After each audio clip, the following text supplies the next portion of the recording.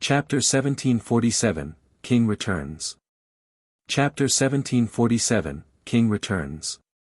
As vast heaven's body transformed into particles of light and disappeared from the snow-covered field, an exquisite pair of silvery-gray armed guards took the berserker's place. Before the spectating crowd could recover from their daze, Cleansing Whistle collected the armed guards and stored it in her bag. She then shifted her gaze towards Hecate's army. "Who else wants to duel?" Cleansing Whistle asked with a faint smile as she glanced at Hecate's members.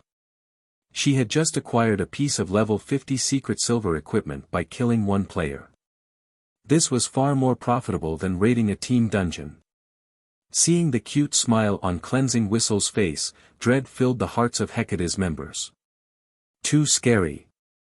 Vast Heaven was a Tier 2 expert, yet Cleansing Whistle had fought as if she had randomly encountered some common monster. Not only had she dealt with the Tier 2 berserker so easily, but she had also killed him in an instant. This was a Tier 2 player they were talking about. Even if Cleansing Whistle were also a Tier 2 player, there shouldn't be such a huge difference between her and Vast Heaven. Moreover, a Tier 2 berserker had even more HP than a Tier 1 metric ton of the same level.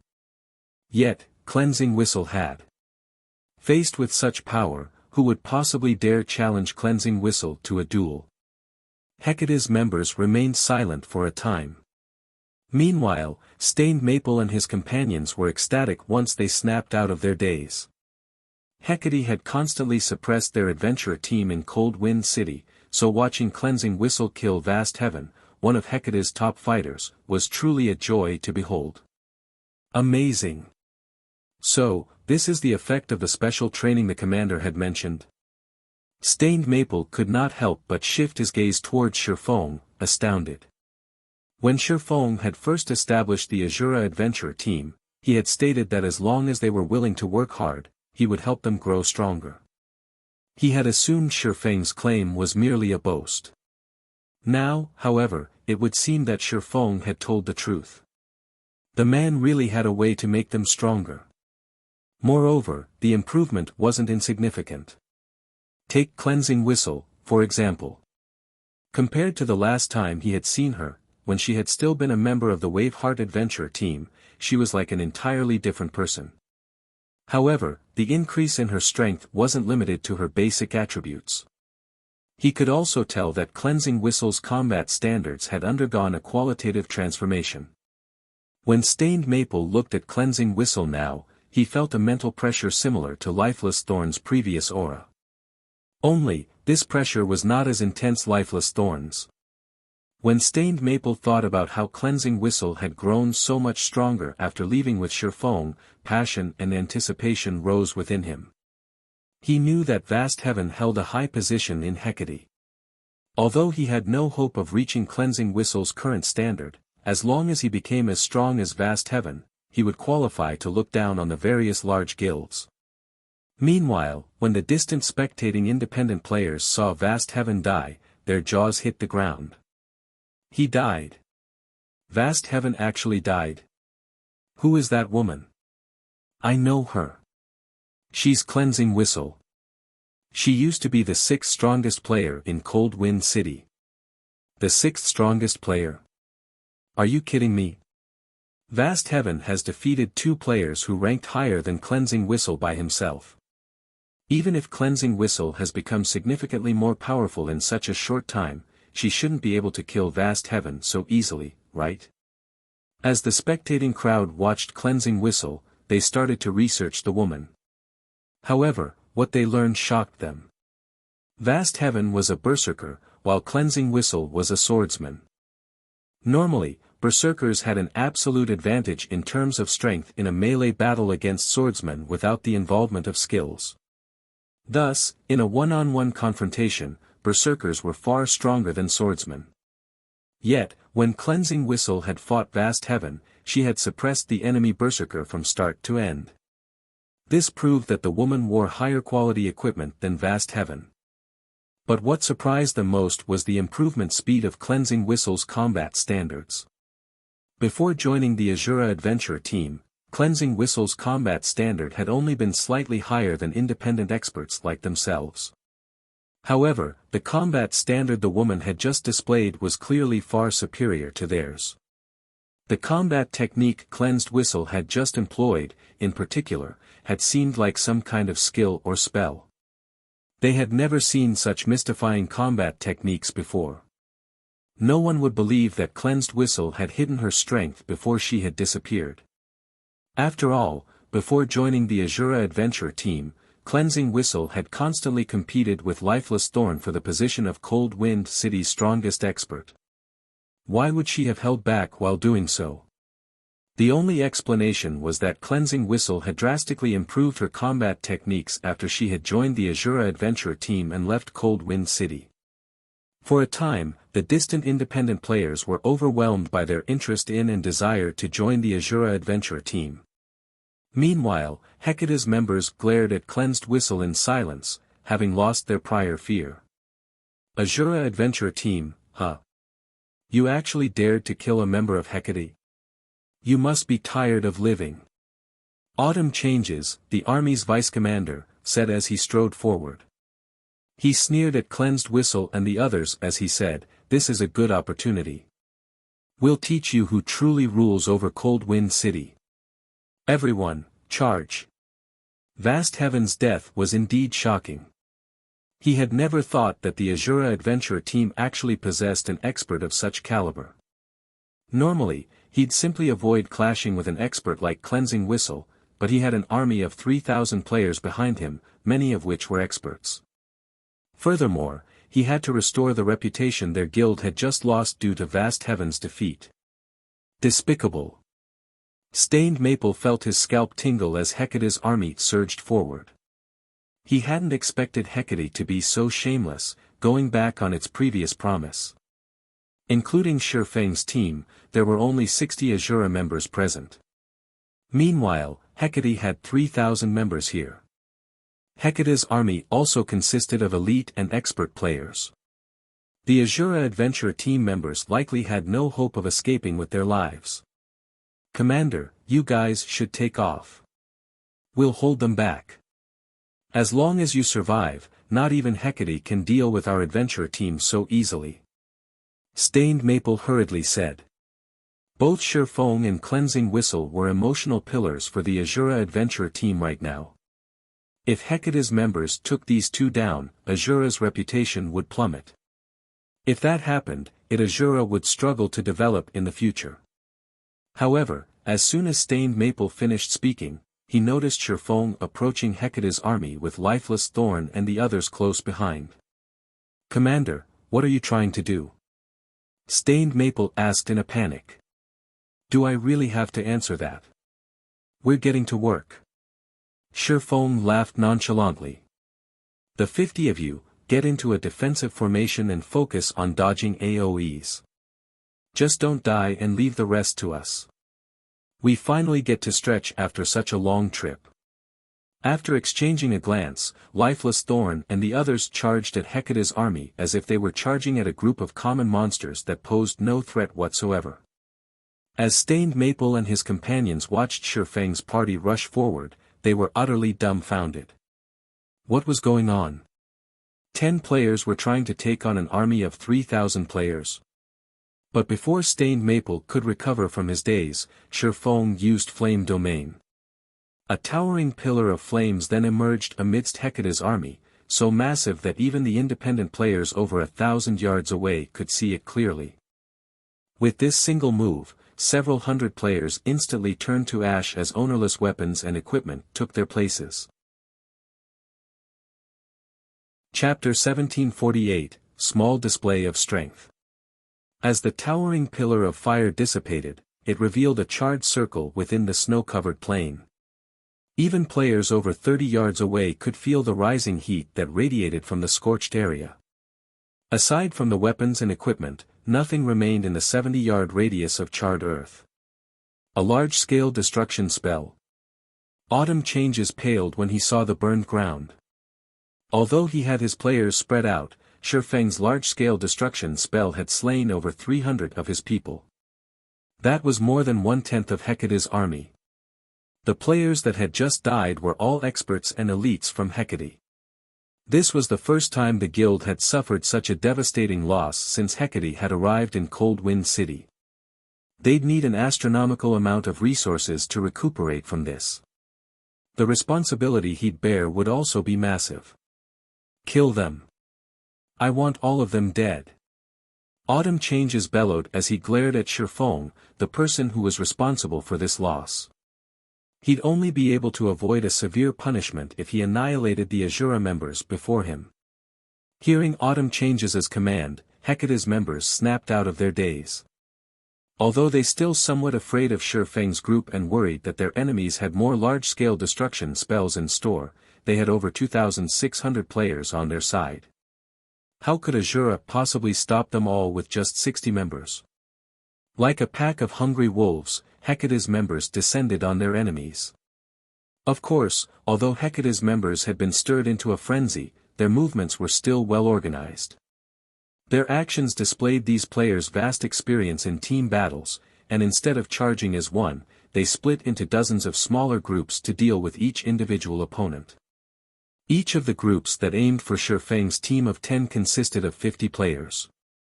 Stained Maple and his team became incredibly nervous as they watched the army of thousands approach. Although they had fought in many team battles before, they had been small-scale skirmishes, only involving 100 or 200 players. This was the first time they had participated in a battle involving thousands. As they watched the large groups rush towards them in an orderly manner, they struggled to breathe. Hecate's army outnumbered them by dozens of times.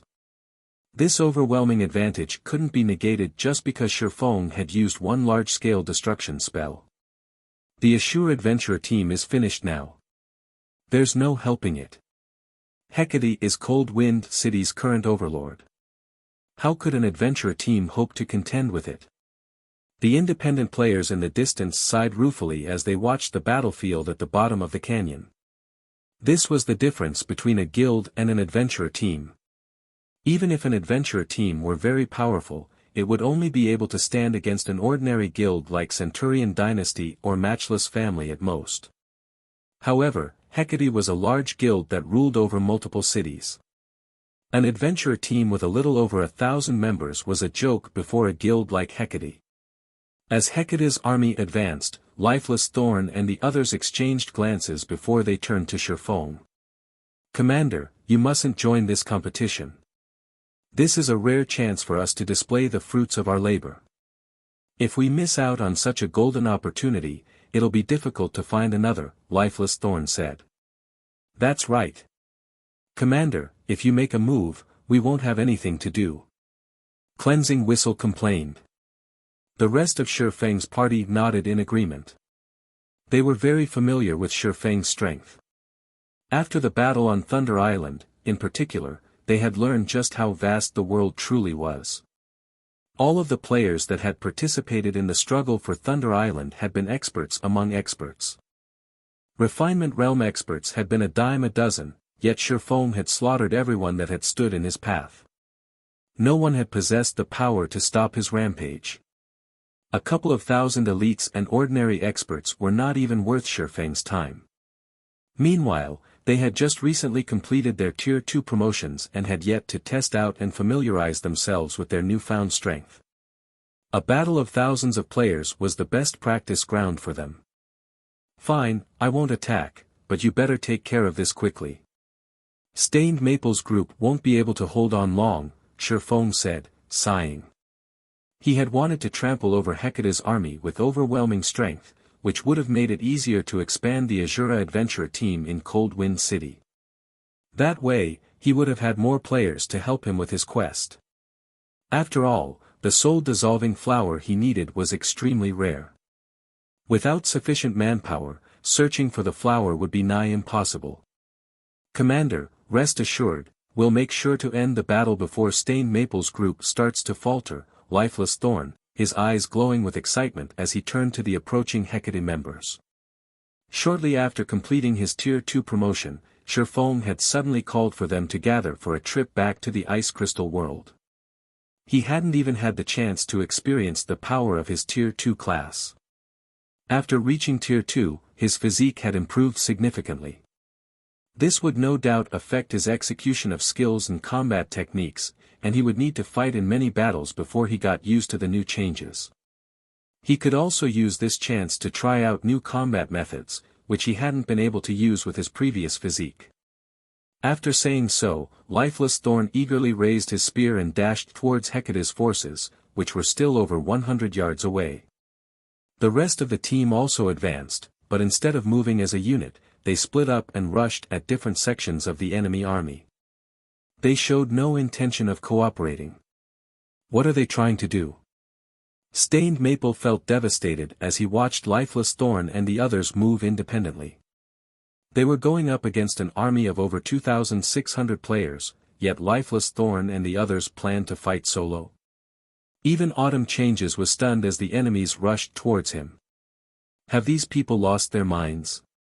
Autumn Changes could not help but rub his eyes to make sure that he was not hallucinating. Hecate's army still had over 2,600 elite and expert players remaining. Even Vast Heaven wouldn't recklessly charge into such a force by himself, using a roundabout strategy instead, yet Lifeless Thorn and the other Asura members were running towards their army like a bunch of lunatics. Good. Since they wish to die so badly, we'll grant their wish. Ranged unit, prepare to attack. Once they're within 50 yards, launch your attacks and blast them to smithereens. Autumn Changes commanded. Hearing Autumn Changes' orders, the ranged players at the rear line readied their bows and channeled their spells.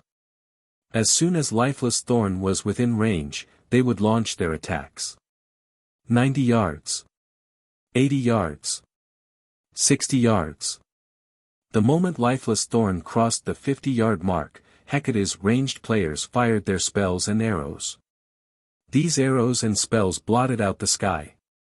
Come. Lifeless Thorn revealed a wild grin as the attacks rained down. He responded by swinging his sword at the incoming attacks. Tier 2 skill, Blade Storm. With a light swing, a storm formed before Lifeless Thorn.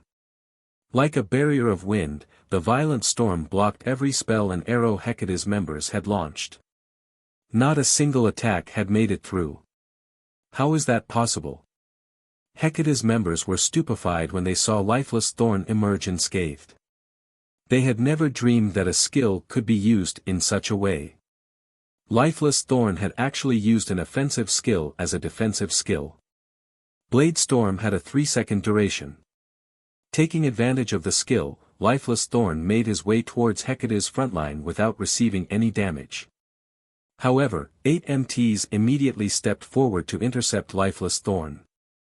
Seeing this, Lifeless Thorn swept his spear in a horizontal arc. Tier 1 skill, Whirlwind Slash. Boom! The swing sent every MT that stood in Lifeless Thorn's path flying, their HPs decreasing by a significant chunk. Following which, Lifeless Thorn advanced and arrived before the other melee players. His rapidly thrust his spear at his enemies, and the weapon transformed into over a dozen afterimages. Although the melee players tried to defend themselves, the Lifeless Thorn's jabs targeted their blind spots. Moreover, his attack speed was extremely high. They simply could not keep up with the attacks. In the end, the spear struck these players multiple times before they transformed into streaks of light and vanished.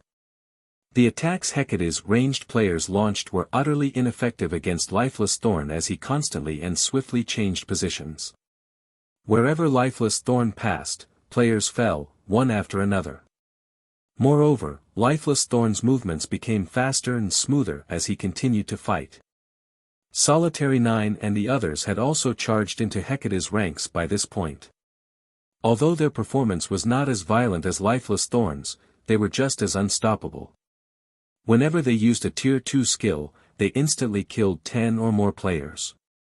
Although Solitary 9 and the others took some hits, they instantly recovered the lost HP with an advanced healing potion. Meanwhile, the Hecate members that had charged at Surefoam were even more miserable. Before Hecate's members could reach him, Surefoam activated Defensive Blade, which increased his attack range tremendously.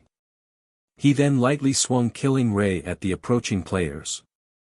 The swordsman's strength was already beyond that of a Tier 3 Great Lord of the same level, and the players that had failed to block his attacks had fallen instantly. Although the players that had blocked the attack had survived, they were paralyzed for a brief moment.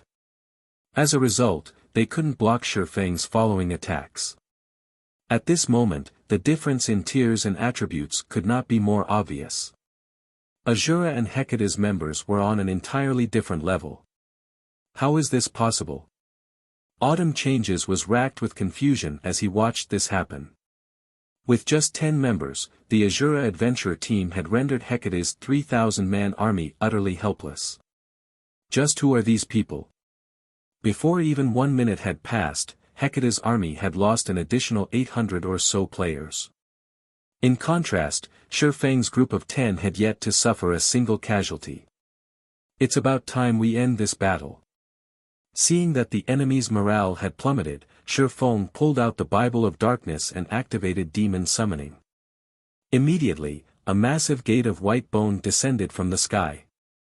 As the gate opened, a 5-meter-tall, dual-horned, pitch-black demon emerged. Chapter 1749, Legend of Cold Wind City. Chapter 1749, Legend of Cold Wind City. The massive bone gate immediately caught the attention of everyone present. When the bone gate abruptly opened, power of darkness flooded out and instantly turned the snowy plain into a barren wasteland. When a 5-meter-tall, 4-armed demon with 2 crimson horns stepped out of the gate, the watching players gasped. Slaughterer Demon, Great Lord. Level 81. HP 33 750 000/33 750 000. A level 81 Great Lord. Crap. They can summon Tier 3 monsters. Hecate's members were stricken with fear as they stared at the Slaughterer Demon. It wouldn't have been a major issue if the summoned Great Lord had only been level 50 or 60, but the Great Lord before them was level 81. That was far above their current levels. Although the level suppression system in the game had been nerfed quite a bit by this point, the suppression from a 30-level difference would still be powerful. Naturally, in terms of basic attributes, a level 81 Great Lord was much stronger than a level 50 Grand Lord. Even a 100-man elite team wasn't guaranteed success against an ordinary level 50 Grand Lord, which would be a nightmare if controlled by a player. Suddenly, the Slaughterer Demon unfolded its pitch-black wings and disappeared. The demon then reappeared in the heart of Hecate's army as if it had teleported. The demon had used the Tier 2 skill, Space Jump, which had a longer range than instantaneous movement, allowing the Slaughter Demon to cross a 400-yard distance in a fraction of a second. Emerald flames then flared around the Slaughter Demon's 4 bone swords before it stabbed all 4 into the ground. Boom! With the Slaughterer Demon at the center, emerald fire swirled out, only stopping after it covered a 50-yard radius. Tier 3 skill, Omnidirectional Incineration. Everything the emerald flames touched burned to nothingness. Even level 52, Tier 1 MTs that had activated their life-saving skills had died instantly.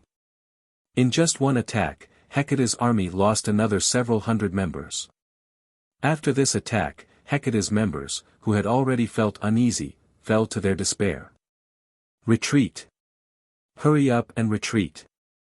Autumn Changes shouted in the team chat as the Slaughter Demon prepared to attack again. The combat power Lifeless Thorn's team had displayed had already frightened him. He had never thought that players could become so powerful. Lifeless Thorn and the others were like monsters in player clothing. Lifeless Thorn, in particular, was ridiculously strong. Even several level 50-plus MTs working together couldn't stop his rampage. Just one of the Berserker's attacks was more than enough to send multiple MTs flying. Meanwhile, cloth armor classes were little more than pests before this man, they'd definitely die if they received a single hit.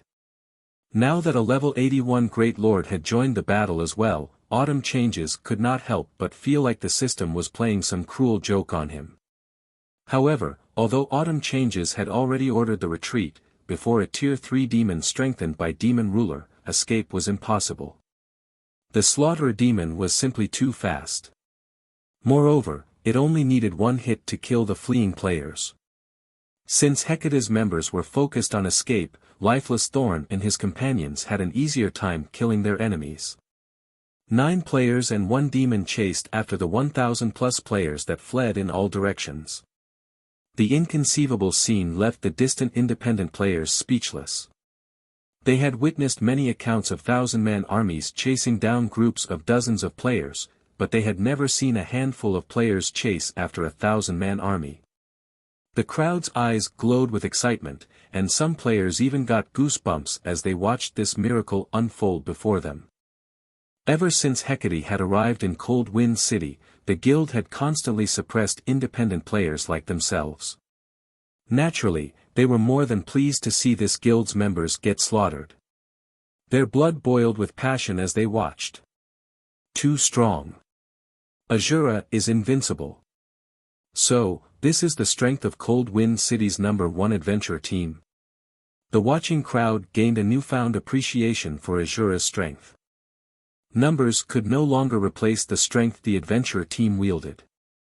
As long as these Asura experts were present, the adventure team would become a legend. Rather, Asura's legend would begin today in Cold Wind City. Meanwhile, Stained Maple and his teammates, who tried their best to keep Hecate's members from fleeing, felt an indescribable pride and excitement for their own adventure team. So strong. But the basic attributes and combat standards Lifeless Thorn and his companions had displayed today were absolutely mesmerizing. When they thought about how Lifeless Thorn and the others' newfound strength was due to their commander, Shirfong, their hearts burned with even more passion. Since Lifeless Thorn and the others had improved so much by following the swordsman, these players realized that if their performances were sufficient, they might get to train under their commander as well, experiencing the same explosive strength growth. If they could become half as powerful as Lifeless Thorn and his teammates, they'd be more than satisfied. Meanwhile, many of the spectating independent players had recorded the battle between Asura and Hecate, and some had even uploaded their videos to Cold Wind City's official forums. Battle of the Century in the Snow Rift. Initially, very few players paid attention to the forum post, those that had checked it out had done so out of boredom. However, as soon as players clicked on the post and watched the videos, they couldn't look away. What's going on? Several players are chasing after thousands. Is this some kind of movie shoot? This battle is real. I am at the battlefield right now. You should have seen it for yourself. Several experts from the Asura adventure team just slaughtered Hecate's army. They can kill even level 50 MTs with one hit. When did Asura become so powerful? I am also at the scene of the battle. I'm an assassin, so I managed to get a closer view of the battlefield. It seems that Asura's commander has finally returned. Those are the experts from Asura that left Cold Wind City with the adventure team's commander a while ago. Just now, Asura's cleansing whistle single-handedly killed Hecate's vast heaven. Moreover, she made it look easy. Cleansing whistle killed vast heaven by herself. Stop lying. Do you know who Vast Heaven is? He's the current #1 expert in Cold Wind City. The city's previous top-ranked experts didn't even last 10 moves against him. How could Cleansing Whistle beat him? I have screenshots and videos. Take a look for yourself. What? It's actually true. That's Vast Heaven. For a time, every player in Cold Wind City was focused on the shocking battle between Asura and Hecate. Cold Wind City's inhabitants were astounded and excited as they watched thousands of Hecate's elite and expert members flee from a handful of players from the Asura adventure team. Any thoughts they had harbored of the adventure team falling apart had vanished. After this heaven-defying battle, who in Cold Wind City would possibly look down on Asura's strength?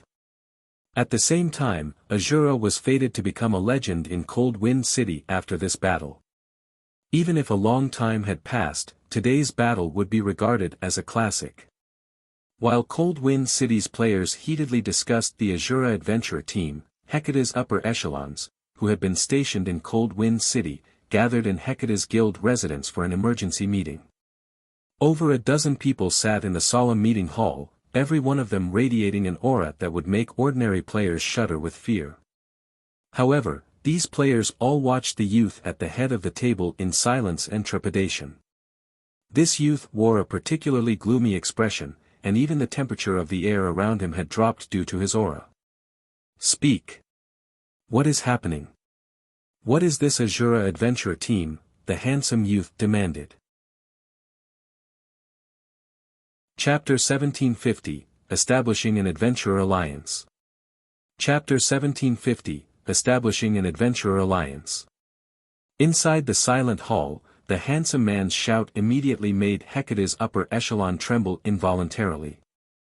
Although they were part of the upper echelon of Hecate and possessed great individual strength, when facing the handsome man before them, they instinctively felt a sense of awe towards him. The reason for this was the identity of the male youth before them. He was none other than Carnage, the player nicknamed Hell Knight, who was also one of Hecate's vice guild leaders. Although Carnage was baby-faced, in reality, he was already over 40 years old, much older than they were. Moreover, he had worked as a mercenary and was nicknamed the God of Death. It was no exaggeration to say that a large part of Hecate's current success was due to Carnage. Moreover, Carnage was also the head instructor for Hecate's internal training program, and every one of them present inside the meeting hall right now had actually received his tuition. Even vast heaven owed the strength he had today to Carnage's tutelage. Meanwhile, the training they had undergone was akin to going through hell.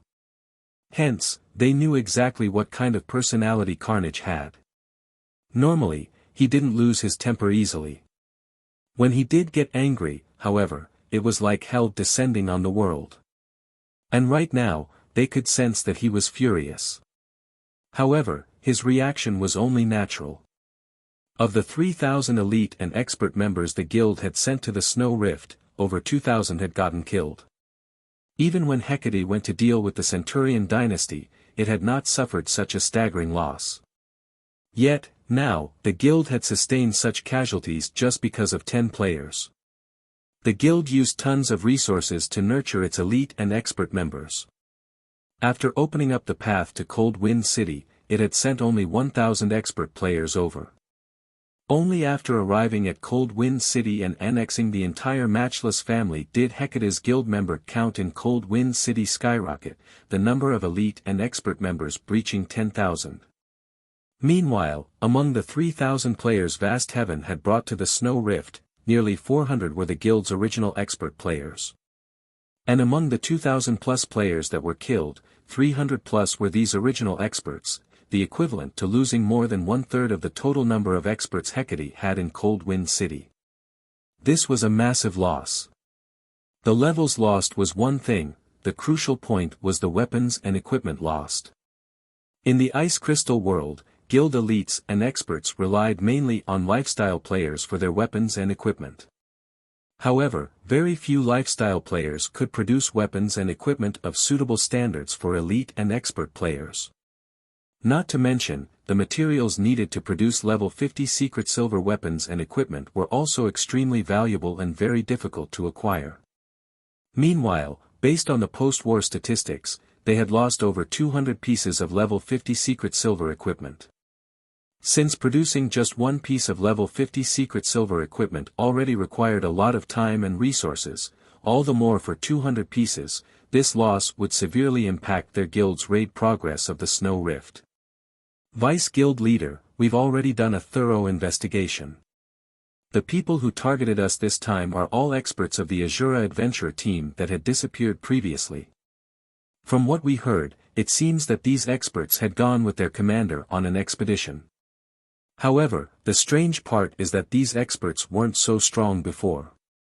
Right now, we still don't know how they managed to gain the combat power they have, a level 52 elementalist reported in a careful tone. They suddenly became stronger. Carnage's lips curled up slightly as he read the report his subordinate sent him. This is interesting. They're just a bunch of hillbillies, yet not only did they gain a massive boost in basic attributes after going out on an expedition, but even their combat standards have undergone a qualitative transformation. It seems this Asura adventure team has quite a huge secret. Investigate this matter immediately. Use every means available to dig out this secret. As long as Hecate acquires it, then the day Hecate becomes the #1 guild in the north will be just around the corner. Right, also notify the main branch to send the 12 heavens to Cold Wind City. Upon hearing Carnage's command, everyone in the room was shocked despite themselves. They had never thought that Carnage would actually summon the 12 heavens to a backwater like Cold Wind City. The 12 heavens were the apex combatants of Hecate. In Cold Wind City, aside from Carnage, Vast Heaven was the strongest member of Hecate present.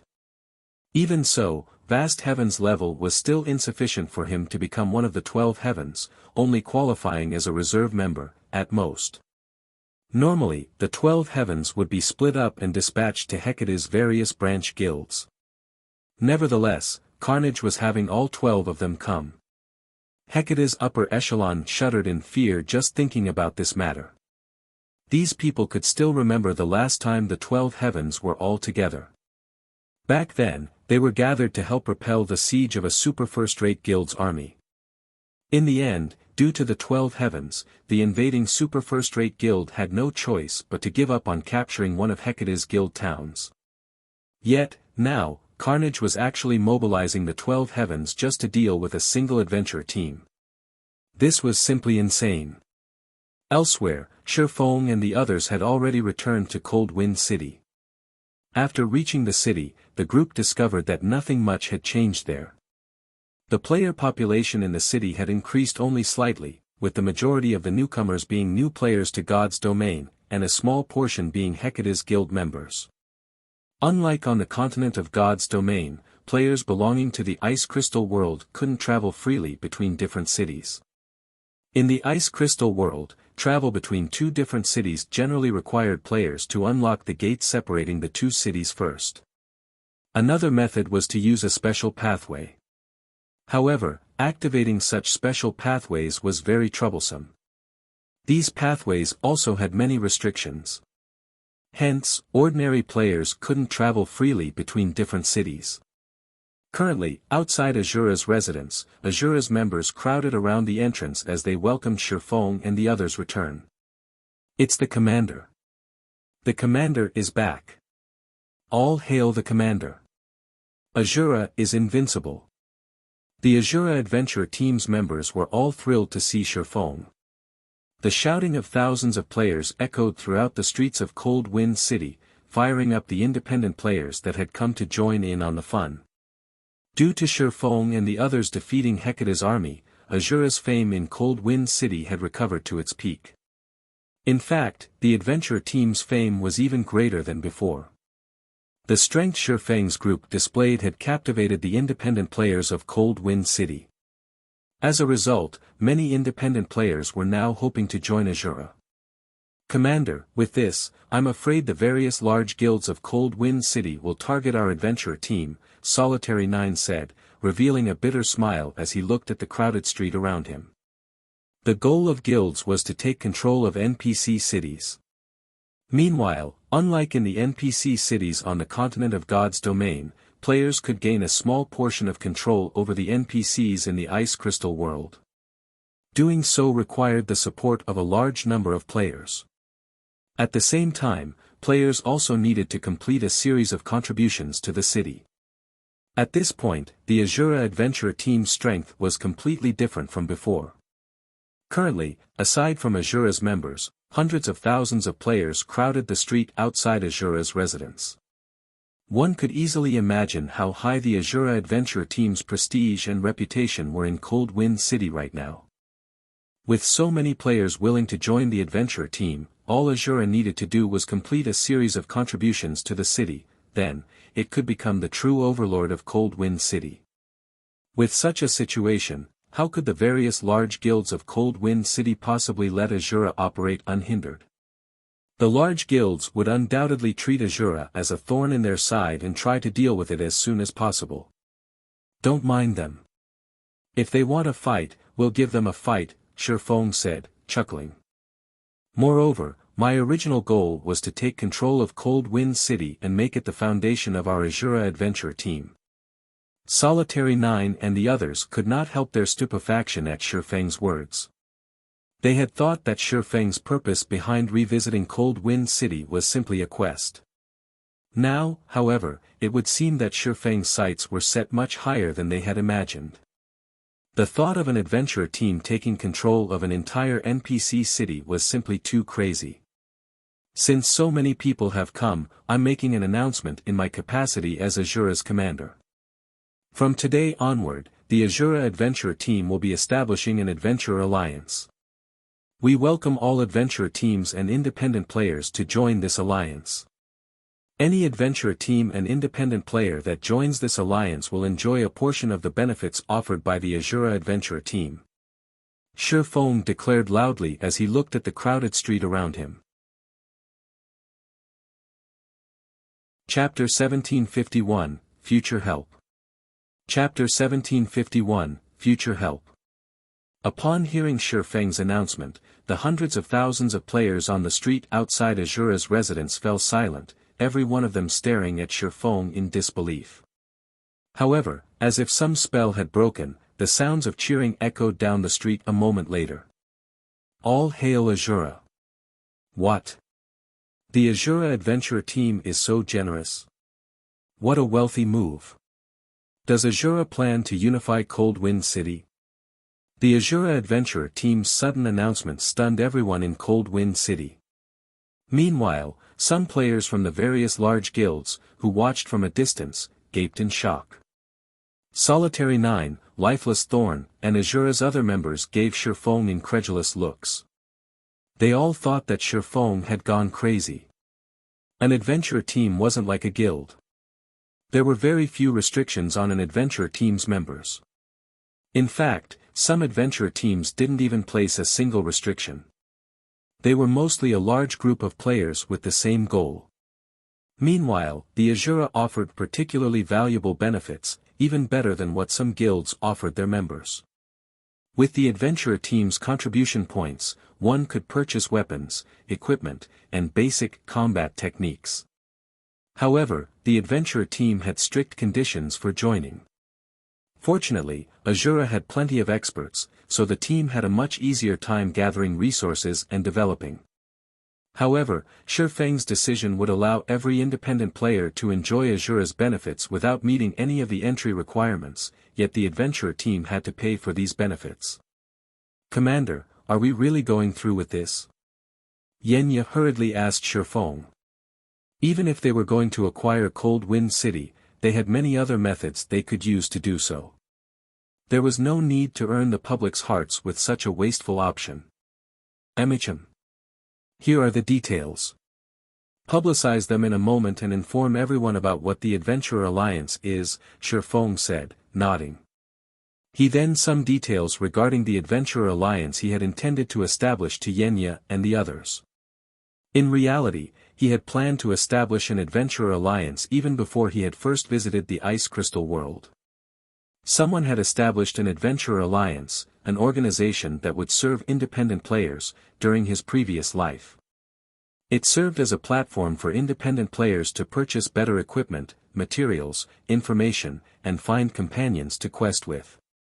This helped independent players avoid getting taken advantage of by the various large guilds. However, when the Adventure Alliance had first appeared during his previous life, mainstream players on the continent of God's domain had already reached level 90. Although setting up the Adventure Alliance was very costly and would require further investments, the organization would command more influence and strength as it gradually took shape. In the end, the Adventure Alliance had become the #1 ranking adventure team throughout God's domain. It had even become one of God's domain's apex powers. God's domain had many superpowers, but very few could be considered an apex power, every one of which had powerful backgrounds and countless experts. Meanwhile, not even ordinary super guilds had dared to provoke the Adventure Alliance in the past due to its frightening member count. Many of God's Domain's top-ranking Apex experts had belonged to the Adventurer Alliance, including Tier 6 God-ranked players. Although the Adventurer Alliance had only established a few restrictions on its members, the Alliance and its members had been inseparable. If any super guild had harmed the Alliance, the independent Apex experts and Tier 6 God-ranked experts would have taken action. This was why the Adventurer Alliance had become one of the game's apex powers. In terms of ability to collect materials, not even the Secret Pavilion had been a match for the Adventurer Alliance. No matter how many members a guild possessed, independent players far outnumbered them. Since nobody had established an organization like the Adventurer Alliance in this life yet, Sherfone wouldn't hesitate to take advantage of this idea. After all, materials were very important in God's domain, and if he wished to acquire soul-dissolving flowers quickly, this was the fastest way. The Adventurer Alliance could also be a huge help to Zero Wing in the future. Unfortunately, establishing the Adventurer Alliance would require a lot of investments. This was especially true for the weapons, equipment, and the Alliance's resource bank. The Alliance would also require a large number of people to manage and operate the organization. Then it would have to earn a reputation and credibility among independent players. Hence, setting up the Adventurer Alliance's foundation certainly wouldn't be easy. However, Cold Wind City was currently the best place to establish the Adventurer Alliance. First, Cold Wind City wasn't particularly large, with a player population just over 2 million. Meanwhile, unlike the situation on the continent of God's Domain, players in the Ice Crystal world could not communicate easily, so Sherfone didn't have to worry about too many players trying to join the Alliance at once. This also meant that the initial required investments wouldn't be as massive, and the Alliance wouldn't have to worry about collapsing in on itself before it could even take shape. When the Adventurer Alliance had first established in the past, the support it had received from multiple major corporations had been a large part of the reason for its survival during its infancy phases. These corporations had invested an astronomical amount of resources to help the Alliance mature. Sherfeng's second reason was the love independent players had for the Asura Adventure team. By establishing the Adventurer Alliance, the Asura Adventure team would also have an easier time taking control of Cold Wind City. Once Asura controlled the city, it could use the income to sustain the Adventurer Alliance. When Yenya and the others read the details of Sherfeng's idea, their eyes glowed with excitement as they began to understand why Sherfone wanted to take on such a thankless task. Although the initial investments were massive, once independent players got used to using the Asura Adventure team's contribution points, all sorts of materials, weapons, and equipment would continuously flow into the team's hands.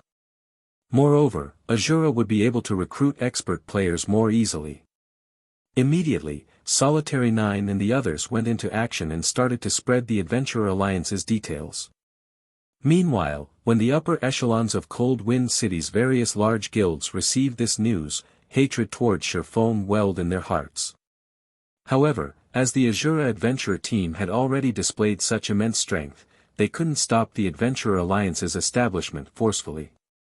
Hence, the city's guilds began to think of ways to stop Asura's plans by deliberately lowering their recruitment standards. They also loosened the restrictions on their guild members, making their guilds more attractive to independent players. After all, there was no way an adventure team could offer as inviting benefits as a guild. Moreover, guilds had far more and far better weapons and equipment in their stocks than adventure teams. Furthermore, players could earn a very high and stable salary by becoming one of the guild's upper echelons. Meanwhile, in Hecate's residence in Cold Wind City, this Asura adventure team is quite ambitious. Like the other guild's upper echelons, Carnage was surprised when he received news of the Adventure Association. He had never thought that the Asura adventure team would be so enthusiastic to grow. However, he revealed a sneer as he said, "It's a pity that your efforts will go to waste. Notify our subordinates and tell them to lower the exchange rates for Hecate's weapons and equipment. However, keep the original exchange rates for any player that's related to the Asura adventure team in any way." Hecate also began to hasten its exploration of the Snow Rift. Having a large number of guild members simply wasn't enough to rule over Cold Wind City. An organization also needed to make sufficient contributions to the city. Elsewhere, Shifeng focused on producing all kinds of weapons and equipment in preparation for the Adventurer Alliance's establishment. After being away from Cold Wind City for some time, the Asura Adventurer team had collected plenty of rare materials. It had even acquired 45 ice crystal fragments. Other lifestyle players might find it difficult to produce level 50 secret silver and fine gold equipment, but to Shifeng, who had long since become a master forger, it wasn't a problem. Moreover, he had the assistance of a Tier 3 mysterious flame and the Forging Association's special mana forging room to increase his forging success rate. While Shifeng forged level 50 fine gold equipment with the forging designs he had purchased from the Forging Association, he had Lifeless Thorn and the others raid the Snow Rifts bosses and collect materials and ice crystal fragments. In the end, Shifeng spent 3 whole days cooped up in the Forging Association and produced 300+ pieces of level 50 fine gold equipment, 100+ pieces of level 50 fine gold weapons, 10 fine gold ranked magic light sets, and 500+ pieces of secret silver equipment. He had basically spent all of the resources the Asura Adventurer team had gathered during his absence. Now that the preparation work is complete, it's about time to reveal it to the public. Shifeng revealed a faint smile as he looked at the room cluttered with the weapons and equipment he had crafted. Chapter 1752, Enemy of Guilds. Chapter 1752, Enemy of Guilds. Cold Wind City, Hecate's guild residence. Due to the sudden reduction in Hecate's recruitment requirements and exchange rates for weapons and equipment, the guild hall was crowded with players. Most of these players had been independent players, and all of them traded rare materials for level 50 weapons and equipment. Vice Guild Leader, since we lowered the exchange rates, we've seen twice as many players come to purchase our weapons and equipment. Moreover, these players are all at the elite standard and above. Not only have they signed an agreement stating that they won't support Asura, but they will also secretly discriminate against Asura's members. The other guilds have taken similar measures against Asura as well. Right now, the majority of Cold Wind City's elite players have taken a stand against Asura. Even if Asura establishes that Adventurer Alliance, the Adventurer team won't be able to obtain many resources from the Alliance to increase its strength. Good. Well done. Now, all that's left is to find out how Asura's experts became so strong so quickly. Then, we'll take full control of the city. Carnage was very satisfied with his subordinate's report.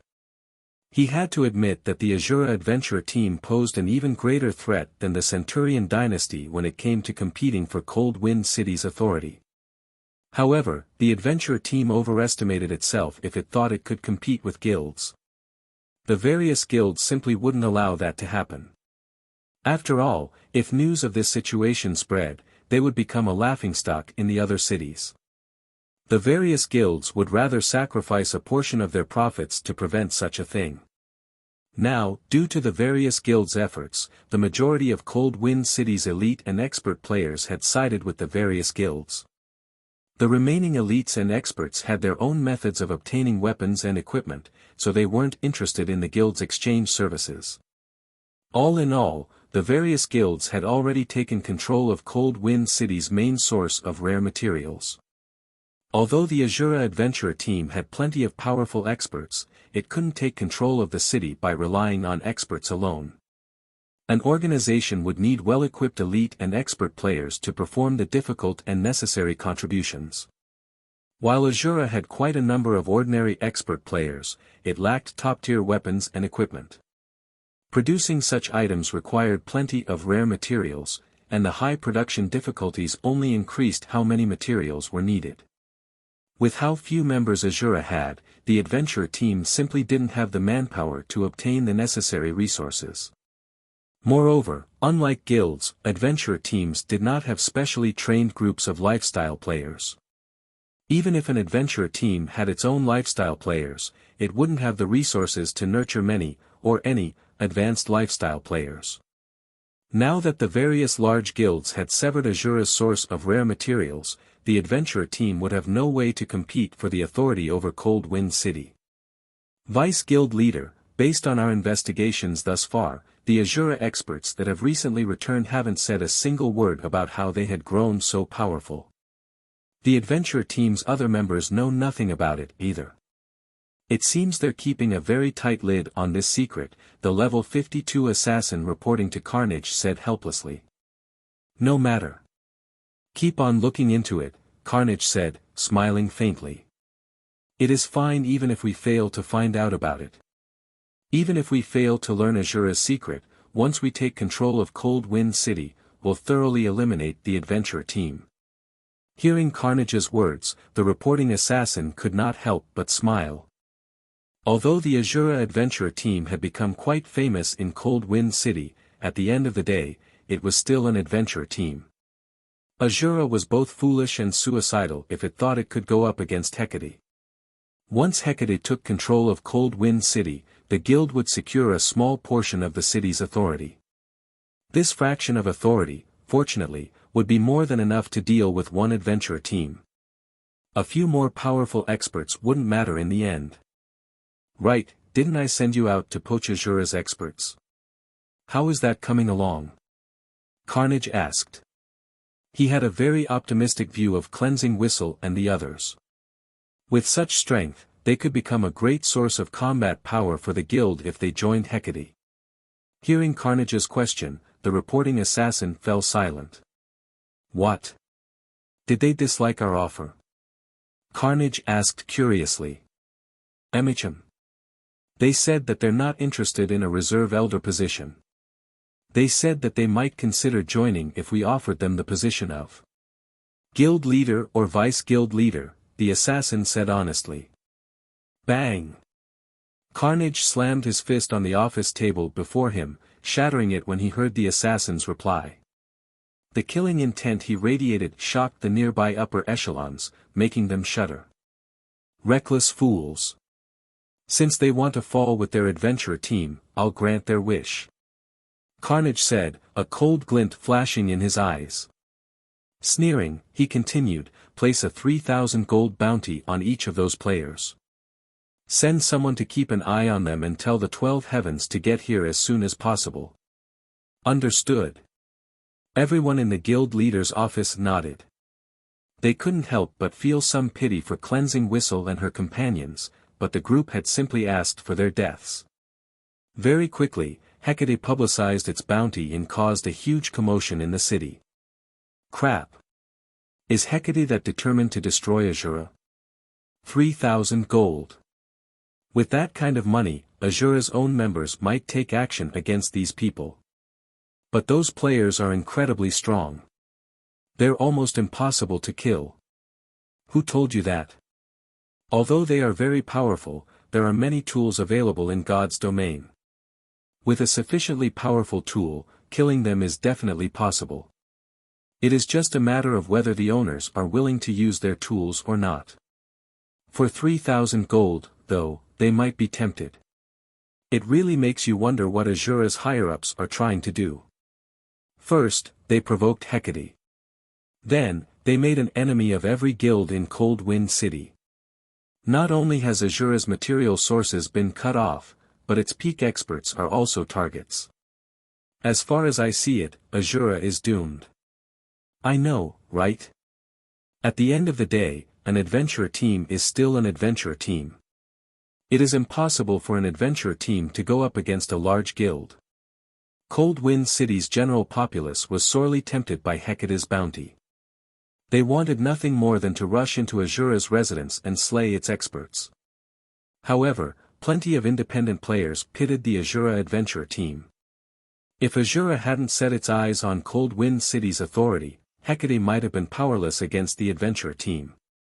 Eventually, Asura might have even grown powerful enough to intimidate the various large guilds. As everyone talked about the Asura adventurer team, Asura had announced the Adventurer Alliance's official launch and welcomed anyone and everyone to apply for membership at Asura's residence. As long as a player was independent, they could join the Adventurer Alliance and enjoy a portion of the benefits Asura offered. Asura really is dumb. Who would dare apply to join the Adventurer Alliance right now? That's right. The majority of level 50 weapons and equipment on the market have been produced by guilds. How many weapons and equipment could a measly adventurer team possibly offer? Only people who don't want to upgrade their weapons and equipment would join the Adventurer Alliance. The general populace showed no interest in Asura's announcement. In fact, many players did not want anything to do with the adventurer team now. Seeing this, the various guilds' upper echelons in Cold Wind City sneered at Asura and its members. Commander, even though we've announced the launch to the public, not a single player has shown interest in joining. Yenya expressed her frustration from her seat in Asura's residence. She had to admit that the various guild strategies had been very effective. It had utterly dissuaded any independent players from joining the Adventurer Alliance. Alright, then. I had wanted to show the guild some respect, but since they refused to accept my kindness, there's no need for me to hold back, Shifeng said, not particularly surprised by the situation. He then instructed, tell Solitary 9 to publicize the Adventurer Alliance's exchange list on the forums. Understood. I'll notify the Vice Commander right away. Yenya said, smiling. Excitedly, she contacted Solitary 9. Chapter 1753, Madness-inducing benefits. Chapter 1753, Madness-inducing benefits. Cold Wind City, Frostbone Plain. Many adventurer teams grinded the area's level 50 plus undead. The Frostbone Plain was a level 50 to level 60 map. Although it wasn't a resource-rich map, the undead here had a chance of dropping frost stones since they absorbed power of frost all year long. When frost stones were used in crafting weapons and equipment, the items had a chance of gaining ice resistance. Although each weapon and equipment piece would only have a small amount, if players wore items that all had the bonus, it would add up. Naturally, there were many maps in the ice crystal world that had extremely low temperatures. Without a certain amount of ice resistance, players would be restricted. As a result, items like frost stones, which could increase a player's ice resistance, were very valuable.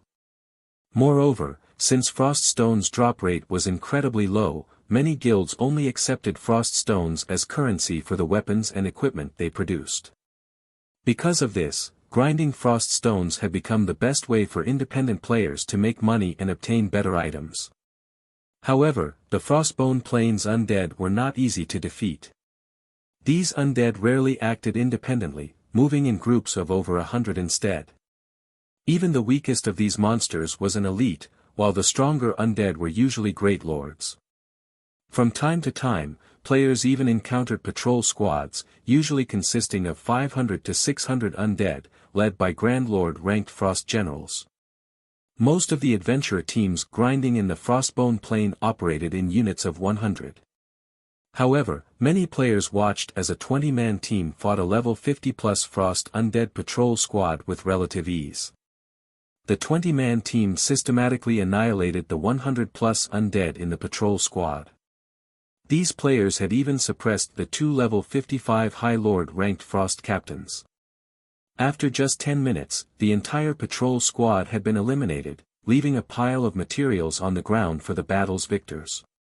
Brute, your combat standard have improved pretty quickly. You can even solo a frost captain now.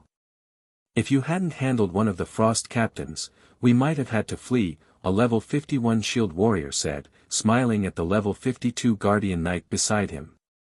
The guardian knight wielded a dark blue diamond shield in one hand and a crystalline axe in the other. I recently researched the war between Asura and Hecate and gained some insight from watching Asura's Solitary 9 and Dark Madness. Otherwise, I wouldn't have been able to tank the Frost Captain by myself, the guardian knight named Brute 7 responded excitedly. After this hunt, I should have enough materials to purchase a level 50 secret silver chest piece. Once I have that, I might be able to challenge a level 55 Great Lord. Anticipation illuminated Brute 7's features as he spoke about the level 50 chest piece. He had been grinding frost stones in the Frostbone Plain for a long time now. Once he had the chest piece, their adventurer team might be able to explore more of the map and challenge level 55 Great Lords. In the Ice Crystal world, materials drop rates drastically decreased after monsters hit level 50. Meanwhile, Great Lord rank acted like a dividing line for monsters. Not only would Great Lords drop more rare materials of high quality, but they also had a certain chance of dropping mysterious iron weapons and equipment.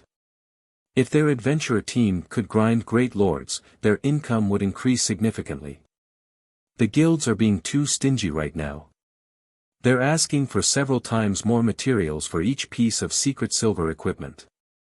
Even now, I've only managed to collect half of the materials needed for a piece of secret silver equipment. It's a pity that our forger standards are so low. Otherwise, we could craft our own level 50 secret silver equipment, the shield warrior said, slightly envious when he heard Brute 7's plan. Although their adventurer team had nurtured its own advanced forgers, their advanced forgers were weaker than those in the various guilds in both techniques and their tools.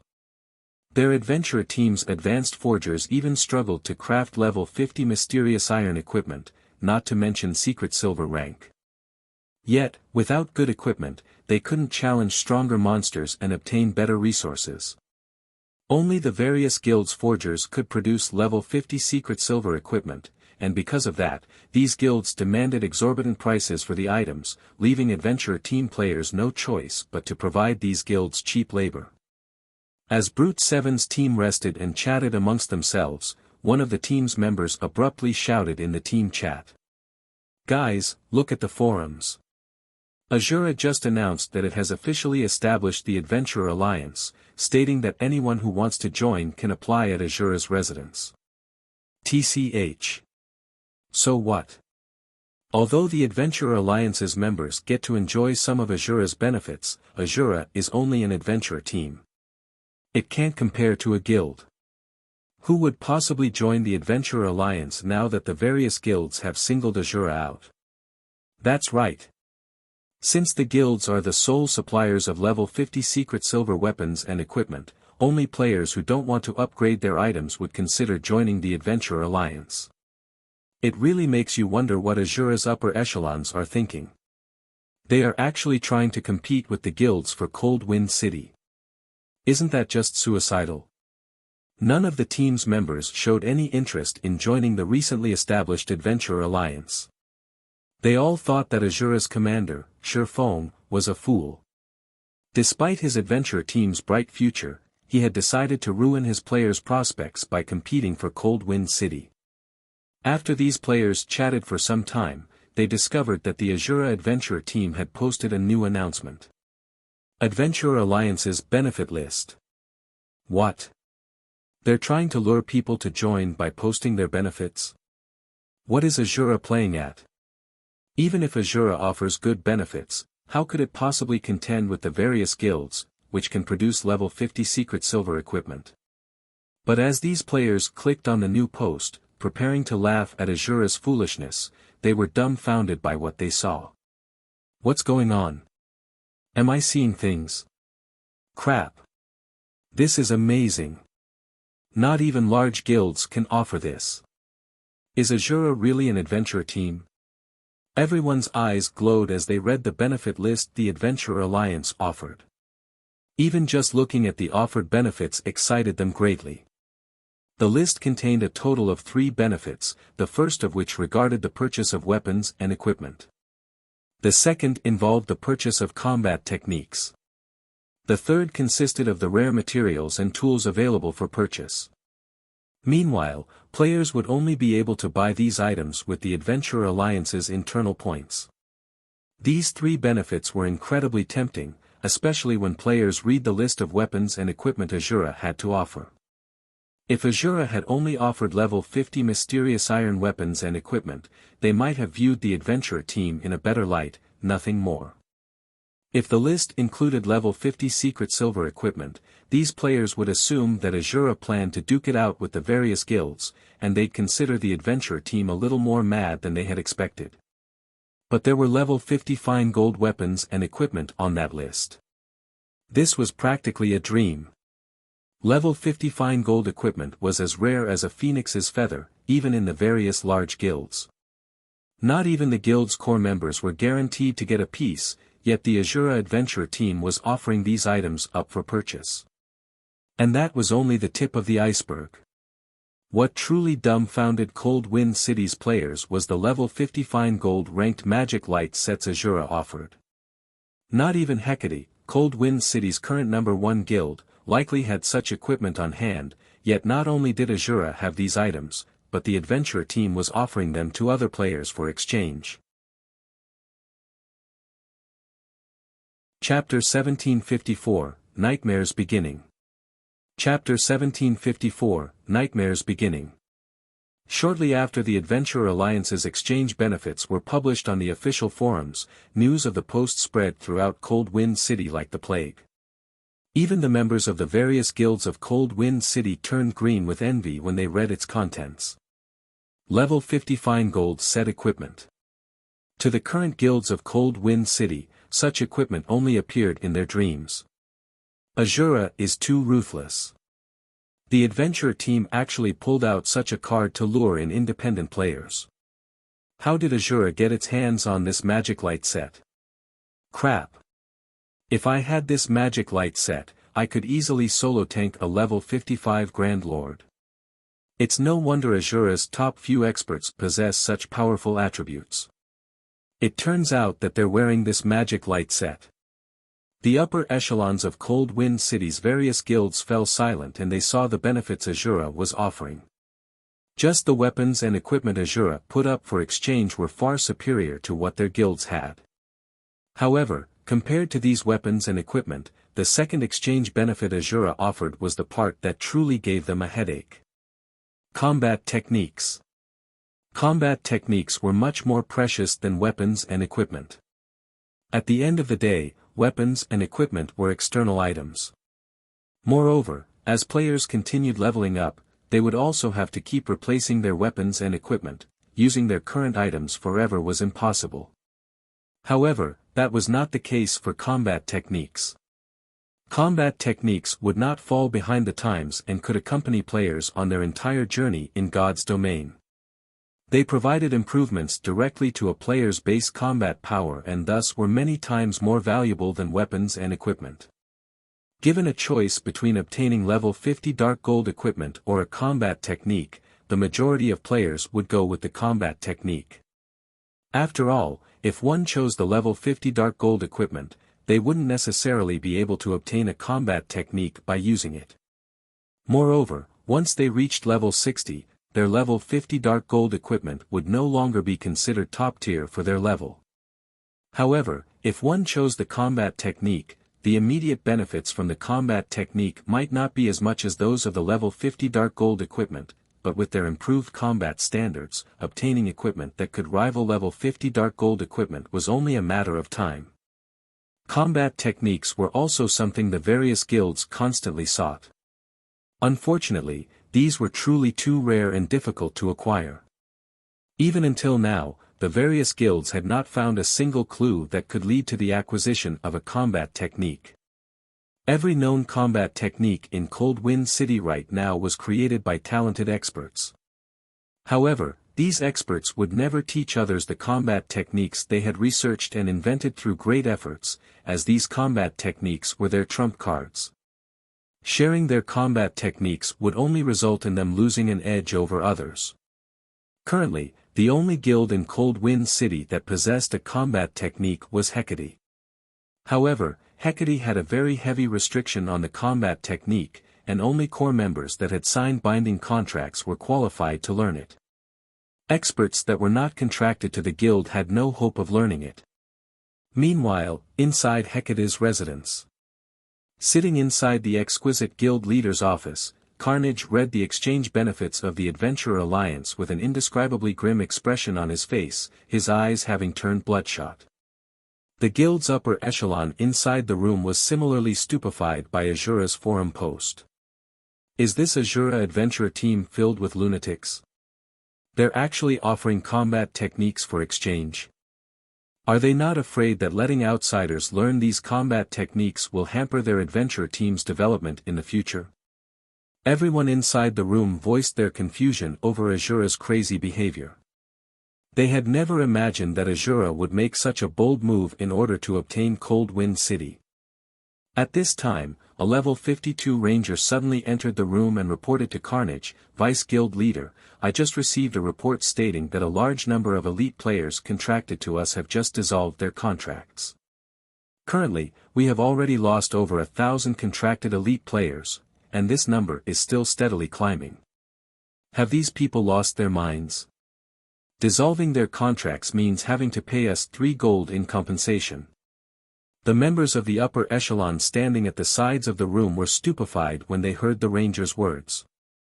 Although the contracts Hecate signed with the independent players wishing to partner with it could be dissolved, the price to do so was very steep. 3 gold was a lot of money even to expert players, let alone elite players. Although players' income had risen due to their increasing levels, the repair fee for weapons and equipment was also higher. Moreover, players had many other expenses, such as potions and magic scrolls, food and accommodation.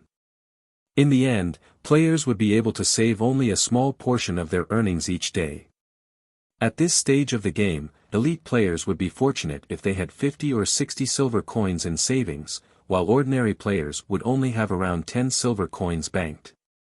Only expert players would have a little more extra money, with most expert players having roughly 5 or 6 gold coins stashed away.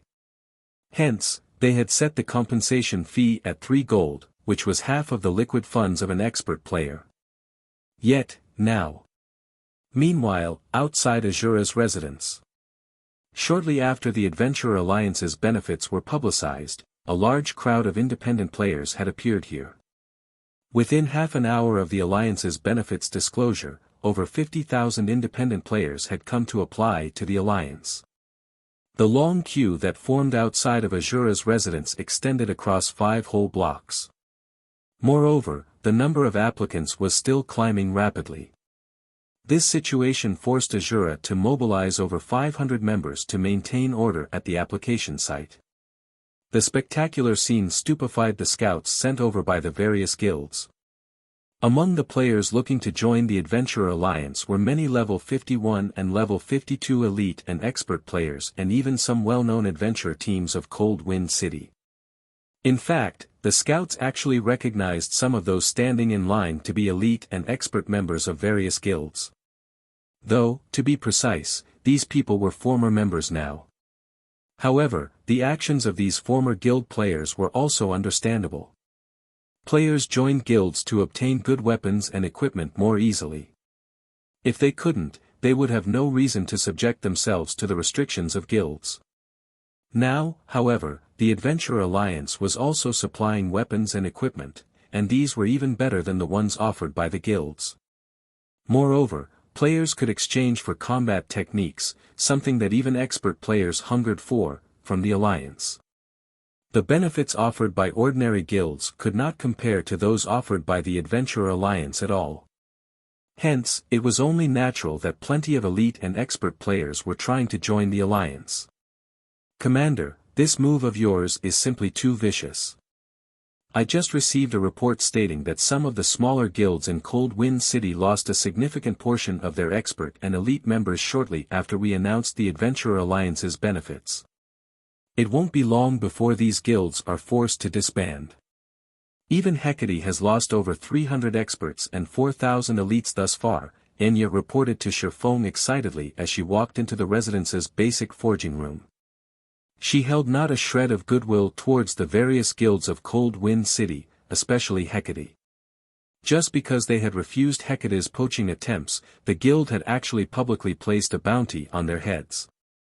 Had Shifeng not sent them to grind bosses in the Snow Rift, a forbidden land for players, she would have gone directly to Hecate's grinding spots and paid the guild back for its kindness. Having received news that the Adventurer Alliance had managed to plunder over 300 experts from Hecate, she was naturally elated. In Cold Wind City, even after annexing the Matchless family, Hecate had only a little over 2,700 expert members. Losing 300-plus expert players was equivalent to losing 1/9 of its expert forces, which was definitely a huge blow to the guild.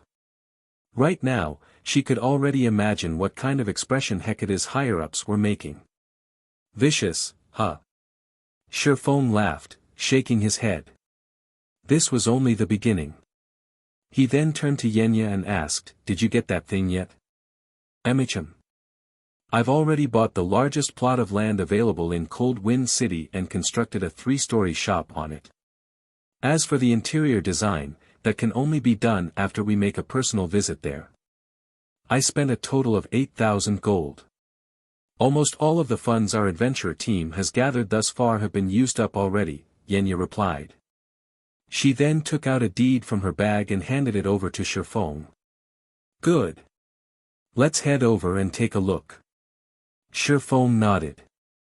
After accepting the deed, he immediately left for Cold Wind City's largest plot of land together with Yenya. Originally, this plot of land was meant for the construction of a guild residence. However, as its location was not very good and the land was quite costly as well, none of the guilds in Cold Wind City had purchased it.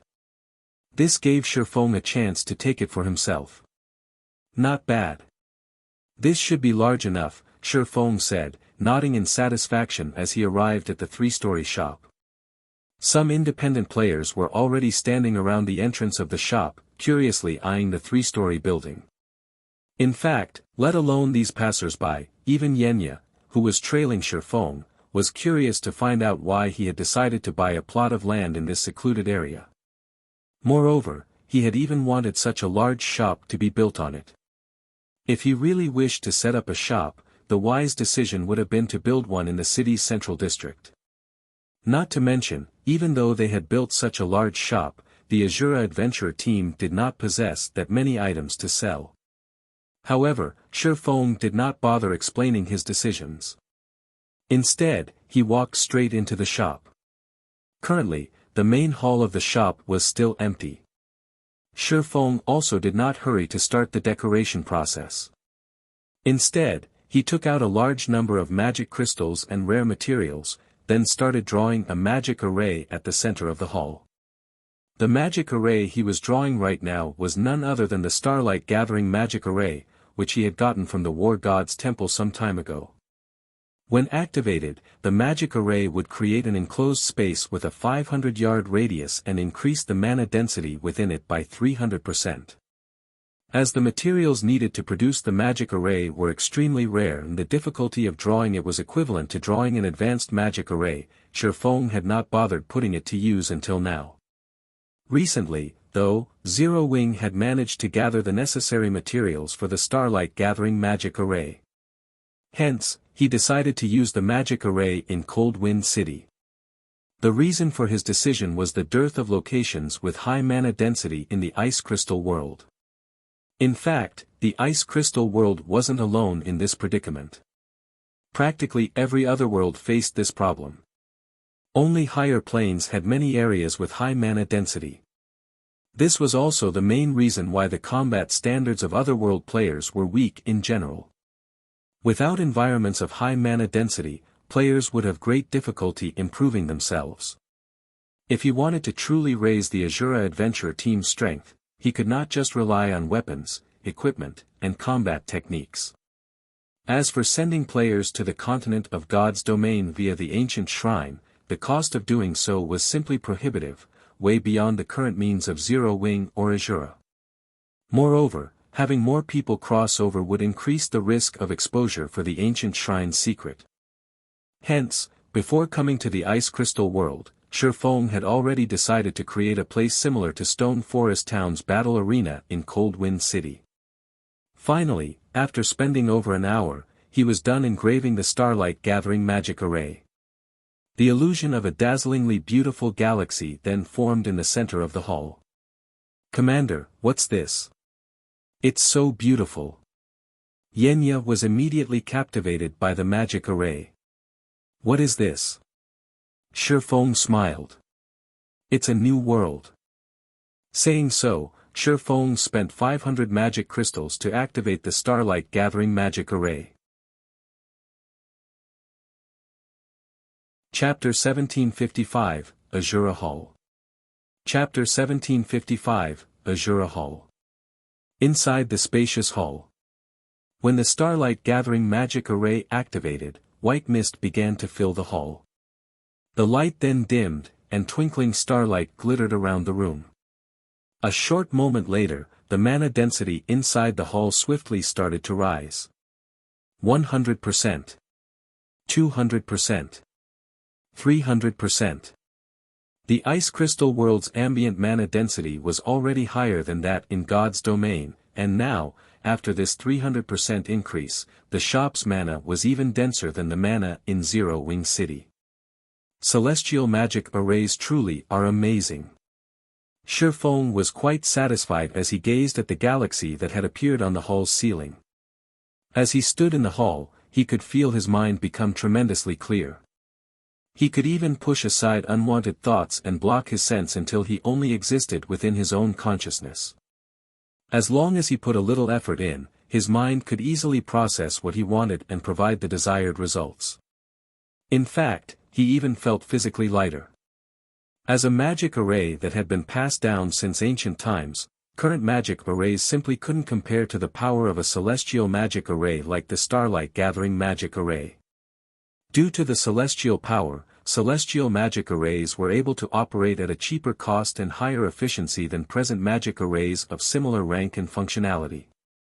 That was also why any celestial magic arrays that had appeared on the market in the past had sold for astronomical prices. If he hadn't caught a banded wave, he wouldn't have obtained the Starlight Gathering magic array. Yenya, who stood beside Shifeng, was utterly dumbfounded as she felt the change that had taken place around her. The strength of the Starlight Gathering magic array before her was simply too frightening. The entire hall felt like a revolving galaxy. The ambient mana was so dense that she felt almost omnipotent. If she could train in such an environment, she was confident that she could fully grasp the basic combat techniques, which she had struggled with before, in a short time. She even felt like she could learn the advanced combat technique, Void Steps. An advanced combat technique. Void Steps was an advanced footwork technique that not even Lifeless Thorn had mastered. If she could grasp this footwork technique, her combat power would rise to a whole new level. She was even confident that she'd be able to take on Flowing Water Realm experts. After all, with Void Steps, she would have absolute control over the battle's initiative. She could clash or retreat whenever she wanted, and her opponent would be powerless to stop her. Excitedly, Yenya turned to Shifeng and asked, "Commander, are you planning to make this our adventure team's training ground?" With such a mana-rich environment, this place could definitely become a sacred training ground for players. Ordinary experts, particularly Cold Wind City's experts, did not understand the true benefits of mana-rich environments. However, Yenya had learned well the benefits of such an environment. After all, she had gone through plenty of hardships while learning her combat techniques. If not for the combat rooms in Zero Wing City's battle arena, she never would have grasped the several basic combat techniques she now knew so quickly. If she could train in such a mana-rich environment, she could practice her basic combat techniques relentlessly without running out of stamina or concentration. "No," Shifeng said, shaking his head. "I plan to make this the Adventurer Alliance's training ground." A training ground for the Adventurer Alliance? Shifeng's answer stunned Yenya. Shifeng had already offered the Adventurer Alliance's members amazing benefits, which not even the various large guilds could afford to offer. Yet, he also intended to make this sacred ground one of the Alliance's benefits, as well. She didn't dare imagine the craze in Cold Wind City if news of this went public. If Cold Wind City's various guilds learned of this, they'd want nothing more than to eat Shifeng alive. "Of course, I will also segregate a portion of the space specifically for Asura's members," Shifeng said, chuckling. While reserving this place for Asura's members was a good idea, maintaining the Starlight Gathering magic array was not cheap. The magic array cost 500 magic crystals to operate per day. That was the equivalent of running a single magic tower. Since both towns generated massive amounts of income, it didn't really matter that the magic towers in Stone Forest Town and Silverwing Town were expensive to run. However, the Asura Adventure team did not possess the ability to generate so much income. After all, Asura only had around 3,000 members.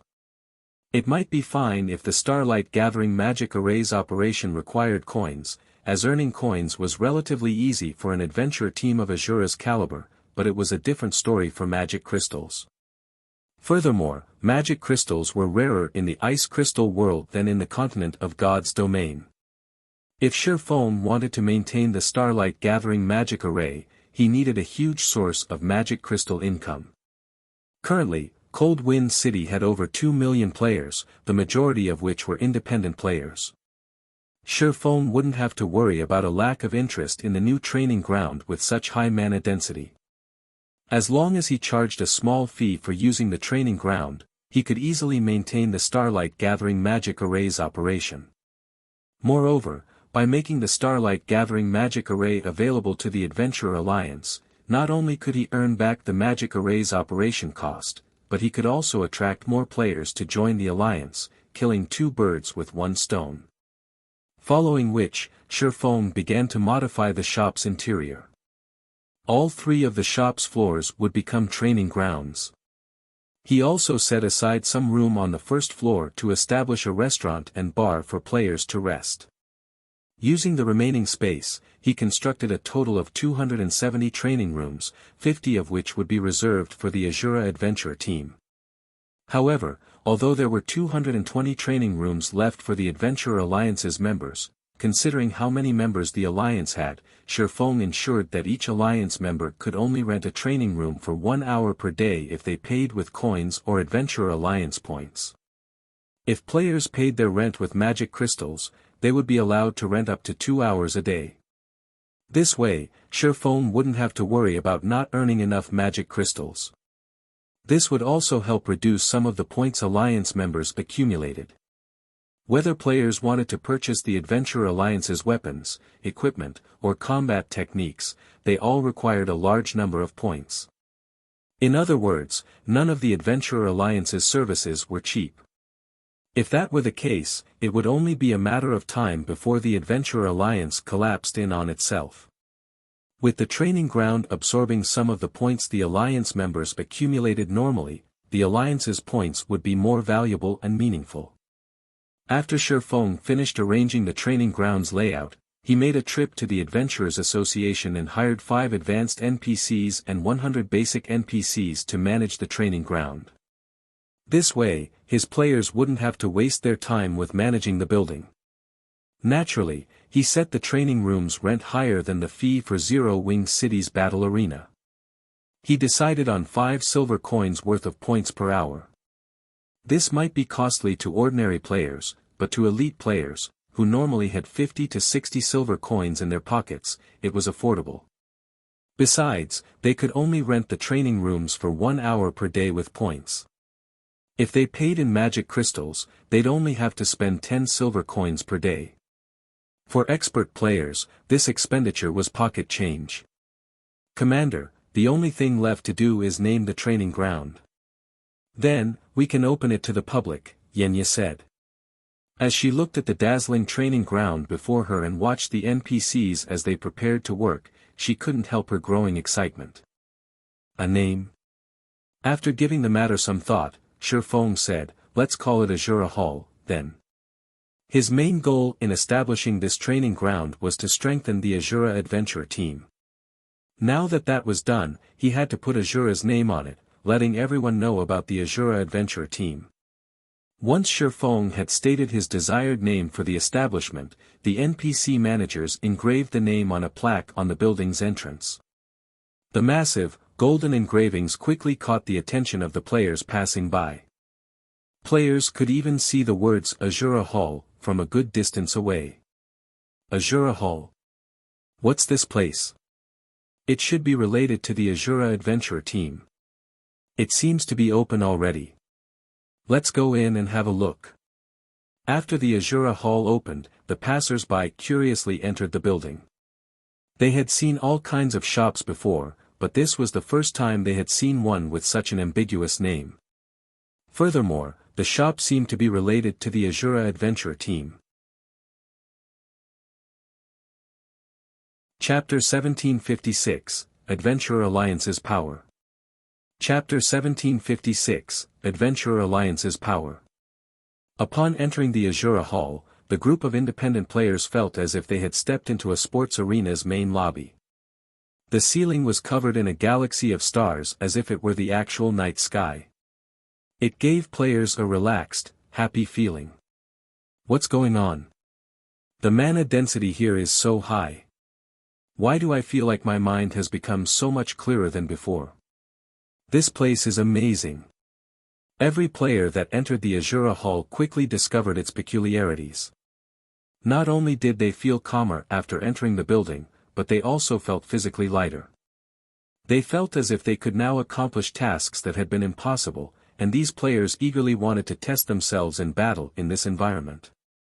However, when these players saw the pricing list at the Asura Hall's front counter, their eyes nearly fell out of their sockets. So expensive. Is this a joke? Renting a training room actually costs 5 silver per hour. Is the Asura adventurer team that desperate for money? Wait, that's not right. Only the Adventurer Alliance's members are allowed to rent training rooms. No one else has access. Just where has Asura gotten the confidence to impose such a restriction? Who would bother to rent a training room here, to begin with? Everyone's burning interested in the Asura Hall instantly froze after they saw the rental prices. Some players had even turned and left the building on the spot, not wanting to waste any more of their time with this place. As the first group of visitors left the Asura Hall, news of the establishment quickly spread throughout Cold Wind City, becoming the latest and hottest topic for discussion. Although many players had deemed that the Asura Hall's prices were too high, they were very interested in its mana-rich environment. Commander, although quite a few players have visited the Asura Hall, none have tried to rent a room. They all think that the price is too high. Why don't we lower the price slightly? Yenya suggested as she watched a group of players idle around the first-floor hall. No need to rush. We have plenty of time.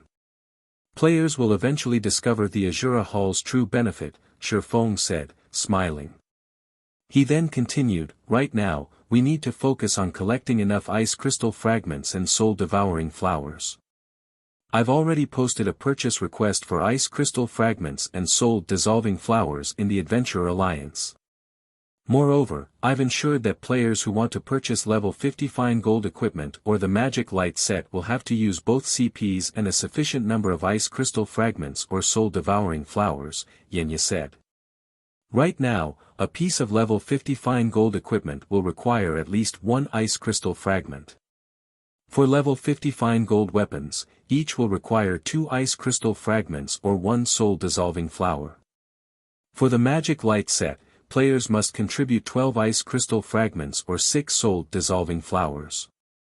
While you were designing the internal layout of the Asura Hall, we acquired 9 ice crystal fragments and 1 soul-dissolving flower through the Adventurer Alliance. I doubt it will be long before we have the required number of fragments and flowers. That quickly? Shifeng could not help his surprise when he heard Yenya's report. Ice crystal fragments only dropped from bosses in the Ice Crystal World's Forbidden Lands. Moreover, only Great Lord ranked and above dropped the fragments. Even if he used Icarus's heart, obtaining an ice crystal fragment from each boss he killed wasn't guaranteed. The drop rate would be even worse for other players. The Adventurer Alliance had only established a few hours ago, yet it had already collected 9 ice crystal fragments and 1 of the super-rare soul-dissolving flowers. The Alliance's material collection speed was astonishing. If the Adventurer Alliance were developed properly and attract hundreds of thousands of independent players from Cold Wind City, the Alliance would beat any guild in the city when it came to collecting materials, aside from the items that dropped from team dungeons. As for guilds that tried to acquire the Adventurer Alliance's top-tier weapons and equipment or combat techniques by disguising their members as independent players, Shi Feng did not particularly mind. Rather, he welcomed it. After all, the extraordinary items the Alliance offered required other items of considerable value, such as the Ice Crystal Fragment and Soul-Dissolving Flower, in trade. At this moment, Shi Feng finally understood just how frightening the Adventurer Alliance in his previous life had actually been. It was no wonder why the Alliance had become one of God's domain's apex powers. Resources were everything in God's domain. With abundant resources, one could even pump out batch after batch of expert players. If one was fortunate enough, they could even nurture peak or apex experts. Although our resource collection speed is very fast right now, as more independent players join the Adventurer Alliance, our stock of weapons and equipment in the Alliance's inventory will begin to dwindle. If we don't replenish the items soon, aside from the valuable items that require ice crystal fragments or soul-dissolving flowers, everything will be gone, Yenyeth said with a bitter smile. The Adventurer Alliance indeed possessed a frightening resource collection ability. However, the cost of maintaining this ability was also frightening. At this point, the weapons and equipment they had gained from killing Hecate's members before had already been purchased with rare materials. These materials flooded the Adventurer Alliance's warehouse, and nobody had any intentions of purchasing the items. The Adventurer Alliance earned its income of coins and resources by buying and selling items, earning the price difference. For example, it would purchase a particular rare material using 9 CPs and selling them for 10 CPs, making a profit of 1 CP between trades. However, the problem now was that nobody in Cold Wind City wanted these rare materials. The Alliance was only gaining a mountain of rare materials that no one wanted while losing a bunch of weapons and equipment. You're right. Shi Feng smiled after listening to Yenya's concerns, although the situation didn't surprise him. The Asura adventure team wasn't like Zero Wing, which had the support of the Candlelight trading firm. So long as the guild had rare materials, it could quickly turn those materials into products that various players needed. However, the Asura adventure team lacked this ability. Let's do it this way, then. Have Solitary 9 bring a few assassins and load them up with rare materials, then head to White River City and hand these materials to Melancholic Smile. We'll have Melancholic collect as much ice resistance equipment and items as possible and send the items back with the assassins. Meanwhile, I'll try to craft as many items as possible to cope with the Adventurer Alliance's current expenditure. While rare materials might not be particularly useful to adventure teams, they were very valuable to the Candlelight trading firm. In Starmoon Kingdom, Candlelight had difficulty purchasing rare materials in bulk, and the prices for these materials were very high. However, the situation was the opposite in the Ice Crystal world. Rare resources were more common and cost significantly less. Shi Feng could take advantage of this situation and make a profit off of the price difference of rare materials between the two worlds. The only problem was the amount of time and magic crystals required to transport the materials to the continent of God's domain. But compared to the potential profits, the cost was practically negligible. Hearing Shi Feng's plan, Yenya's eyes glowed with realization. Equipment and tools that could increase one's ice resistance were worth a fortune in the ice crystal world. For example, level 50 mysterious iron equipment with ice resistance was worth 2 or 3 times more than equipment without ice resistance. If it were possible to convert these rare materials into equipment and tools that increased ice resistance, the Adventurer Alliance would attract plenty of independent players even if it ran out of magic light sets and level 50 fine gold equipment. Shi Feng then returned to the Forging Association to resume production of all sorts of level 50 weapons and equipment. This time, though, he only crafted secret silver equipment. He left the level 50 mysterious iron equipment to the lifestyle players Asura nurtured internally. Meanwhile, Yenya contacted Solitary 9 and had him gather 9 assassins. After filling their bags with rare materials, Solitary 9 and the assassins disguised themselves and made their way to the ancient shrine before heading to White River City's candlelight trading firm. Time passed quickly. After working for around half a day, Shifeng had made 50+ pieces of level 50 secret silver equipment with the rare materials the Adventurer Alliance had acquired. During this time, his forging proficiency continuously increased. He also gained a lot of EXP. Now, he was at 41% of level 66. His leveling speed via forging was no slower than expert players' leveling speed. While Shifeng was in the midst of forging a piece of plate armor, Yenyet sent him a message. The content was very simple: all 100 ice crystal fragments have been collected. The collection's done. Shifeng smiled as he read the message. It's about time that I pay the Countess a visit, then. Chapter 1757, Astronomical Wealth. Chapter 1757, Astronomical Wealth. Black Dragon Empire, Lakeheart City. As soon as Shifeng walked out of the teleportation hall, he was greeted by the sight of a crowded street. The liveliness of the city was not the slightest bit inferior to White River City's. In fact, it might even be livelier. Meanwhile, shortly after he exited the teleportation hall, players' shouts entered his ears. Seeking a powerful team to enter the underground maze's inner area. I'm a level 51 shield warrior with over 30,000 defense, 34% block rate, and combat standard at the late stage of the Trial Tower's 5th floor.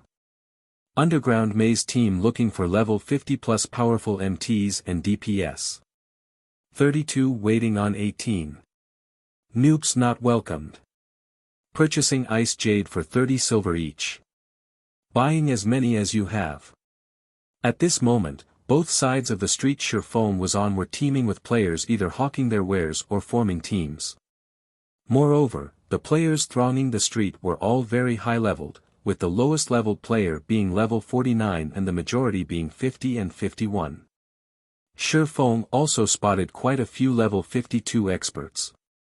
Normally, such a scene could be found only in places like the Ice Crystal World, where the average level of players was slightly higher than that of the continent of God's domain. Yet, now, the players in Lakeheart City could actually rival the players of Cold Wind City in terms of levels. Looking at this scene, Shifeng even thought that he was still in Cold Wind City right now. Aside from the large number of independent experts, Shifeng also noticed plenty of guild elite and expert teams coming out from the teleportation hall from time to time. As soon as these guild teams arrived, they would dash out of the city. Did these guilds finally notice it? Shifeng did not feel particularly surprised to see the various guild teams riding their mounts out of the city. Rather, this situation was within his expectations. Back then, the reason why he had chosen to set up Zero Wings Branch Guild in the Black Dragon Empire's Lakeheart City was the resources in the vicinity.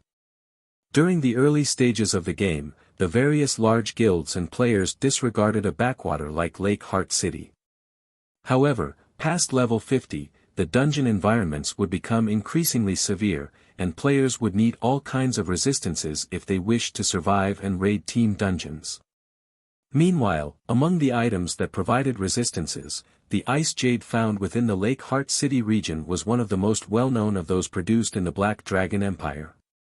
Ice jades could be turned into ice resistance gemstones, which could then be inlaid into equipment to increase one's ice resistance. What made ice jade so popular was the flexibility of ice resistance gemstones, which were different from weapons and equipment that had innate ice resistance. For weapons and equipment that had innate resistances, these resistances usually came at the cost of sacrificing some of their basic attributes. Moreover, most weapons and equipment with resistance increased only one type of resistance, in addition to having level restrictions, and would become obsolete as players reached higher levels. Players would also have to prepare different types of resistance equipment, depending on what kind of dungeon they were raiding. This was a great extravagance that even expert players could not afford. On the other hand, resistance gemstones could be freely equipped and removed at the cost of a little money. When raiding dungeons with different environments, players simply needed to switch to the appropriate resistance gemstones. Due to these reasons, Lake Heart City gained sudden popularity in the Black Dragon Empire, thanks to the resource known as Ice Jade. In Shifeng's previous life, Lake Heart City had managed to grow into the Empire's sixth most populated city at its peak. For comparison, since the player population in an empire far exceeded that of a kingdom, even an empire's sixth-ranking city would have a higher player population than the capital city of a kingdom. Finally, Shifeng's previous plans and investments were coming to fruition. With the increased number of players attracted to Lake Heart City, Zero Wings Branch Guild would undoubtedly be able to recruit plenty of elite and expert players. Soon, it would be able to truly contend against the first-rate guilds of the Black Dragon Empire. After Shifeng was done observing the situation of Lake Heart City, he rode an advanced horse carriage to Countess Katie Green's mansion. Having nothing better to do while seated inside the carriage, Shifeng contacted Gentle Snow. Back when he sent Gentle Snow to develop in Lake Heart City, he had her continuously collect ice jades. Now, the perfect time to let the ice jades display their true value had come. "Guild leader, you're done with your quest already?" Gentle Snow asked, feeling slightly surprised to receive a call from Shifeng. Before he had left, he had informed Zero Wings Core Upper Echelon that he was going to do a quest and would be incommunicado for a short period. He had also instructed them to handle the guild's affairs at their discretion and to contact him only for extremely important matters. "My quest is still ongoing. It'll most likely take a while longer to complete it," Shifeng replied, shaking his head. Collecting soul-dissolving flowers was easier said than done. It had been over half a day since he established the Adventurer Alliance, yet the Alliance had managed to collect only 5 soul-dissolving flowers thus far. It would be quite some time before he would have all 20 soul-dissolving flowers he needed. "Do you have some business with me, then?" Gentle Snow asked. "Emicham. How is the collection of ice jade coming along?" Shifeng said, nodding. "Ice jade?" When Gentle Snow heard Shifeng's question, her lips curled into a contented smile. She then raised 4 of her jade-white fingers to the screen. 40,000. That's quite a lot. Shifeng was slightly surprised. Although Lake Heart City produced ice jade, it was not available in large quantities. Back when ice jade became very popular, even super guilds had needed to invest a lot of time and effort to collect as many as 40,000 ice jades. Meanwhile, 40,000 ice jades were enough to fully equip several thousand players with ice resistance gemstones. "Guild leader, you guessed wrong this time," Gentle Snow said, smiling as she shook her head. "Thus far, we've collected 400,000 ice jades already. Roughly 60% of the ice jades available in Lake Heart City right now is in our hands." 400,000. Shifeng could not help but be stunned. Although he had asked Gentle Snow to collect ice jades, he had never imagined she could collect so many. 400,000 ice jades. If converted to coins right now, they would be worth 120,000 gold. Meanwhile, this price was only the beginning. In the future, it could easily reach 40+ silver per piece. Moreover, before ice jades became popular, they sold for only 4 or 5 silver coins each. If the price grew to 34 or 35 silver, then they could make a net profit of 30 silver per piece. If they sold all 400,000 of their stockpiled ice jades at that time, their net profit would be 120,000 gold.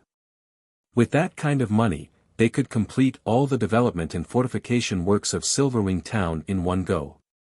There would be no need to rely on the income of Zero Wing City and the Candlelight Trading Firm to gradually furnish the town. Good. Have some people transfer these ice jades to the warehouse of Lake Heart City's Candlelight Trading Firm immediately. "I'll go collect them afterward," Shifeng said. "Right, make sure to keep this matter a secret."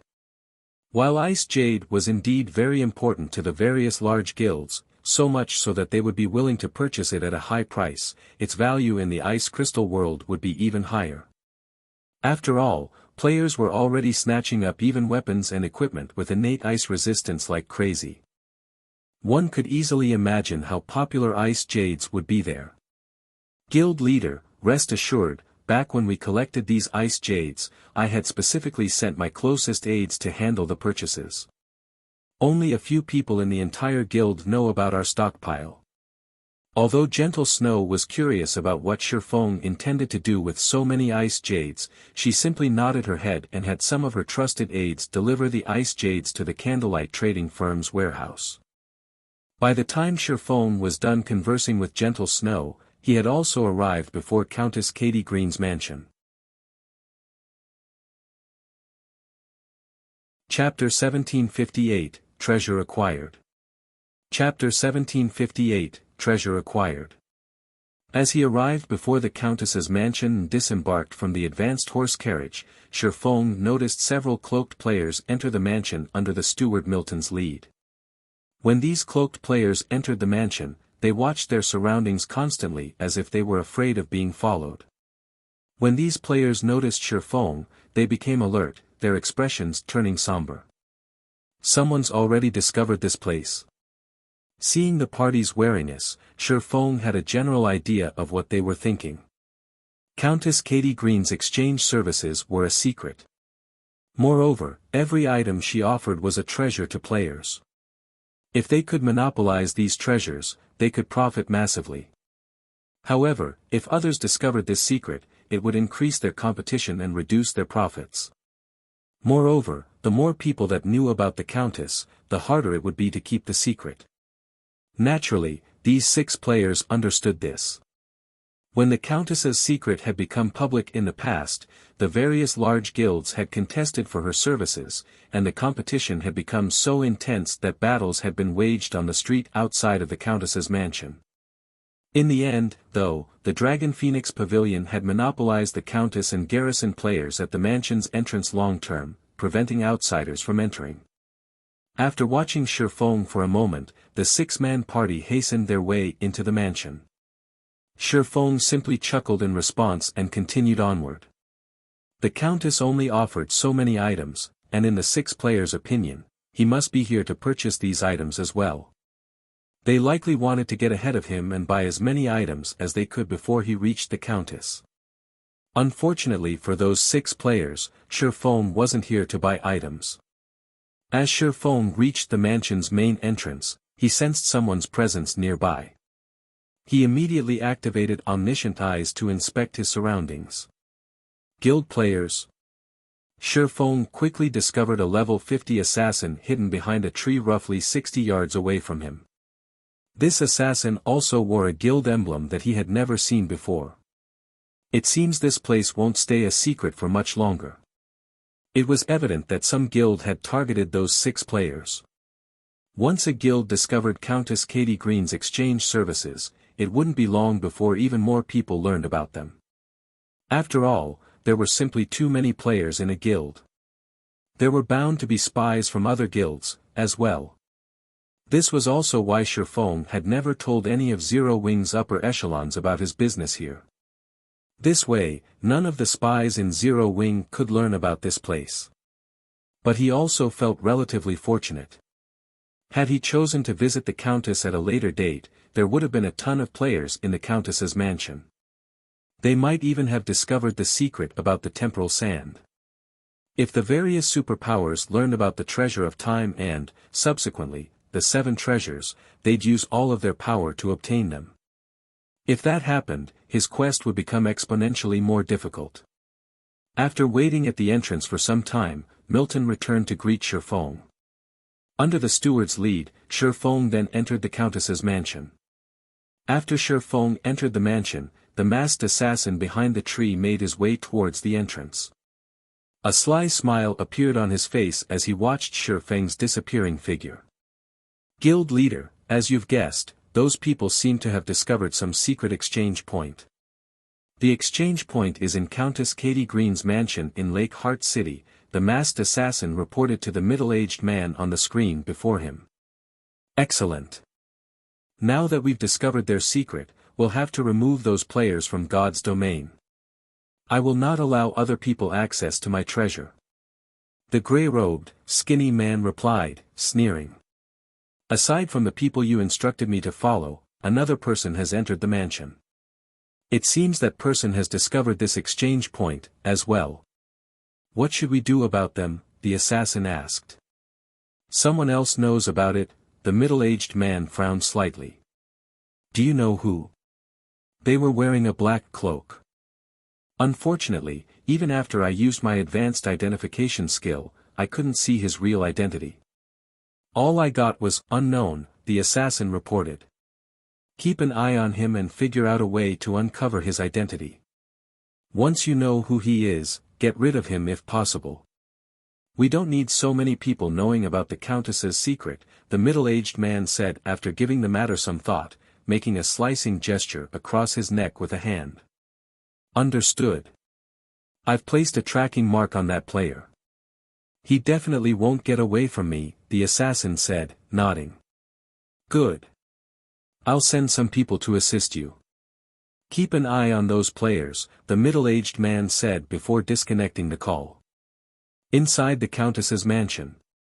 Under Milton's lead, Sherfong quickly arrived in a lounge decorated with various refined antiques.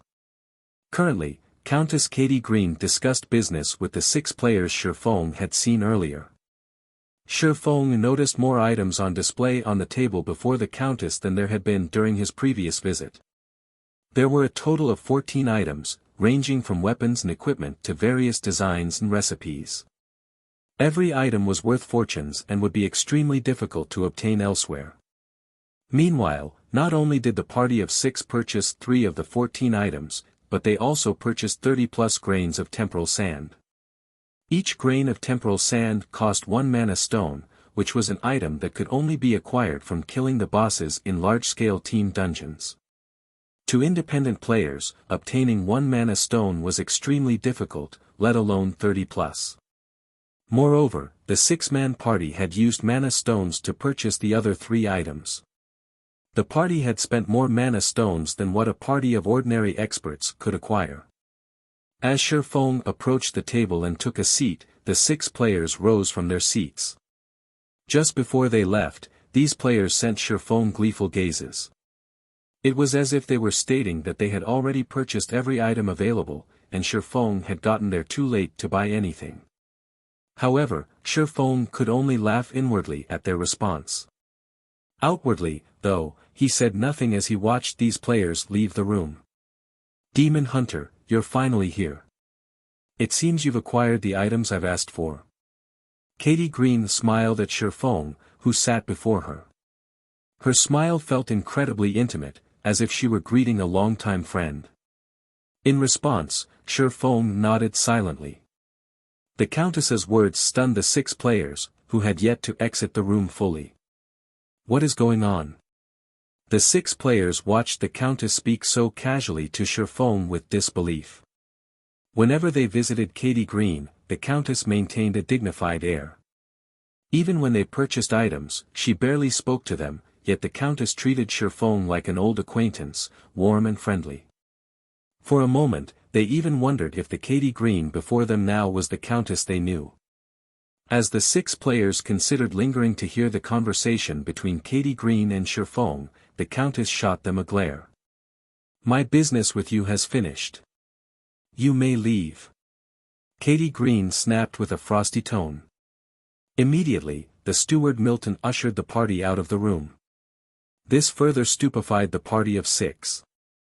They could not help but wonder about Sherfang's identity to warrant such treatment from a Countess of the Black Dragon Empire.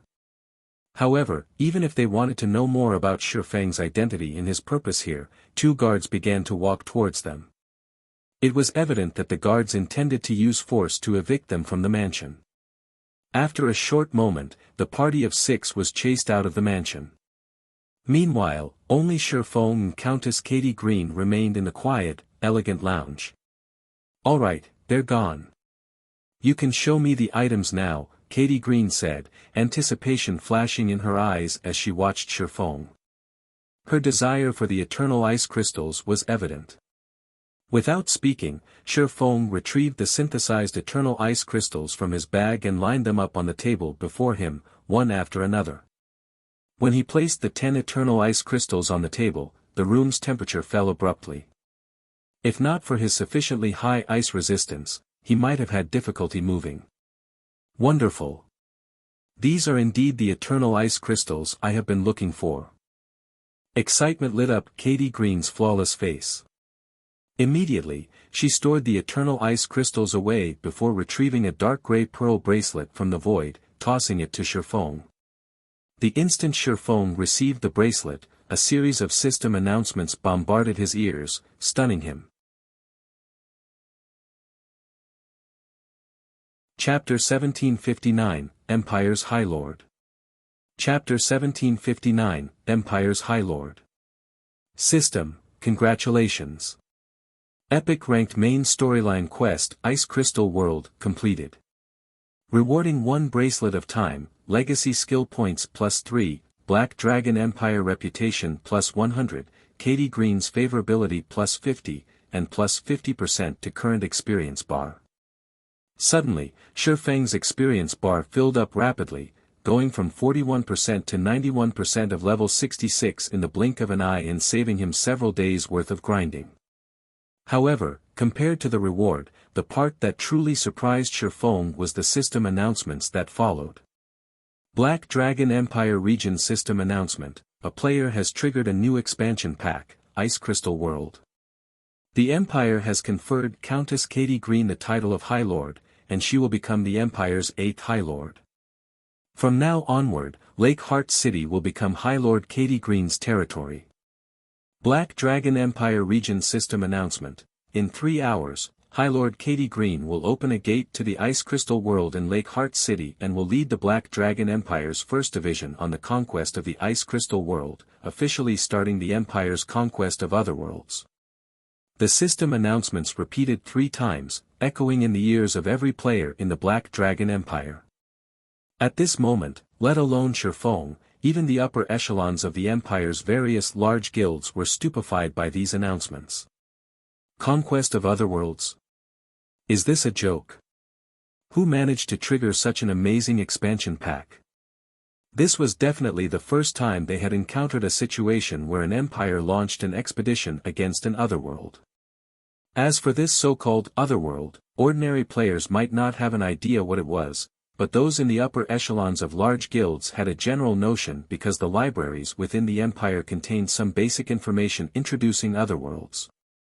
One could easily find this information with a careful search. Meanwhile, the information introducing otherworlds stated that otherworlds were incomplete, smaller worlds containing many resources that could not be found on the continent of God's domain. According to rumor, ancient gods created these otherworlds to store their treasures. Hence, regardless of which era it was on the continent of God's domain, there were bound to be kingdoms and empires that would try to conquer these otherworlds to monopolize the resources available there. Among the various expeditions launched against otherworlds in the history of God's domain, 4 by ancient kingdoms were especially notable. Back then, these kingdoms hadn't been particularly strong. However, after conquering an otherworld, they had grown into empires within a very short period. Hence, the conquest of an otherworld was a major event in any kingdom or empire. Meanwhile, this was also a major event to players, as it meant that they would gain access to the resources of the targeted otherworld. The resources available in an otherworld were much more abundant than those on the continent of God's domain. If a guild managed to monopolize the resources of an otherworld, they could develop rapidly. The upper echelons of the Black Dragon Empire's various large guilds glowed upon seeing the system announcements. They immediately held emergency meetings to discuss matters regarding the otherworld expedition. Lake Heart City, outside of Highlord Katie Green's mansion.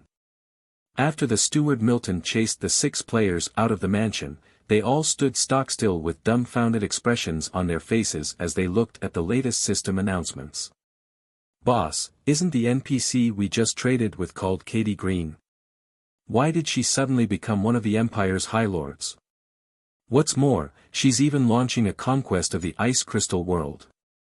"No, that's not right. The system announcement appeared as soon as we left Katie Green's mansion. And according to that, a player triggered the new expansion pack. It must be related to that cloaked swordsman. Indeed. Based on the Countess's behavior when she was dealing with that swordsman, there must be some kind of secret between them. Boss, what should we do now? Our luck is really good. Since that person triggered the new expansion pack, he should have plenty of information about the expansion pack itself. We'll wait here for him. If we can get some information on the expansion pack from that guy, we'll have a head start over everyone else. Right. As long as we get that kid to spill information on the new expansion pack, our Eternal Song Adventurer team might be able to become one of the top few adventurer teams of the Black Dragon Empire just like that. All 6 in the party nodded in agreement with the level 51 swordsman's suggestion. A new expansion pack signified the appearance of a huge opportunity, offering potential benefits that definitely wouldn't be the slightest bit inferior to the high-ranking items available from the Countess. Meanwhile, inside the lounge of the Highlord's mansion, Katie Green herself had undergone a massive transformation. Originally, Katie Green was a refined lady dressed in elegant attire. Now, however, she wore an exquisite battle dress decorated in red and white. She looked more like a female general than a noble lady at the moment. Although her battle dress was made from cloth and appeared to provide very little in terms of protection, in reality, the dress was made out of enhanced cloth that was stronger than even steel. At her waist hung a light blue longsword that not only looked dazzlingly beautiful but also radiated a frightening aura. Meanwhile, Katie Green's statistics had also undergone a heaven-defying transformation. She had become a level 200, tier 5 sacred magic knight. Currently, only a few people in the entire Black Dragon Empire could hope to rival her in terms of strength. I really have to thank you for this. With these eternal ice crystals, I have finally managed to open a pathway to the ice crystal world and complete my long-cherished wish. If you ever visit the ice crystal world in the future, I will welcome you as a guest, Katie Green said, sending Sherfong a faint smile. She then turned around and left the lounge to carry out the necessary preparations to launch an expedition against the ice crystal world. System, congratulations. You have received Katie Green's favor and obtained the Honorary Knight title. Honorary Knight. Enjoy the authority of a noble when present within any territory ruled by Katie Green. When Sherfong fully processed everything that just happened, a frown formed on his face. The recent developments were too sudden. Had he known something like this would happen, he never would have completed this epic-ranked main storyline quest so quickly. The Otherworld expedition meant that a long-term pathway leading to the Ice Crystal world would be opened. It also meant that players on the continent of God's domain would be able to travel freely to the Ice Crystal world in the future. In that case, his plan to make a fortune via these two worlds was effectively ruined. I need to step up my operations. After giving the matter some thought, Sherfong stored the bracelet of time and left the lounge, his next destination being the candlelight trading firm. Given the situation, he could only sell the collected ice jades in the ice crystal world and try to make as much profit as possible right now. Once players on the continent of God's domain started streaming into the ice crystal world, he would definitely face greater competition on this front. However, as soon as Sherfong exited the mansion, 6 figures suddenly surrounded him. These 6 figures were none other than the 6 players that had been exchanging items with Katie Green earlier. Do you have business with me? Sherfong asked as he eyed the party of 6. You're the person that triggered the new expansion pack, right? The leader of the party, a level 51 swordsman named Silent Eagle, asked, smiling as he looked at Sherfong. What if I say that I'm not? Upon hearing Silent Eagle's words, Sherfong understood that his identity as the precipitator of the new expansion pack was already exposed. Stop lying. As soon as we left the mansion and you started chatting with the Countess, an expansion pack related to the Countess appeared. Who do you think you're trying to fool? A level 51 shield warrior demanded angrily. Then, what is your goal in stopping me? Sherfong asked. Is there even a need to say this? Tell us all the information you have on this new expansion pack, Silent Eagle laughed. What if I don't speak? Shifeng revealed a faint smile as he sent a glance at Silent Eagle. Are you planning to take action against me? Take action? Silent Eagle shook his head, chuckling. No, no. We don't have the courage to take action inside Lake Heart City. However, although we can't take direct action against you, we've already placed a marker on you. We'll be able to find you no matter where you go. I believe the various large guilds in the Black Dragon Empire will be very interested in meeting with the player that triggered the latest expansion pack. What do you think they will do if we tell them about you? I see. Shifeng mostly understood Silent Eagle's purpose now. The man was using the large guilds to threaten him for information. The various large guilds had branches all over the Black Dragon Empire. As long as his location got exposed, these guilds would definitely hunt him down relentlessly. If you don't wish to get hunted by the various large guilds, you'd best tell us all the information you have regarding the latest expansion pack. This will be beneficial to both you and me, Silent Eagle said, chuckling. Is that so? Taking a deep breath, Shifeng eyed Silent Eagle's party of 6 and then said, however, I feel that I have an even better option in mind. What is it? Silent Eagle asked curiously. For example, I will bury all 6 of you here. Saying so, Shifeng suddenly unsheathed Killing Ray and released 4 arcs of lightning ahead of him, menacing Silent Eagle's party. This is Lake Heart City. You dare. Silent Eagle stared in disbelief at the approaching lightning arcs. However, before Silent Eagle's party could say anything else, the 4 lightning arcs devoured them, transforming them into ash with a bunch of items in their place.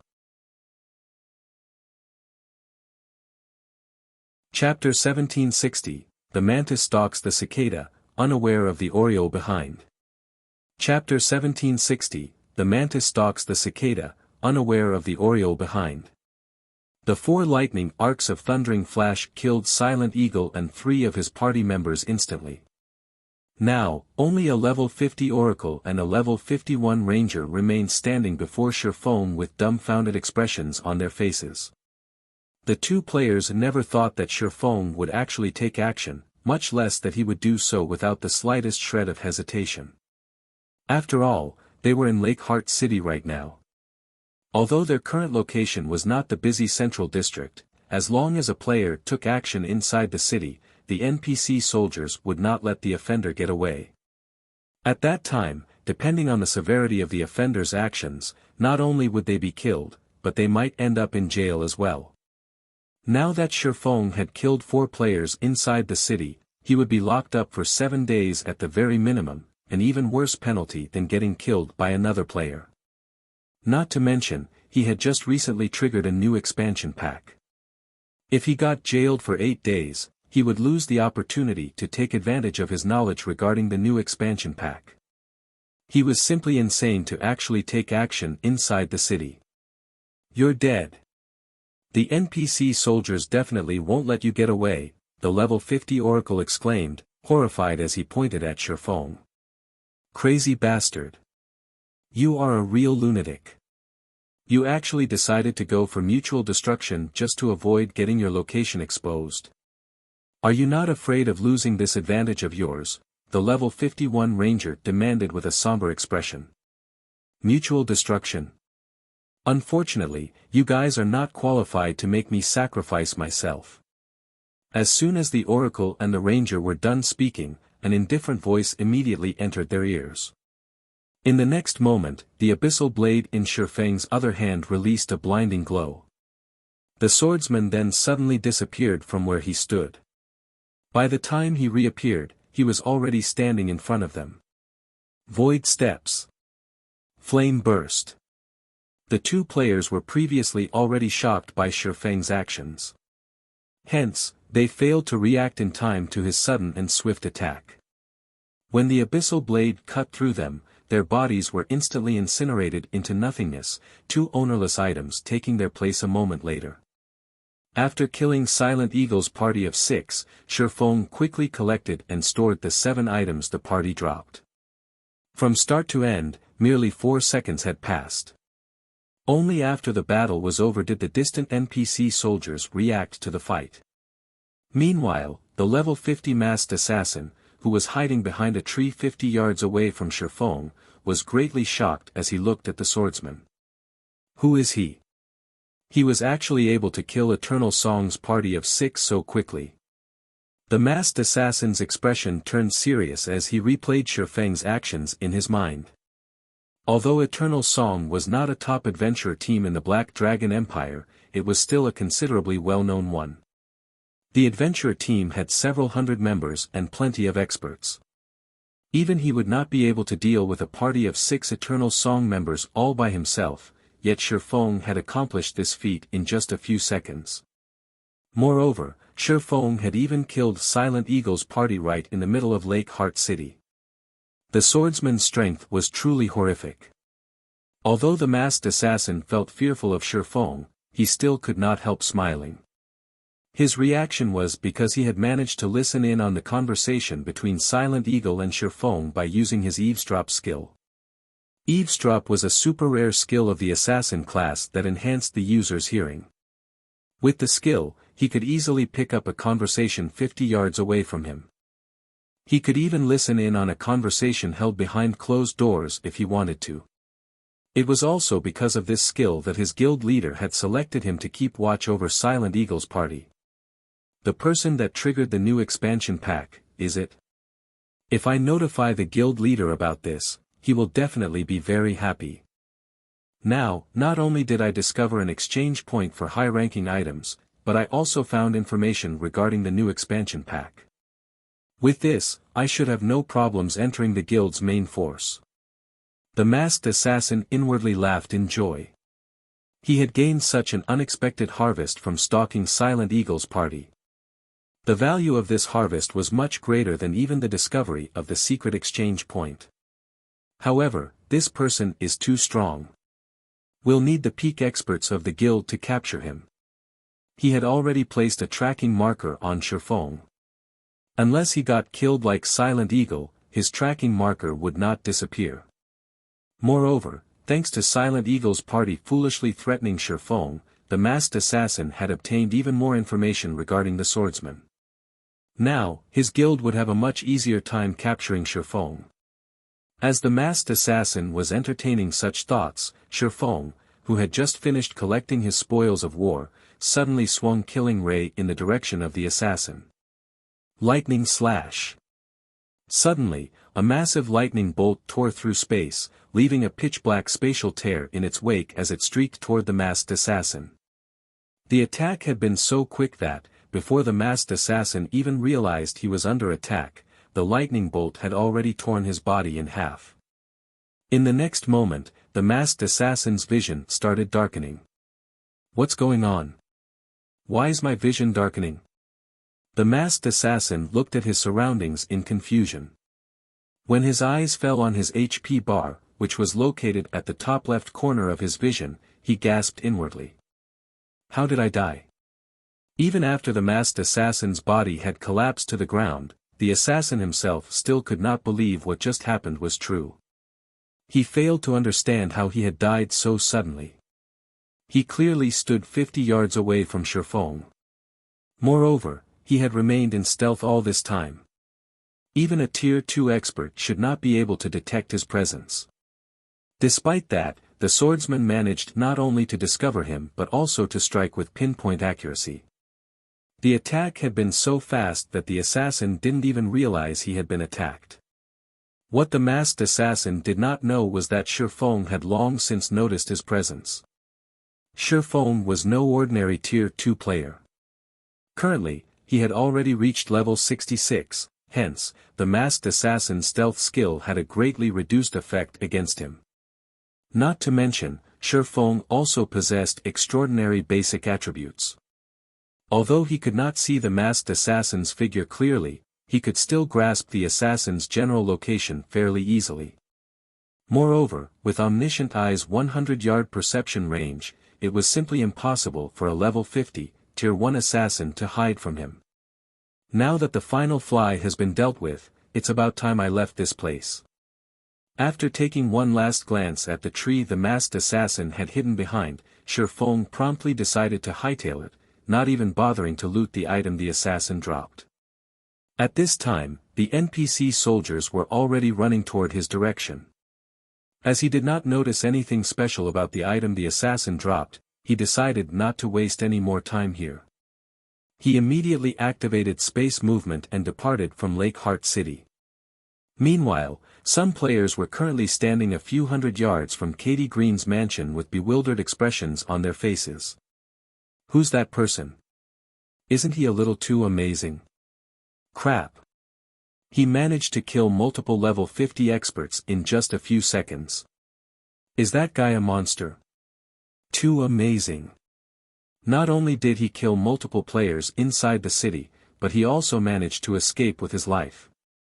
Even the peak experts of super guilds wouldn't be capable of such a feat. These players had witnessed the process of Shi Feng slaying Silent Eagle's party and the masked assassin from start to end.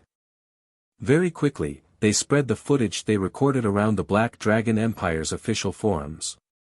An amazing individual appears in Lake Heart City. Slays several experts in the city and leaves safely. When news of this battle spread, a huge commotion arose in Lake Heart City. The players of the city had never thought that anyone could achieve such a feat at the same time. This situation also brought home to players that NPC cities were not as safe as they took them to be. Meanwhile, by this time, Shi Feng, the perpetrator of this incident, had already changed to another appearance using the demon mask and re-entered Lake Heart City. He then nonchalantly hailed an advanced horse carriage and rode it to the candlelight trading firm. With nothing better to do, he started inspecting the loot from Silent Eagle's party. Chapter 1761, Pandora's Rubik's Cube. Chapter 1761, Pandora's Rubik's Cube. When Shi Feng examined the items he had recently picked up, he was stunned. Did those 6 rob a guild's treasury? When Shi Feng had first seen the items Silent Eagle's party had dropped, he nearly thought he had seen wrong. However, all the items had new tags, which indicated that they were the latest additions to his bag space. Silent Eagle's party had dropped a total of 7 items. Among them, 6 were equipment the 6 players had worn, 5 pieces were level 50 mysterious iron equipment, and 1 was a level 50 secret silver equipment. To current players, these 6 pieces of equipment were a considerable fortune. This was especially true for the secret silver equipment. Even the various large guilds level 50+ experts would only have a few such pieces. However, compared to the last item he had picked up, the 6 pieces of equipment were inconsequential. This was because this last item was actually an epic ranked tool called the Pandora's Rubik's Cube. This had been a well-known and highly sought-after item by the various large guilds in Shi Feng's previous life. However, there was an extremely small number of these tools in the game, and even first-rate guilds had struggled to acquire one. The various large guilds had sought this epic tool due to the Pandora's Rubik's Cube's ability to strengthen equipment. Pandora's Rubik's Cube, epic rank item. An item cursed by the gods. Those who abuse Pandora's Rubik's Cube will face a cruel reality. Skill 1 dash. Magic refinement, absorb a large amount of mana, condensing it and forming high-purity mana. Generate 1 drop of mana water using 1 magic crystal. Generate 1 drop of mana source water using 1 mana stone. Skill 2 dash. Demon God's Curse. By using 10 drops of mana water, infuse mana into a piece of equipment at a 10% success rate, increasing the attributes of the targeted equipment by 15% for 12 hours if the enhancement attempt succeeds. There is a 20% chance for nothing to happen. There is a 70% chance for the targeted equipment to be cursed with the weakened mana debuff, decreasing its attributes by 30% for 24 hours. By using 1 drop of mana source water, infuse mana into a piece of equipment at a 15% success rate, increasing the attributes of the targeted equipment by 25% for 12 hours if the enhancement attempt succeeds. There is a 15% chance for nothing to happen. There is a 70% chance for the targeted equipment to be cursed with the weakened mana debuff, decreasing its attributes by 50% for 24 hours. Pandora's Rubik's Cube is cursed and will drop upon death. To ordinary players, the effects of Pandora's Rubik's Cube were meaningless at best. To guilds, however, its ability was incredibly precious. Unlike ordinary players, large guilds had enough equipment and resources to support the expenditure and potential loss incurred from using Pandora's Rubik's Cube. They were also more than willing to take on this cost as long as they could strengthen some of their equipment. This was especially true when their members' weapon and equipment had reached their current limits. If a team's members had a 25% attribute increase to every piece of equipment they wore, the team would have a much easier time raiding powerful bosses. Because of this, the various large guilds in Shifeng's previous life had constantly tried to obtain a Pandora's Rubik's Cube. Shifeng had never thought that Silent Eagle's party would actually have a super rare tool like this. With players' current levels, this tool should be impossible to obtain. They must have purchased it from Katie Green.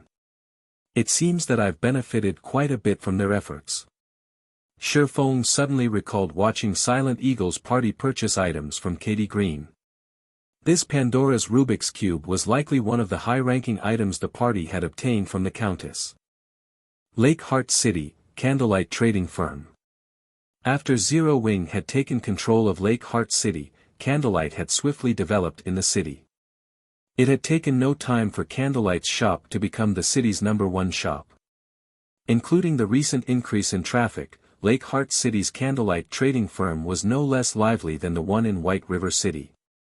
Moreover, in terms of quality, Lake Heart City's players were superior to White River City's players. Meanwhile, after the recent announcement regarding the new expansion pack, the number of players that visited the trading firm had reached an all-time high. As soon as Shifeng left his carriage, he noticed a significant rise in traffic on the street. To secure as much of an advantage as possible in the upcoming conquest of the Ice Crystal world, the various large guilds had dispatched many of their experts to Lake Heart City. Shifeng quickly spotted members from 2 first-rate guilds, not to mention those from second- and third-rate guilds. It seemed as if Lake Heart City had become the Black Dragon Empire's central hub. The various large guilds gathered in the city in droves. This only confirmed Shifeng's need to hasten his plans. Immediately, he entered the Candlelight Trading Firm and visited the trading firm's warehouse. As Shifeng was about to enter the warehouse, Gentle Snow contacted him. "Guild leader, I just investigated the new expansion pack. Highlord Katie Green has already established a massive teleportation pathway in the city's central plaza. Although players are prohibited from entering the plaza right now, a notice has been issued, stating that only level 50 and above will be permitted to use the pathway.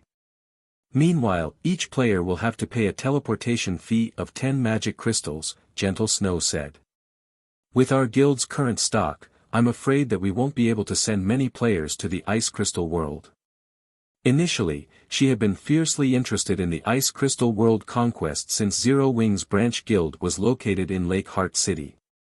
With the home ground advantage, Zero Wing would have a considerable edge when developing in this new otherworld. Unfortunately, not only had the system set a clearly defined level limit for players, but the teleportation fee was also 10 magic crystals per player. This price was simply excessive. Just sending a 1,000-man team to the new otherworld would cost 10,000 magic crystals.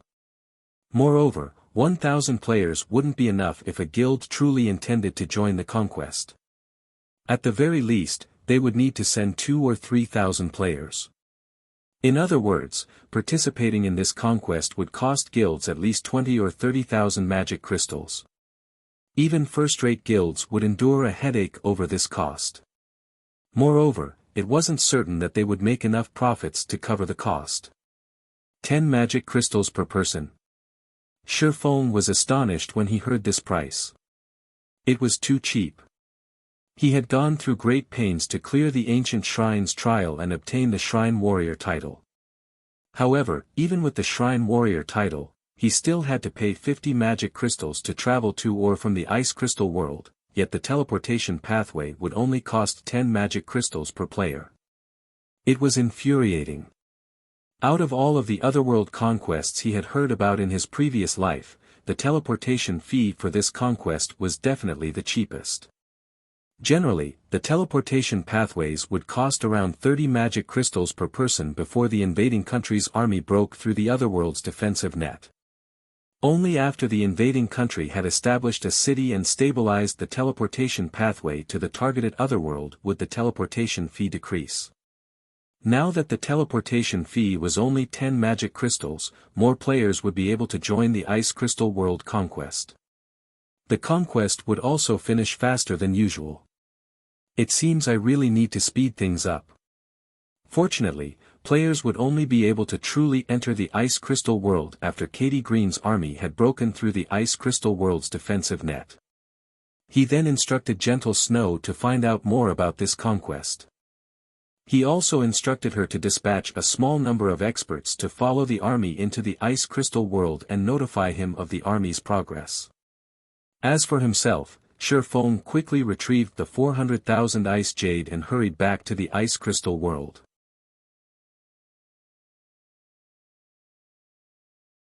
Chapter 1762, Cold Wind City's Number 1 Power. Chapter 1762, Cold Wind City's Number 1 Power. Ice Crystal World, the Snow Rift.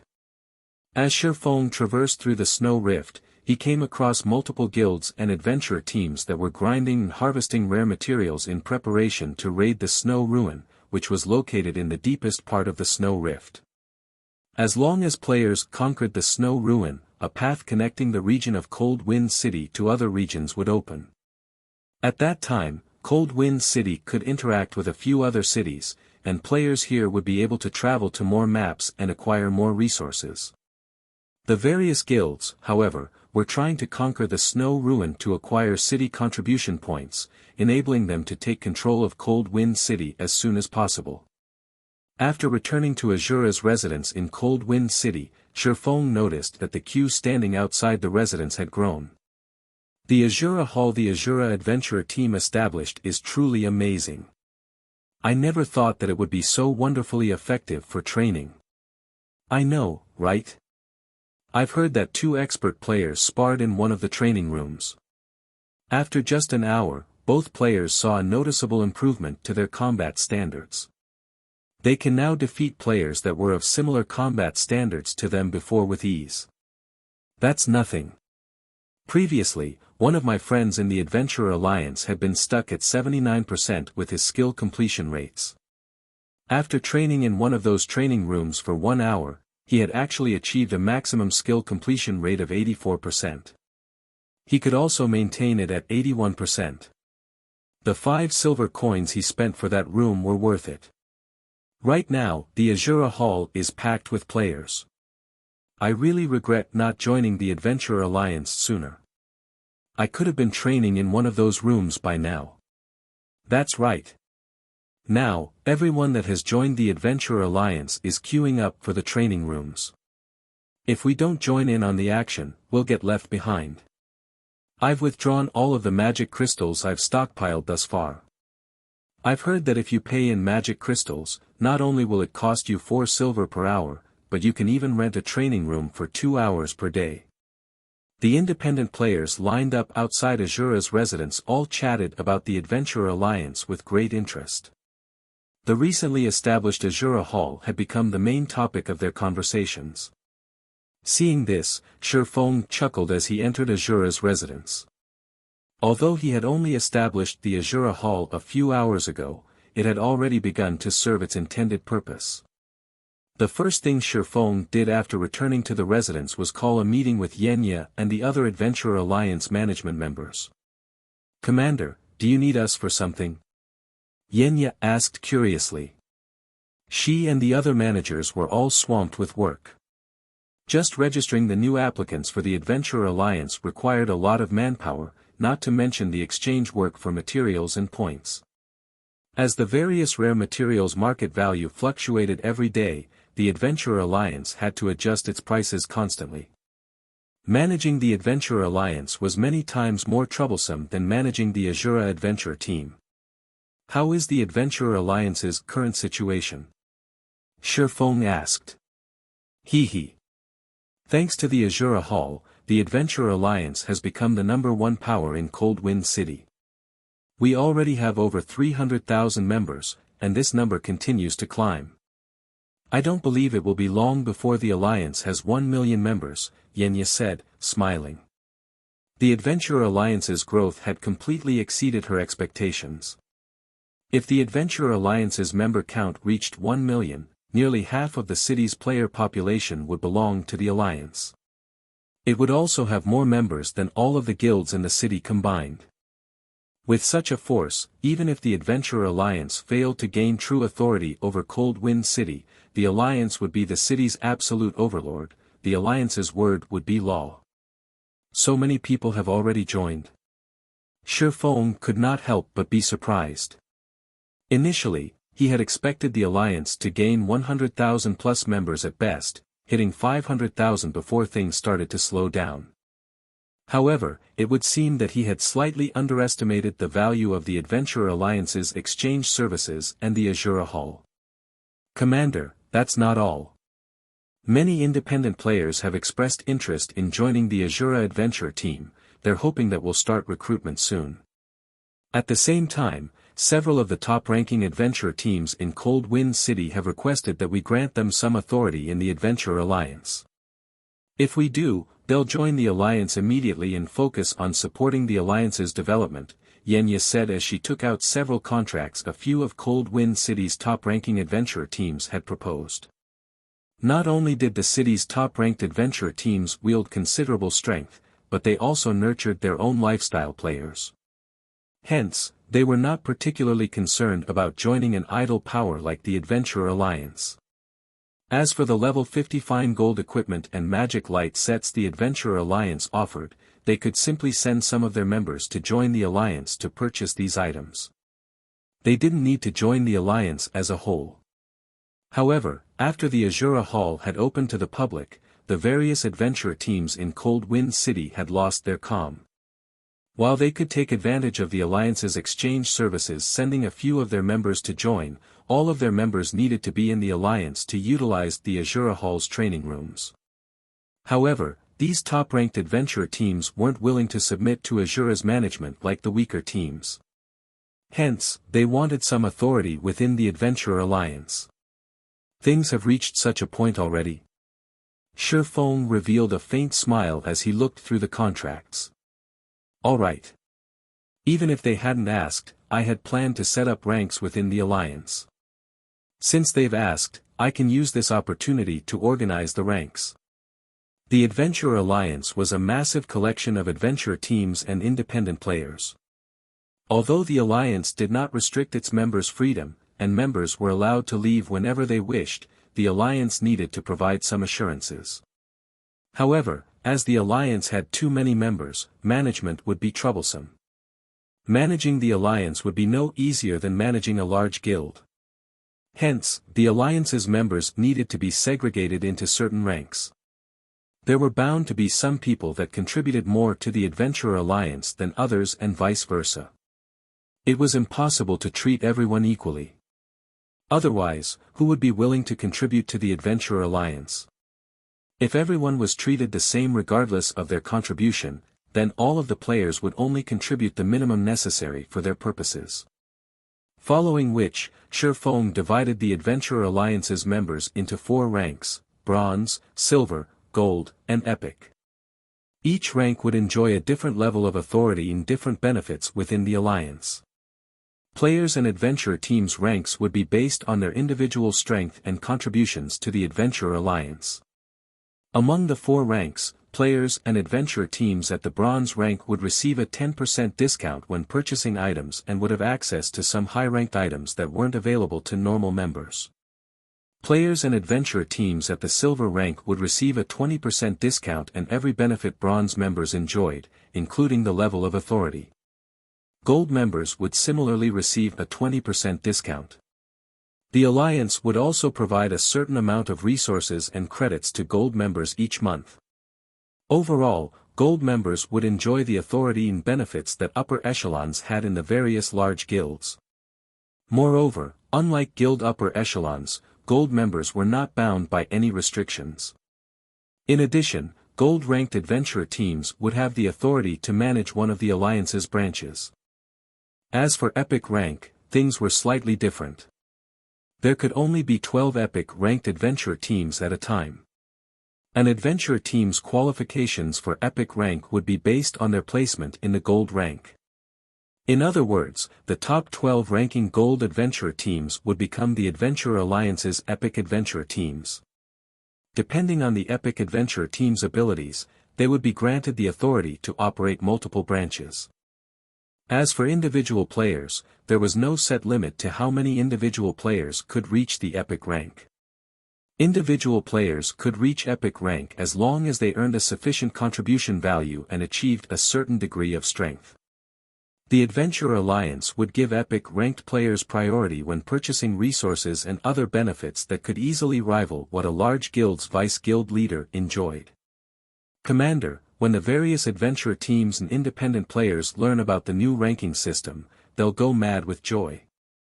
However, if we do something like this, I'm afraid that, aside from needing a ton of resources, we'll also need massive financial support. Although Yenya felt appreciated Shifeng's plan, the Adventurer Alliance would need a ton of credits to support the various adventurer teams and players that reached the gold and epic ranks. Leave the funding to me, Shifeng said as he waved a hand, indicating that there wouldn't be a problem. All you need to do is let every player in Cold Wind City know about this new system. Shifeng needed to secure a steady foundation for the Adventurer Alliance in the Ice Crystal world swiftly. If he took too long, he'd face a lot of issues once the Black Dragon Empire's various large guilds entered the Ice Crystal world. That won't be a problem. I'll see to it right away. After saying so, Yenya published the new regulations Shifeng had stated on Cold Wind City's official forums. Chapter 1763, Popular Alliance. Chapter 1763, Popular Alliance. After Yenya left the meeting room, Shifeng had someone gather the forging players the Adventurer Alliance had recruited thus far. If the Adventurer Alliance were to become self-sustaining, it had to have its own production team. Hence, before he had left Cold Wind City, he had instructed Yenya to recruit a batch of lifestyle players for the Alliance, and the Alliance would nurture these lifestyle players internally.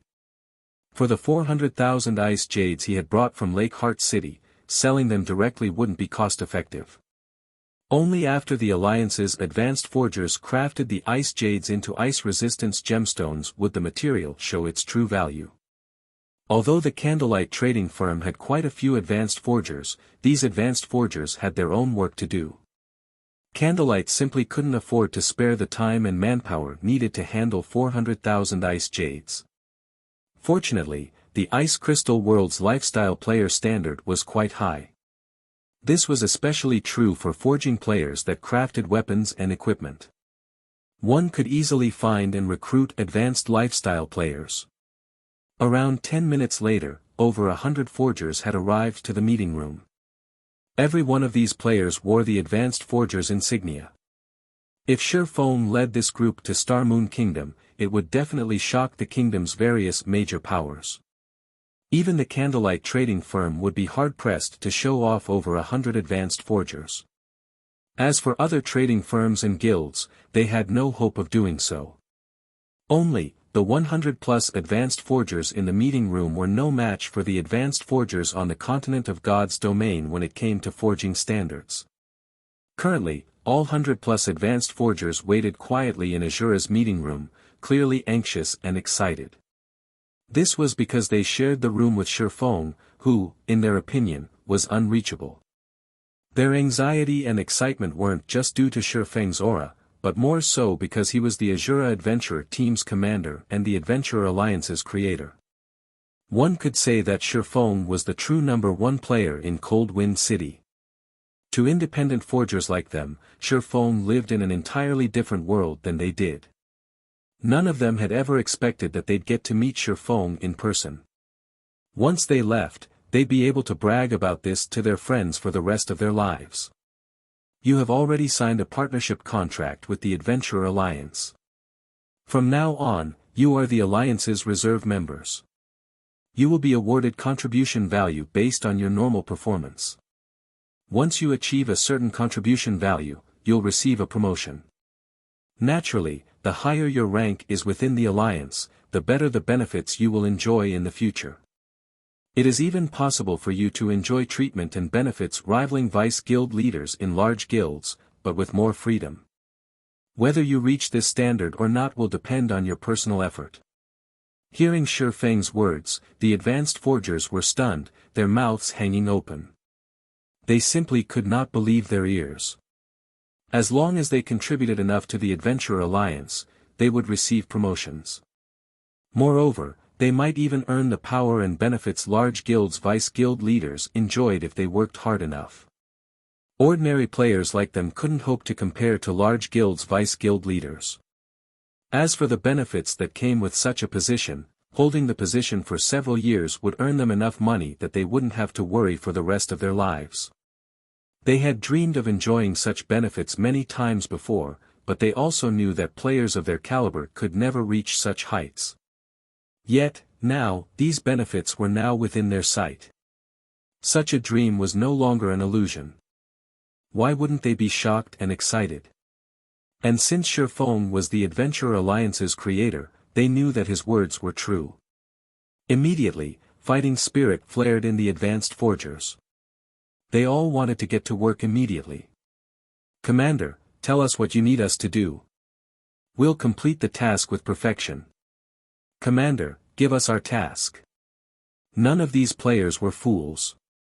There was no way Shifeng had gathered them here just to tell them about the new ranking system and the corresponding benefits. He had definitely called them here to do something, and they all watched him with eager gazes. All right, I won't mince words. I need you to help me refine an item, Shifeng said, nodding in approval when he saw the fighting spirit burn in everyone's eyes. However, this refinement is slightly unique. As you refine the item, you must not complete the final step. In other words, you won't receive any proficiency, but you will earn corresponding adventurer team points and contribution value. If you don't have any problems with this, you can head to the Forging Association now. We've already prepared special forging rooms for you. We'll send the necessary materials to you shortly. Refining ice jade was not easy. The ice jade itself was a rare material, and the complex refining process would take a considerable amount of time to complete. Meanwhile, the final process of turning an ice jade into an ice resistance gemstone had a very low success rate, as well. Advanced forgers would have a theoretical success rate of only 20%. Only a master forger like himself had a slightly higher success rate of 30%. Including some support tools, he should reach a theoretical success rate of 35%. Although that was only a 15% increase, it was a massive improvement to any lifestyle player. Demand for ice jade was growing rapidly, and Gentle Snow couldn't collect as many as she had previously. To maximize the ice jades he currently had, Shifeng decided to complete the final refining step himself. Although having advanced forgers complete most of the refinement process would reduce the production success rate slightly, the small decrease would be worth the large amount of time Shifeng would save. Hearing Shifeng's instructions, the advanced forgers charged out of the room and dashed towards the Forging Association, afraid that others would get a head start on them. Elsewhere, Yenya quickly arranged the Adventurer Alliance's new regulations and published them on the forums. The moment the Alliance's new regulations went public, they dumbfounded every player in Cold Wind City. What's going on? Did the Asura adventurer just win the lottery? How generous! Does Asura have the support of some major corporation? Even if I have to settle for gold rank, I'll still make enough money to live without worry. All hail Asura. Crap. These benefits are even better than what some guilds offer. This won't do. I need to leave my guild and join the Adventurer Alliance right away. Everyone, independent players and guild players, was interested and tempted by the new benefits the Adventurer Alliance offered. Not only did the Adventurer Alliance place little to no restrictions on its members, but it also provided benefits that could rival that of guilds.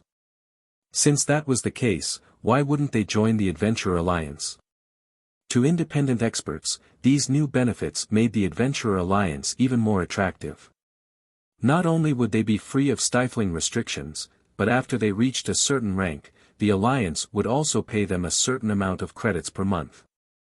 Meanwhile, in Hecate's residence in Cold Wind City, several of Hecate's upper echelons stood in the glorious guild leader's office wearing gloomy expressions. Is the Asura adventure team insane?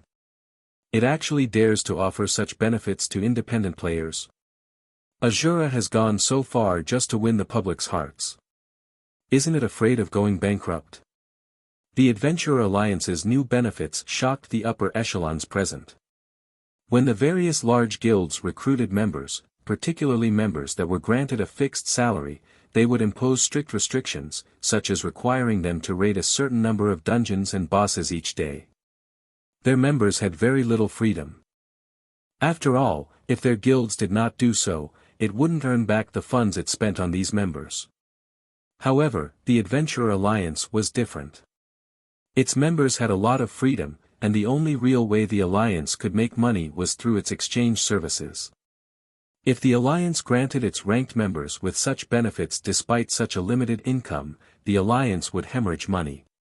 Only a lunatic would offer such benefits. Interesting. Asura is stooping to such an unscrupulous method to monopolize Cold Wind City's rare materials. Carnage's expression darkened slightly. He then turned to the young woman beside him and asked, "How are the 12 heavens recuperating? And have we obtained the equipment from the Adventurer Alliance yet?"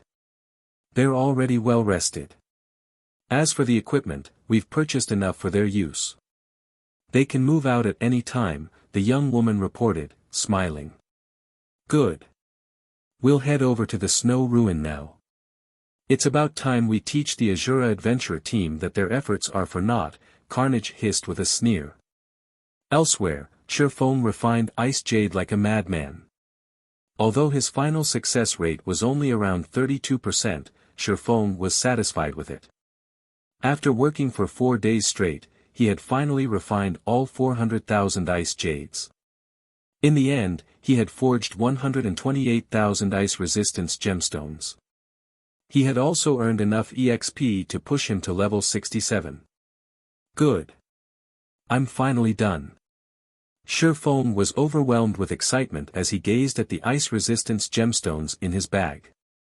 It's about time to collect Cold Wind City's money.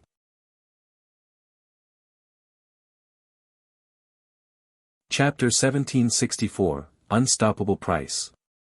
Chapter 1764, Unstoppable Price. Silver sparkles of light glittered all over the dimly lit forging room. After tidying up the ice resistance gemstones and storing them in his bag space, Sherfone sorted them into groups. Not all of the ice resistance gemstones he had crafted were equal. The ice resistance they provided ranged between 5 and 8 points. When he sold them, he'd have to price them accordingly. And these were only the normal ice resistance gemstones. Thanks to the black steel insignia, Sherfone had a 3% chance of improving the attributes on an item he forged. Each of the ice resistance gemstones the black steel insignia had enhanced provided upward of 10 points in ice resistance. Naturally, these gemstones were worth far more than the normal ones. While Sherfone organized his bag space, Lifeless Thorn contacted him. "Commander, we have an urgent situation.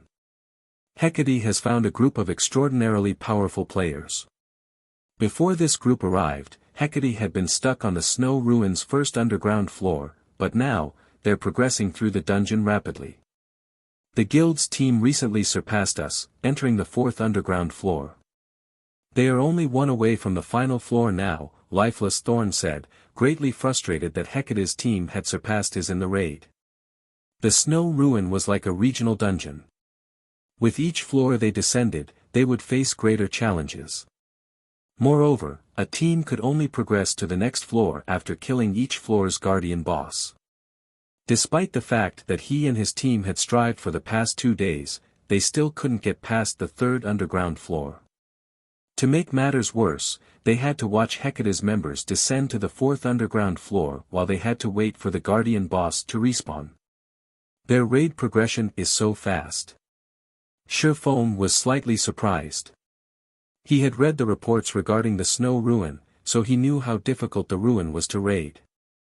The third floor's guardian boss was already a level 62 Grand Lord ranked archaic species. In addition, the boss had unique skills and fought in special environments that heavily favored them. Moreover, an ancient barrier enveloped the snow ruin that prevented the usage of any tools. Items such as the Bible of Darkness, summoning scrolls, and magic arrays were prohibited. Players had to rely on their own strength to clear the ruin. Even a 100-man team of Tier 2 players of the same level would struggle greatly to defeat the third underground floor's guardian boss, yet Hecate had succeeded. This outcome truly exceeded Shifeng's expectations. "Commander, why don't we call some of Asura's members from the main continent?" Lifeless Thorn suggested. The team he currently worked with was comprised of 100 of the strongest Asura members in Cold Wind City. He had even included Solitary 9 and Yenya, who were managing the Asura Adventurer Team and Adventurer Alliance's affairs, in the raid. However, they still couldn't get past the third floor's guardian boss. Their only option left was to mobilize the Asura members still on the continent of God's domain. After a period of training, those members' combat standards had surpassed Cold Wind City's experts by leaps and bounds. Forget about it. Although doing so would increase the raid team's overall combat power, the increase would be very limited. "It isn't enough," Shifeng said, shaking his head. "Since the boss hasn't respawned yet, you should return and rest up. Once I'm done dealing with my matters, I'll take a look at the snow ruin's third floor. If we can't find a way through the boss, it won't be too late to figure out another way." "Alright, I'll have everyone head back." Lifeless Thorn found Shifeng's plan reasonable. It was true that although. As for Shifeng taking part in the raid personally, Lifeless Thorn did not think that would make much of a difference either. The Snow Ruin's guardian bosses had to be defeated with the power of a team. There was a limit to how much an individual could contribute to the raid. However, Lifeless Thorn still looked forward to Shifeng taking charge of the raid team. They might very well be able to get through the third floor with his help.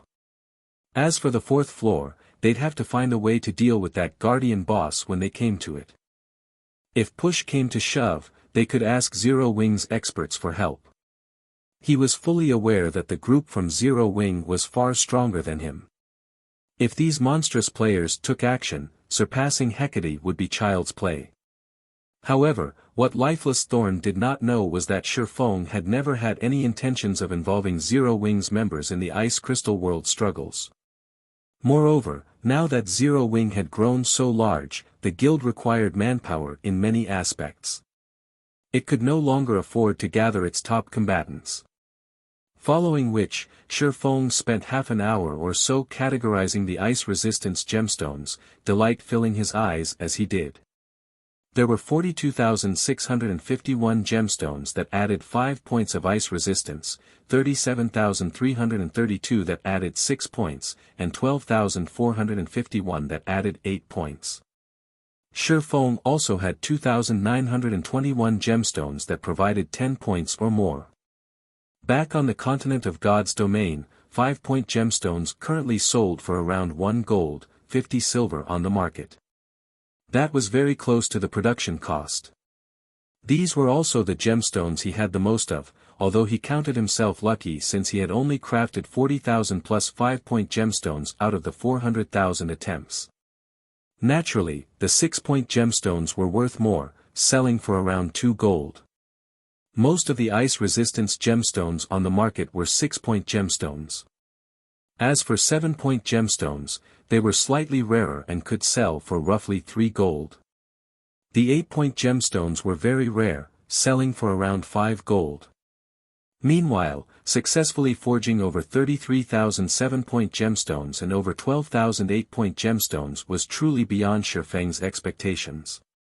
As for the ice resistance gemstones that offered 10 or more points in ice resistance, needless to say, they could easily sell for 10 gold or more. After all, ice resistance gemstones would always retain their value. Even if players only had a full set of 5-point gemstones, they would acquire more than enough ice resistance to deal with frosty environments and ice-type bosses. Shifeng then brought the ice resistance gemstones to Asura's residence, placing them in the Adventurer Alliance's trade window. He even placed the entry on the catalog's first page. However, unlike the catalog's other items, the ice resistance gemstones could only be purchased with the auction system. Moreover, players had to use both magic crystals and Adventurer Alliance points, with magic crystals having a higher priority. In other words, regardless of how many points players bid, the player that bid the most magic crystals would win the auction. The Adventurer Alliance points would only be used as a tiebreaker if the top contenders bid the same number of magic crystals. Meanwhile, Shifeng set the minimum bid for the 5-point gemstones at 4 magic crystals. Not wanting to post too many gemstones at a single time, Shifeng only posted 205-point gemstones. Shortly after Shifeng updated the exchange catalog, the players who had visited the Adventure Alliance to purchase items noticed the change. Immediately, a commotion arose in Asura's residence. Ice resistance gemstones. The Adventurer Alliance is amazing. It actually has such an item as well. Amazing. 1 gemstone adds 5 points in ice resistance. That almost rivals the ice resistance from mysterious iron equipment. Crap. If I could fully equip myself with these ice resistance gemstones, I could explore the snow rift practically unhindered. Just where did the Adventurer Alliance get its hands on such an item?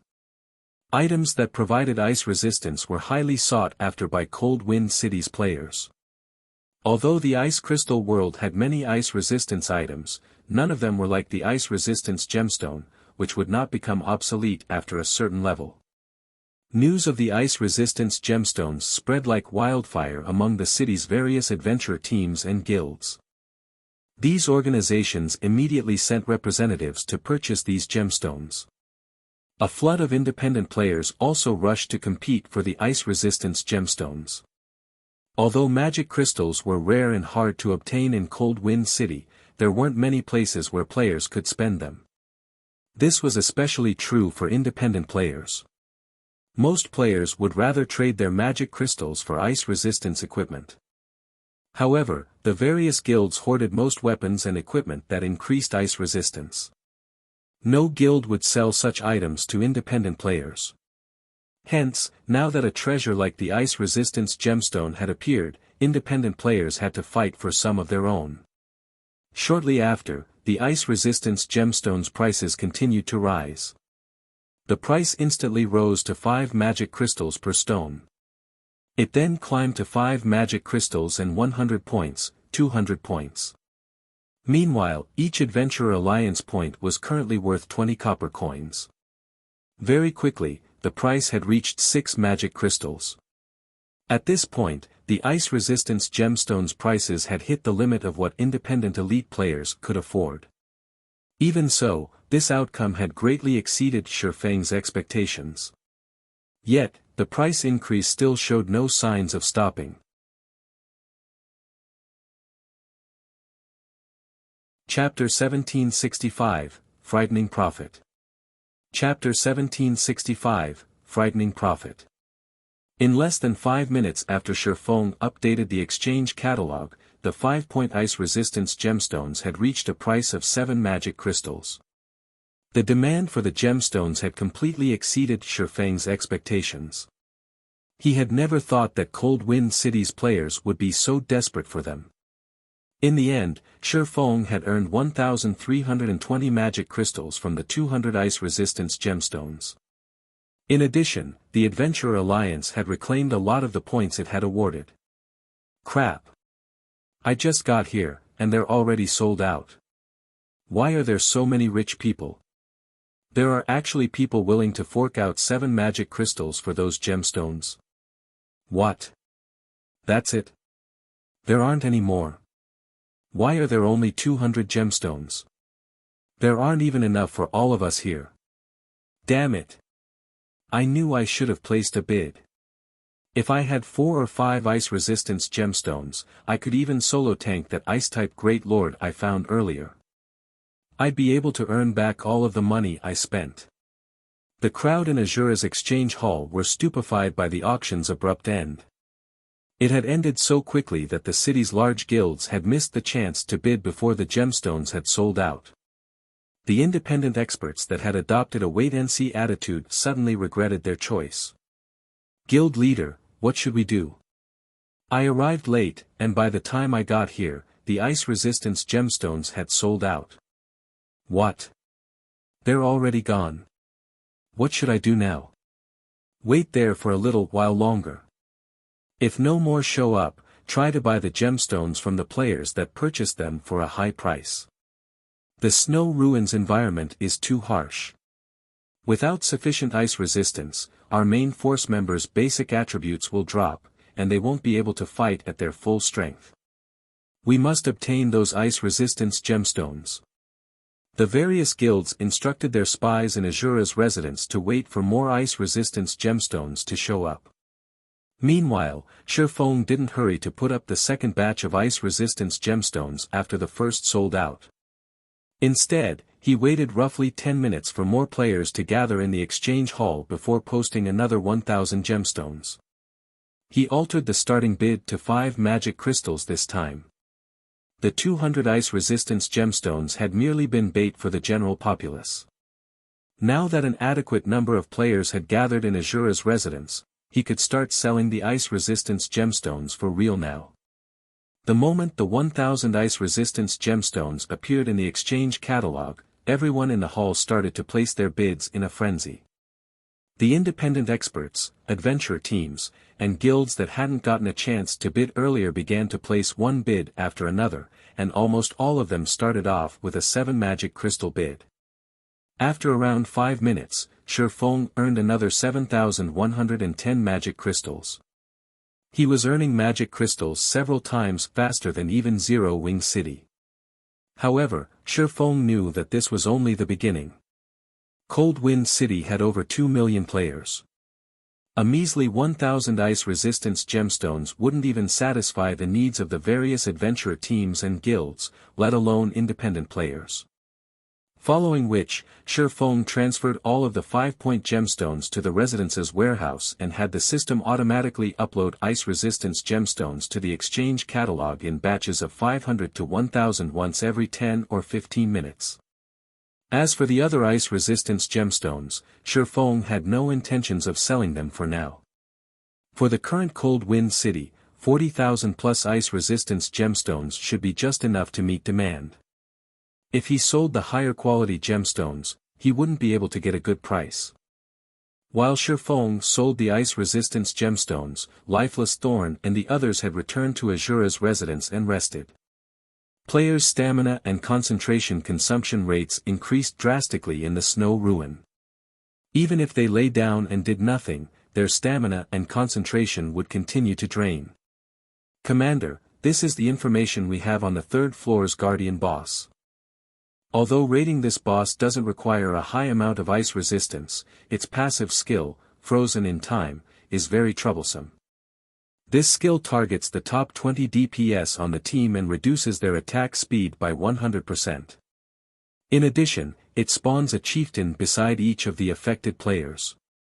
These chieftains are the same level as the affected players and have very high attack power, even rivaling great lords of the same level. In addition, the boss has a second passive skill called Bloodlust. As its HP drops, its strength, attack speed, and defense increase, Lifeless Thorn said, clearly frustrated as he spoke about the 3rd floor's guardian boss. How much HP did the boss have by the end of the battle? Shifeng asked. 50%, Lifeless Thorn said, slightly embarrassed. Is the team's average DPS not high enough? The outcome didn't particularly surprise Shifeng. The third floor's guardian boss evidently required raw power to defeat. Meanwhile, the raid team only had 12 Tier 2 players. As the boss's passive skill restricted the top 20 players' DPS, Lifeless Thorn and the other Tier 2 players couldn't cause any damage, and the rest of the team's DPS obviously wasn't high enough. It was not surprising that the boss had managed to whittle the raid team down. Even if Shifeng joined the team, the outcome would likely be the same. MHM. Everyone in the team is wearing the best equipment we have available. Honestly, though, if the team's DPS could land every attack, it should be possible to kill it, but the boss is very good at dodging and blocking incoming attacks. Without a sufficiently high combat standard, it is very difficult for players to damage the boss, Lifeless Thorn said, nodding. Got it. It seems that we need to improve everyone's equipment. Collect every piece of equipment your team is using and bring it all to me, Shifeng said after giving the matter some thought. If one's combat standards were lacking, they could simply make up for it with basic attributes. This was one of the long-standing methods God's Domain's players had practiced to raid difficult bosses. Improve their equipment? Is that even possible? Lifeless Thorn could not help his confusion. The raid team already wore the best equipment the Asura adventurer team had. It was basically impossible to improve the raid team's equipment standard further. But since the order had come from Shifeng, Lifeless Thorn did not give the matter much thought. He immediately gathered the raid team and had them hand over their equipment. In any case, he had planned to collect everyone's equipment to repair it all. Once Shifeng received the equipment, he found a normal lounge in the residence and retrieved Pandora's Rubik's Cube from his bag. The Pandora's Rubik's Cube had been so popular during his previous life because of the many regional dungeons and team dungeons that prohibited tools in the game's later stages. Pandora's Rubik's Cube was an exception to this rule. The enhancements Pandora's Rubik's Cube provided were akin to an enchantment. If the enhancements were placed before players entered the restricted zone, it would remain with them once inside. Hence, despite Pandora's Rubik's Cube's massive detriment, it had still been highly sought after. The only problem was that it cost a lot of magic crystals to use. Fortunately, several batches of ice resistance gemstones had sold thus far. After selling 3,000 plus gemstones, Shifeng had over 21,000 magic crystals. This was more than enough to enhance a 100-man team's equipment. Without hesitation, Shifeng converted 10,000 magic crystals into mana water. To increase his chances of success, Shifeng had Icarus's Heart's Divine Providence as well. He had also invested 200 units of life force to activate the skill, increasing the amount of luck he received to the maximum as well as increasing the skill's duration and decreasing its cooldown. He then started to strengthen each piece of equipment before him. There were nearly 1,000 pieces of equipment waiting for him. While Divine Providence was in effect, over half of his enhancement attempts had succeeded. Fortunately, nothing had changed for most of the remaining half. Only 100 plus pieces had been cursed and couldn't be used for a short time. However, the Asura adventurer team had plenty of equipment to spare. By the time Shifeng finished enhancing all 100 players' equipment, he had spent a total of 18,650 magic crystals. If converted to coins, that would be 5,595 gold. If the various large guilds learned Shifeng had just spent 18,650 magic crystals to enhance a bunch of equipment for just 24 hours, they'd curse him and call him a lunatic. He had spent as many magic crystals as a third-rate guild's entire stockpile. Shifeng, however, did not particularly mind the cost. While he had been busy with the raid team's equipment, he had sold another 5,000 or so ice resistance crystals and earned nearly 35,000 magic crystals. Right now, he was earning magic crystals faster than he could spend them. Once he finished with the raid team's equipment, Shifeng convened the raid team. Distribute this equipment. If there are no problems, we'll set out immediately, Shifeng said as he handed the entire team's equipment to Lifeless Thorn. When Lifeless Thorn received the equipment and inspected the items, his mind froze. "Commander, what did you do? The equipment's attributes have increased by so much." Lifeless Thorn could tell that most of the items Shifeng had handed him were the same items he had given the swordsman earlier, yet the attributes had undergone a massive transformation. He had never even heard of anything like this before. "I only enhanced them slightly and gave every piece of equipment a temporary 15% attribute increase," Shifeng said. He had originally wanted to enhance the equipment with mana stones, but he hadn't had enough magic crystals on hand. Hence, he had to settle for the weaker version for now. 15%. For a moment, Lifeless Thorn wondered if he had misheard. If a piece of equipment were upgraded by a single rank, its basic attributes would improve by roughly 15%. In other words, Shifeng had effectively increased the raid team's overall equipment standard by an entire rank. Furthermore, the enhancement wasn't limited to basic attributes. Even the equipment skills had been upgraded by 15%. When the raid team's members received the equipment, they couldn't help but gape at the items. They even wondered if these were the items they had worn originally.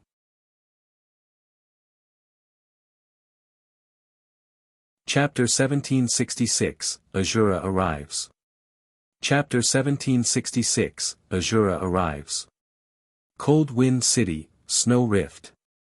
The Snow Rift was a mountain range that stretched for several hundred kilometers, blocking the path that connected Cold Wind City to other cities. As players ventured deeper into the mountain range, they'd encounter more powerful monsters, even bosses over level 100. It was not a place that current players could casually explore. At this stage of the game, the only viable way to travel from Cold Wind City to other cities was to enter the Snow Ruin and activate the teleportation device there. The teleportation device was connected to a teleportation array on the other side of the Snow Rift.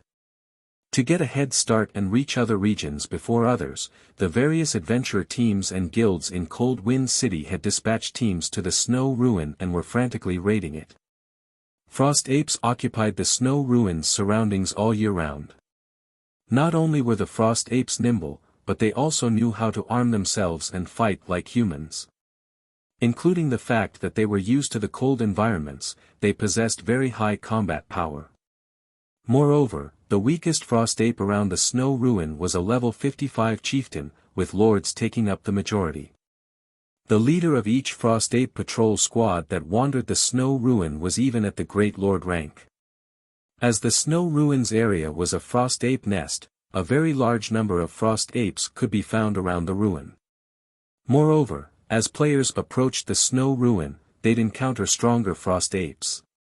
An ordinary 100-man elite team would have almost no chance of even getting close to the Snow Ruin, which even the Frost apes considered a forbidden land, let alone challenge the dungeon. Meanwhile, a short distance away, a 100-man team rapidly approached the Snow Ruin. Dozens of Frost apes charged at the team, including 5 great lords and over a dozen lords, yet despite such a force, the 100-man team pushed the monsters aside and continued with ease. Seeing this, the other 100-man team some distance behind the advancing team could not help but grow envious. However, even though the other teams were jealous, they could do nothing about it. This was because the advancing team was Centurion Dynasty's main force. Every member was equipped with a minimum of level 50 mysterious iron equipment, with over half of their equipment consisting of level 50 secret silver equipment. A few of the leading figures even wore a few pieces of level 50 fine gold equipment. In contrast, the other teams barely had a handful of level 50 secret silver equipment among their players, not to mention fine gold equipment. These Frost apes are really persistent. They're always like this whenever we come here. Even after we kill one of them, another one just takes its place. Just getting into the Snow Ruin costs us a considerable amount of stamina and concentration, a level 53, Tier 2 Shield Warrior complained. Currently, the Shield Warrior used his Dark Grey Tower shield to hold back 3 level 57 Great Lord ranked Frost Ape captains. Although the Shield Warrior complained, his feet never stopped moving. He constantly maintained his aggro on the three Frost Ape captains, preventing the Great Lords from breaking past his team's defensive line and damaging to the rear line players. We're almost at the entrance. Ranged unit, prepare to open up a path. Everyone else, prepare to move.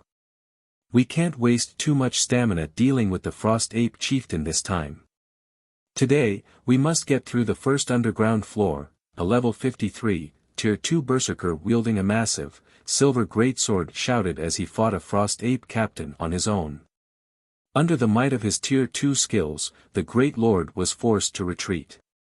The players around the berserker were in awe of the strength he displayed. This Tier 2 berserker was none other than Sky Slicer, Centurion Dynasty's guild leader and one of Cold Wind City's top 10 experts. Meanwhile, roughly 500 yards away from Centurion Dynasty's team, a Frost Ape that was twice as large as the others watched the fight. This gigantic Frost Ape wore tattered armor and wielded twin sabers. Frost Ape Chieftain, humanoid creature, Grand Lord. Level 58. HP 64,000,000/64,000,000. The Frost Ape Chieftain was the Snow Ruins' unofficial gatekeeper. The Grand Lord would attack any player that tried to approach the dungeon. Due to the Frost Ape Chieftain, many teams' expeditions to the ruin had been terminated before they got to it. Even the various guilds' main forces disliked dealing with the monster. As an ancient magic array, which increased stamina and concentration consumption, enveloped the Snow Ruin surroundings, players would lose a considerable amount of these resources if they fought the Frost Ape captain. Even if they defeated the Grand Lord without complications, they would have a harder time challenging the Snow Ruin. Hence, the various guilds always tried to avoid the Grand Lord and reduce any unnecessary stamina and concentration consumption to focus on the dungeon. As Centurion Dynasty's main force moved within 100 yards of the Frost Ape Chieftain, the Grand Lord roared and charged at the team. 9 Great Lord-ranked Frost Ape guards followed closely behind. Quicksand, hold the chieftain. The other MTs, take care of the guards. Ranged unit, use everything you have to repel the guards. Everyone else, charge into the ruin. Sky Slicer hurriedly shouted. With a battle cry, Quicksand, the level 53, Tier 2 shield warrior, raised his shield to receive the Frost Ape Chieftain's approaching slash, the muscles of his arms bulging. Boom! Quicksand was immediately forced to retreat by 5 steps, a damage over -10,000 appearing above his head. Meanwhile, the Frost Ape Chieftain's charge had abruptly halted. Though, seeing that its first attack had failed, the Grand Lord swung its other saber. Reacting quickly, Quicksand slanted his shield and deflected the attack, mitigating a significant portion of the force. At this time, the other MTs and Sky Slicer charged at the approaching Frost Ape guards.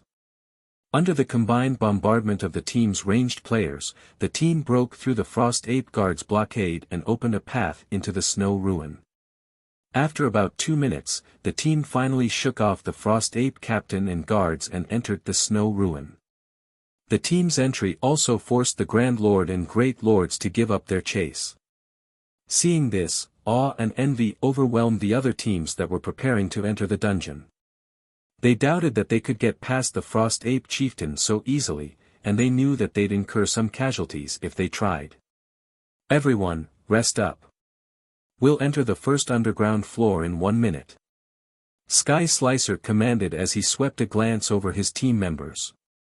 Every member of the team had lost a considerable amount of their HPs and mana during that fight.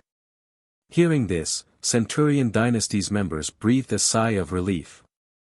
They were also delighted that they had gotten past the Frost Ape Chieftain much easier than the last visit. Now, they'd have a greater chance of clearing the first floor. While Centurion Dynasty's players rested, they heard multiple explosions from outside of the Snow Ruin. Moreover, the sound grew louder as the seconds ticked by. Is another bunch of ignorant newcomers trying to take advantage of our efforts to get in? Sky Slicer, who rested on the ground, cracked open an eye as he sneered. This was not the first time their team had encountered such a situation. Although their team had revealed a gap in the Frost Ape Chieftain's defense as they entered the dungeon, the Grand Lord's failure to stop the intruders would eventually enrage it. While enraged, the Frost Ape Chieftain's strength and speed would increase significantly. The Frost Ape guards would also receive a strength boost. This had undoubtedly increased the difficulty of breaking into the snow ruin. The correct way to enter the snow ruin would be to wait until the Frost Ape Chieftain and Frost Ape guards calmed down. These ignorant newcomers are in for a big surprise. I'm guessing that they will team wipe. Even Boss Quicksand can't stand against the Frost Ape Chieftain after it goes berserk. This should teach those people a lesson. Didn't they see the other teams outside sitting around and waiting, rather than charging into the ruin after us? While the Centurion Dynasty's members discussed the newcomers, the sounds of battle outside of the snow ruin grew more intense. After 30 seconds, though, silence returned to the snow ruin. It seems they've wiped. The battle sure ended quickly. As the area fell silent, some of Centurion Dynasty's members expressed pity, while others laughed in ridicule. "Alright, let's get ready to set out," Sky Slicer said once he noticed that his team had mostly recovered. Just as the team members began to stand and head into the first underground floor, a team walked through the snow ruin's dilapidated entrance. Contrary to the raid team's expectations, however, these newcomers had lost barely any HP, let alone looking miserable. Moreover, the team still had all 100 of its members. What's going on? Sky Slicer stared at the intact 100-man team with wide eyes. Centurion Dynasty's other members also gaped at the newcomers. They simply couldn't believe their eyes. That was the enraged Frost Ape Chieftain they were talking about. Who are these people? Hold on, isn't that Asura's lifeless thorn? It's the Asura Adventure Team. Meanwhile, after glancing at Centurion Dynasty's members, Shifeng and the others moved past them into the snow ruin's first floor, leaving the stupefied guild members behind them.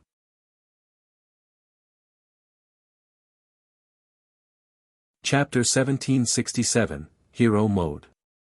Chapter 1767, Hero Mode. In the quiet, dilapidated hall, Centurion Dynasty's members only snapped out of their daze after Shifeng and his team had entered the first underground floor. So strong. They actually managed to enter the ruin despite going up against the enraged Frost Ape Chieftain. It's no wonder why they can reach the third underground floor. Why are they here again? Didn't they just head back to rest some time ago? That's Asura's commander leading the team. It seems that Asura plans to go all out in the raid. This is going to be interesting. I've heard that Hecate has also started raiding the snow ruin with everything they've got and has reached the 4th floor already. I wonder how Asura's raid team will fare. Although Asura is powerful, this is the snow ruin, where a team's overall strength matters more than the individual.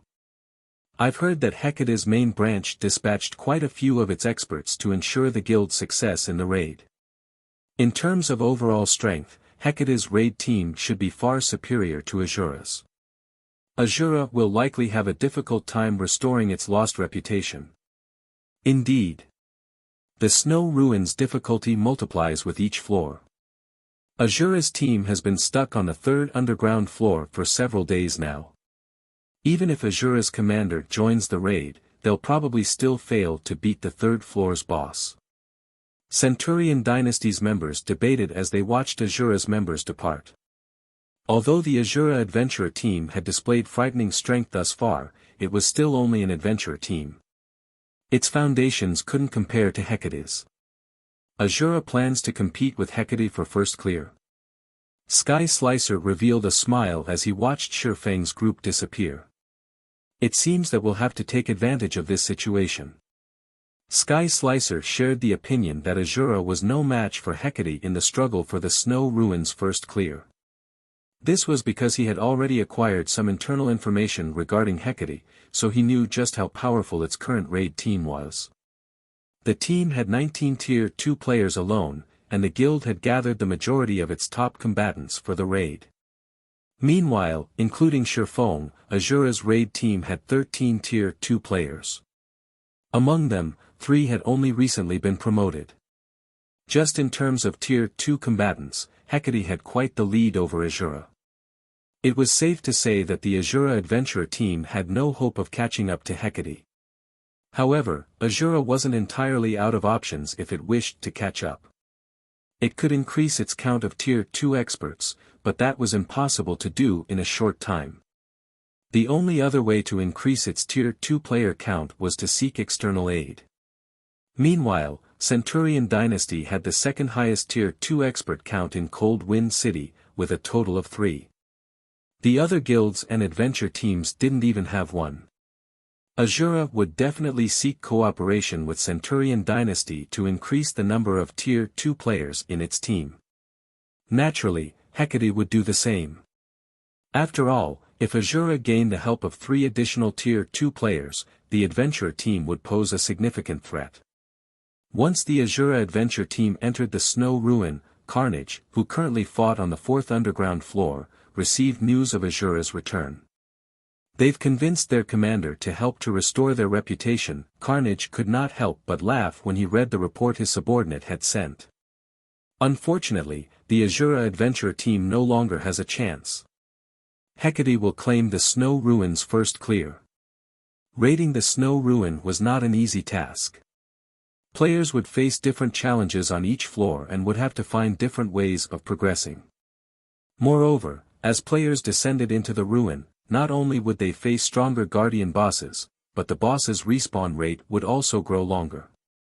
The bosses on the 1st and 2nd underground floors would respawn in 1 and 2 hours respectively. On the 3rd floor, however, the respawn time would increase to 4 hours.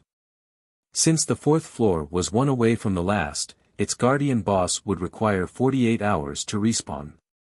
The system had set such long respawn times to prevent other teams from disturbing the raid. In addition, the Snow Ruins' final boss was incredibly tough and required a lot of time to raid. Meanwhile, Hecate's team had reduced the 4th floor boss's HP to 50% already. They basically had this raid in the bag and would almost certainly progress to the 5th floor. Even if Asura reached the 4th floor, the adventurer team's efforts would be a waste. Not only would Asura fail to learn about the 4th floor boss, but it would also have to waste a full day for the boss to respawn. During this time, Hecate's team could research the final boss and find a way to defeat it. In other words, Asura's raid progress would lag behind Hecate's by at least 2 days. This was not an easy gap to bridge. Furthermore, some of Hecate's experts, who had left to challenge their Tier 2 promotions, should finish their promotion quests and return to the guild before the team raided the final boss.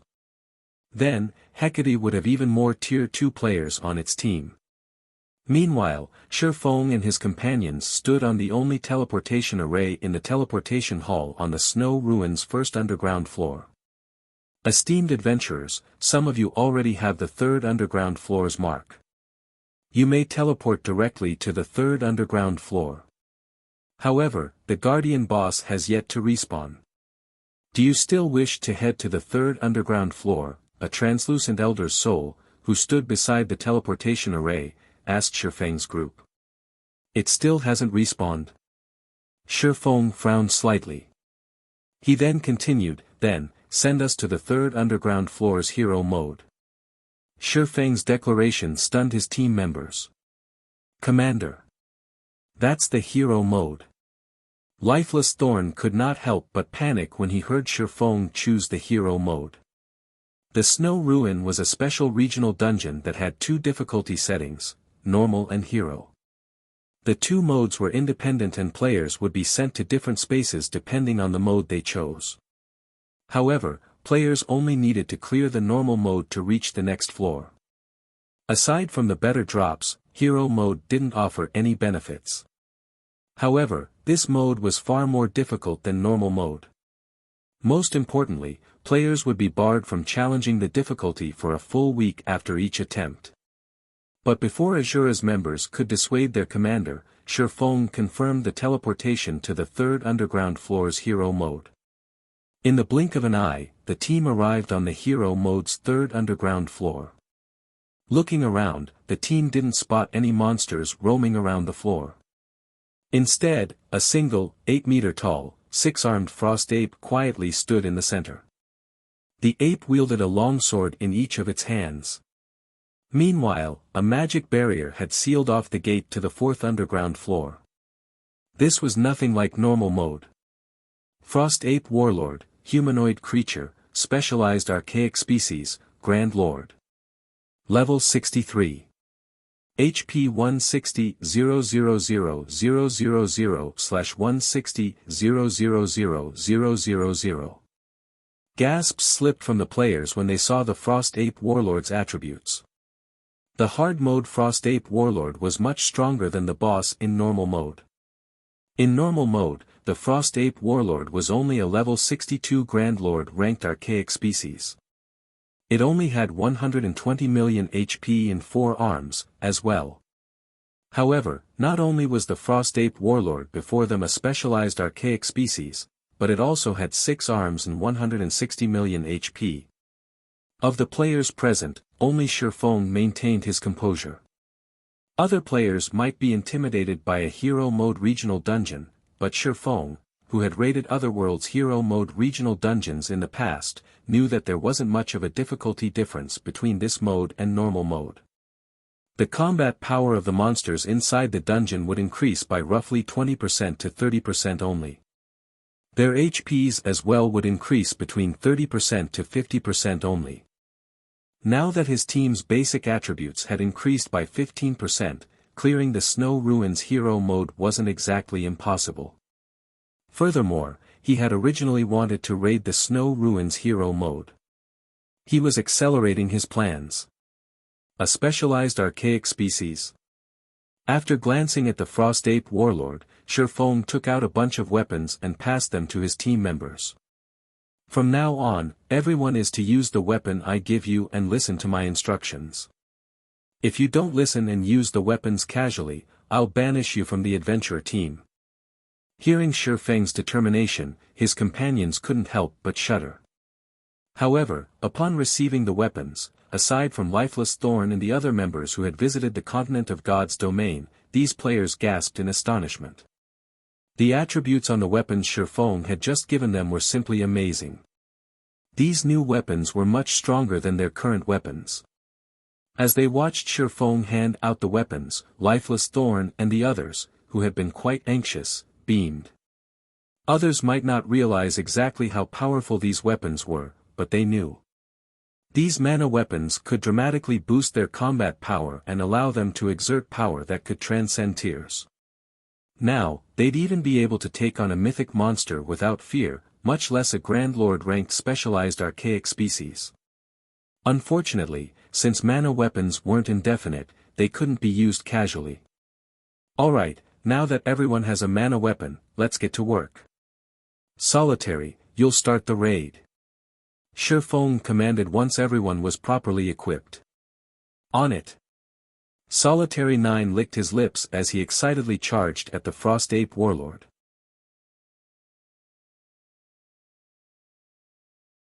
Chapter 1768, Sockham's Blade. Roar. As Solitary 9 came within 150 yards of the Frost Ape Warlord, the Grand Lord abruptly opened its eyes and let loose an angry roar that echoed throughout the third underground floor.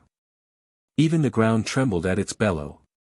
Without waiting for Solitary 9 to reach it, the Frost Ape Warlord advanced, its body transforming into a powerful gale as it charged at the Shield Warrior. In the blink of an eye, the Ape Warlord arrived before Solitary 9 and swung one of its long swords at the Shield Warrior. Reacting quickly, Solitary 9 raised his shield slightly and deflected the Ape Warlord's longsword, sending the weapon crashing into the ground beside him. Immediately after, he tightened his grip around his one-handed axe and swung it at the Ape Warlord, silver divine runes appearing on the head of the axe as it moved. Tier 2 skill, Angry Blow. In the next moment, the one-handed axe sneaked past the Frost Ape Warlord's defenses and landed on its body. Upon getting struck, the Grand Lord shrieked in pain. -51,854. Everyone present was dumbfounded at this damage. This number was too absurd. Previously, when going up against the normal mode Frost Ape Warlord, Solitary 9 could deal only a little over -20,000 damage when using a Tier 2 skill. Now, despite going up against the Hero mode version, he actually more than doubled that damage. After getting struck, the Frost Ape Warlord became enraged. This time, it fiercely swung two of its long swords at Solitary 9. Upon seeing this, Solitary 9 executed a spiral jump. At the same time, his shield gave off a dazzling glow. Both long swords the Ape Warlord swung then involuntarily shifted to cut at the shield. Tier 2 defensive skill, Attack Redirection. When activated, Attack Redirection forced a target to land all of their attacks on the user's shield. At the same time, the user's defense would be increased by 100%, and the damage received, reduced by 50%. Attack Redirection was a very rare defensive skill. When both longswords landed on Solitary 9's shield, 2 damages of -2,600 appeared above his head. After the Shield Warrior reached level 55, his HP exceeded 65,000. This amount of damage was nothing to him, one healer would be enough to keep him alive and healthy.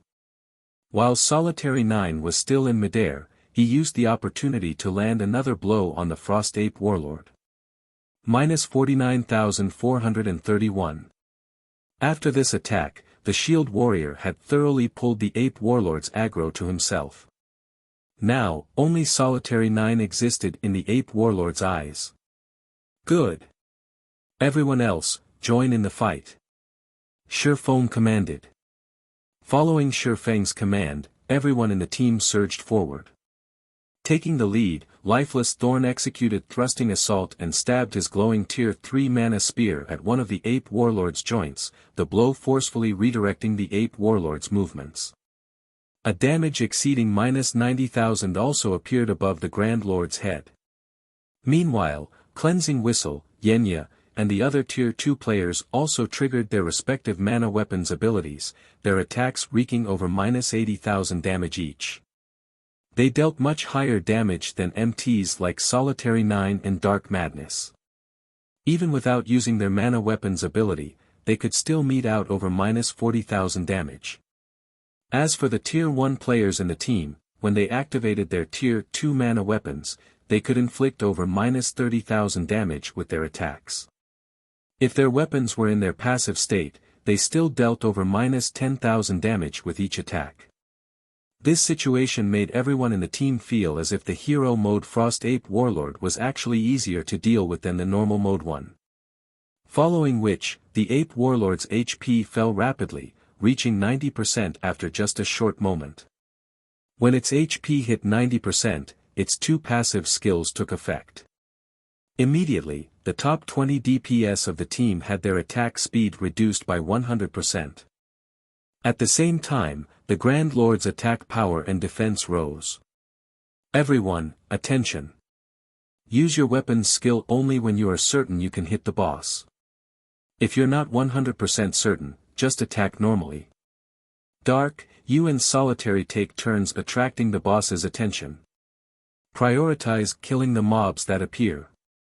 Shifeng instructed through the team chat. Although their attack speed had been reduced, that did not mean that their attack power had declined. So long as they could land their attacks on the boss, they could still deal damage. Following which, Shifeng activated Abyssal Curse, lowering the boss's attributes by 10%, giving his team an easier time against the boss. Due to the mana weapons, although the Frost Ape Warlord's 2 passive skills had taken effect, the Tier 1 players in the team were still able to deal over -10,000 damage with their attacks. They were not much weaker than an ordinary Tier 2 player. As a result, the boss's HP still decreased at a rapid pace. 80%. 60%. 30%. Despite the Grand Lord becoming increasingly powerful as its HP diminished, it still failed to cope with Asura's team, which effectively rivaled a 100-man team of Tier 2 players. When the Ape Warlord's HP fell to 20%, it abruptly raised its 6 longswords into the air and started gathering a large amount of mana around the weapons. It was clearly planning to use a powerful team wipe skill, something that the normal mode Frost Ape Warlord did not possess. "Everyone, gather at my location." Shifeng did not grow flustered in this situation. After all, he had dealt with hero mode bosses plenty of times in the past, hence, he expected the Frost Ape Warlord to possess a team wipe skill. Everyone present was an expert. Upon hearing Shifeng's command, they speedily gathered around him. However, as the Ape Warlord's skill had a short channeling time of only 3 seconds, not everyone managed to get to Shifeng before the boss's skill activated. In the next moment, the Grand Lord rapidly brandished its 6 long swords simultaneously, sending energy blades flying in all directions. The power contained within those energy blades shattered even the sturdy stone floor. Meanwhile, the energy blades flew up to 100 yards before they disappeared. 3 players that failed to get within range of Shifeng's activated absolute domain were killed instantly. The frightening destructive power of the boss's team wipe skill had everyone alive gasping. However, after using its team wipe skill, the Frost Ape Warlord fell into a sluggish state, its movement speed decreasing significantly. This situation allowed Asura's members to land attacks on it more easily. In less than 2 minutes, the Frost Ape Warlord fell under Shifeng's Divine Providence enhanced attack, dropping a bunch of items around its corpse. Seeing the Frost Ape Warlord dead, everyone could not help but sigh ruefully. They never thought that the hero mode boss would be so easy to deal with. Even when Hecate's raid team challenged and defeated the normal mode Frost Ape Warlord, the team had lost over half of its members. On the other hand, they had defeated the hero mode version at the cost of only 3 lives. If not for the boss's team wipe skill, they might have even managed to clear the floor without suffering a single casualty. Resurrect the fallen. Once everyone's recovered, we'll head down to the 4th underground floor, Shifeng instructed. He then proceeded to collect the boss's loot. Although he had activated Divine Providence, at the end of the day, the Frost Ape Warlord was still a monster of the Ice Crystal world. Practically all of the items it dropped were materials, albeit epic ranked ones. Only 2 items were equipment, level 50 fine gold ranked mage robes and a level 50 fine gold ranked 2-handed axe. Even so, this loot still made many of the team's experts drool. Among the 30+ items that dropped, only one managed to catch Shifeng's attention, the Sockham's blade forging design. Sockham's blade was a level 50 dark gold weapon. To the current god's domain that had a severe scarcity of top-tier level 50 weapons and equipment, a level 50 dark gold weapon was an item beyond most players' reach. After tidying up the loot, Shifeng noted that his team had already recovered fully. He then led his team down to the 4th underground floor. The 4th underground floor was a maze that was littered with traps, which made traversing the floor extremely difficult. After spending over an hour exploring the maze, the team arrived before a spacious hall. Sure enough, there aren't any mobs here either. After arriving at the end of the maze, Shifeng noticed that the situation here was similar to that on the 3rd floor. There were no wandering mobs here at all. There were only 2 4-winged gargoyles standing at the entrance leading down to the next floor. Stone Guardian, Archaic Species, Grand Lord. Level 64. HP 130-000-000/130-000-000. We need to deal with 2 bosses on this floor. Shifeng smiled as he looked at the 2 gargoyles. Solitary and Dark, each of you take on one of these bosses. We'll split the team into 2 groups of 50 and raid the bosses separately. Other teams might find dealing with 2 bosses simultaneously to be headache-inducing, but the 2 Stone Guardians were not a problem for Asura's current raid team. As Refinement Realm experts, both Solitary 9 and Dark Madness were more than capable of tanking a Grand Lord ranked archaic species all by themselves. As for DPS, although the team's damage dealers would be split between two teams, they could still cope with the Stone Guardians, thanks to the mana weapons. In the end, just like Shifeng had expected, before even 20 minutes had passed, both Stone Guardians had fallen to Asura's raid team, dying under Shifeng's swords. In total, the two bosses had dropped over 30 items, none of which managed to catch Shifeng's attention. The only noteworthy items in the loot were 3 pieces of level 50 equipment, 2 pieces were fine gold rank, while 1 was dark gold ranked leather boots. After resting for 10 minutes or so, Shifeng led the team down to the 5th underground floor, which was also the final floor of the snow ruin. At the same time as Asura's team was descending to the final floor, a system announcement suddenly rang in everyone's ears.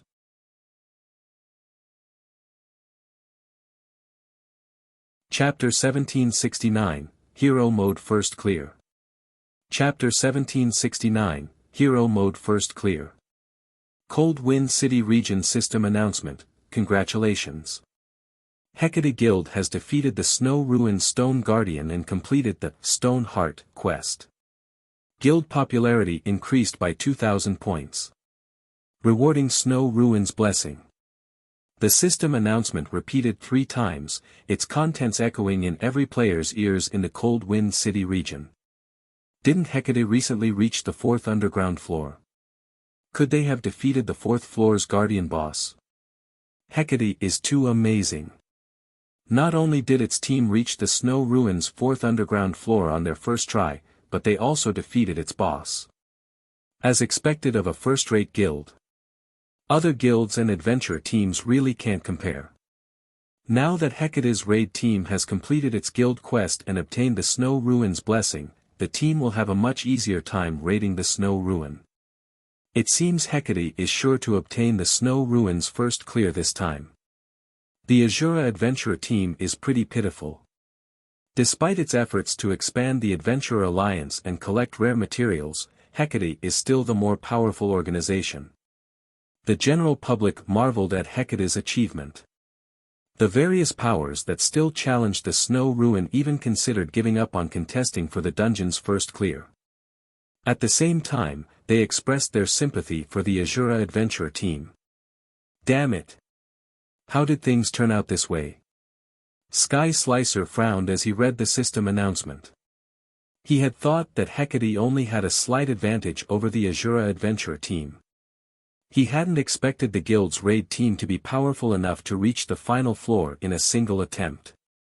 Moreover, Hecate had completed the epic guild quest, Stone Heart. The Centurion dynasty had this guild quest, as well.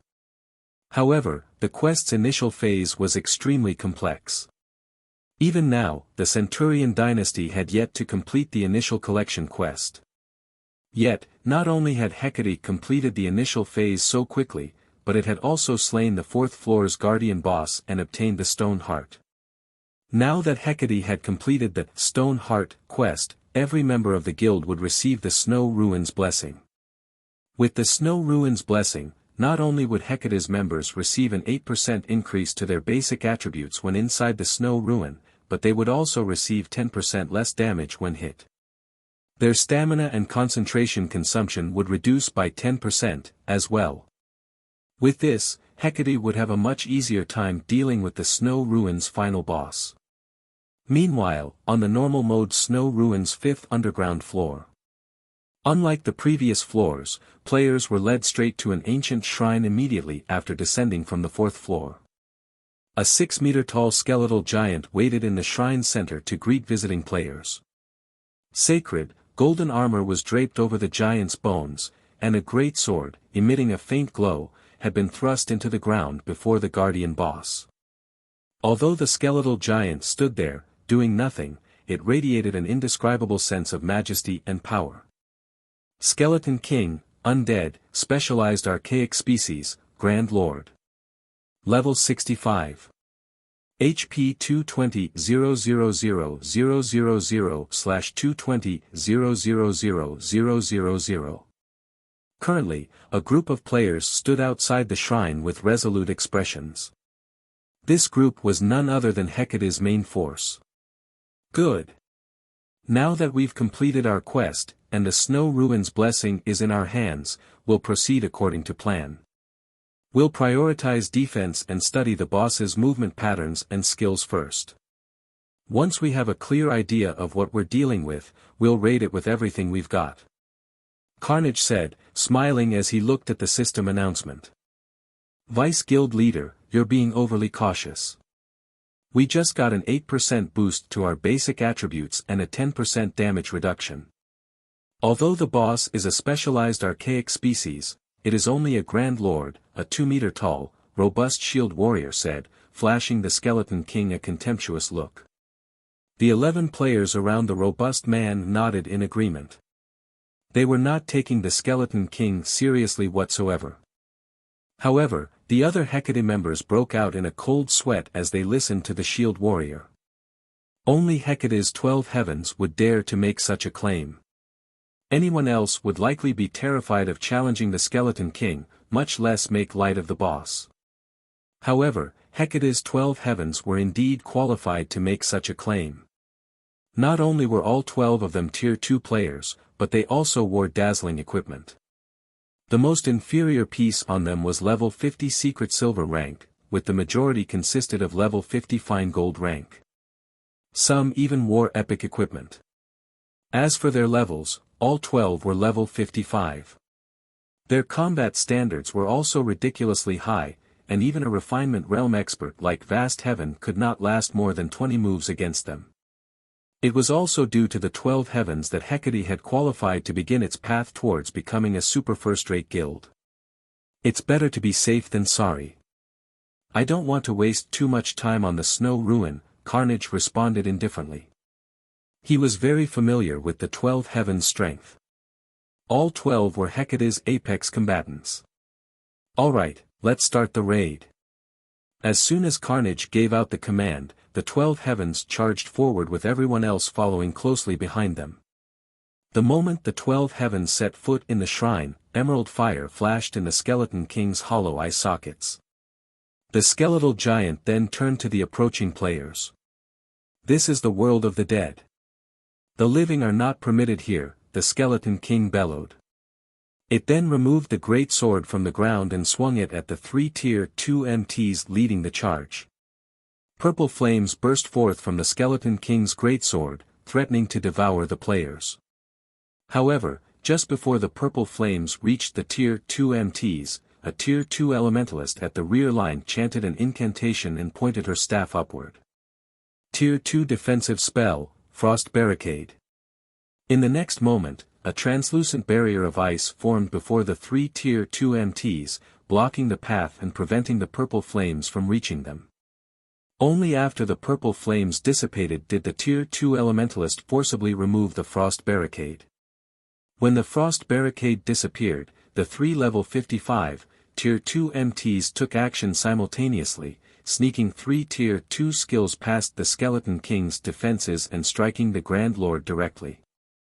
Each skill dealt over -20,000 damage.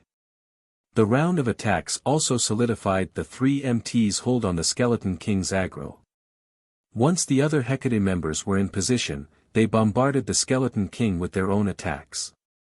The Skeleton King's single-target attacks were far more powerful than those of the previous Guardian bosses. Even its normal attacks could push a Tier 2 metric tons backward by over a dozen yards and cause over -26,000 damage. Moreover, this was after the Tier 2 metric tons had blocked the attack with their shield. If the Tier 2 MTs received one of the boss's single-target skills with their shields, they would lose over -50,000 HP. If the MTs failed to block a skill attack, it was safe to say that they would die instantly. Moreover, every time the Skeleton King's HP fell past a certain threshold, the boss would summon a large group of skeleton warriors. If these skeleton warriors were not defeated within a certain time, the Skeleton King would convert them into HP. To make matters worse, the Skeleton King would randomly cast Hell Flame, an AoE spell. The boss aimed this spell at random targets each time it cast it, not the 3 MTs.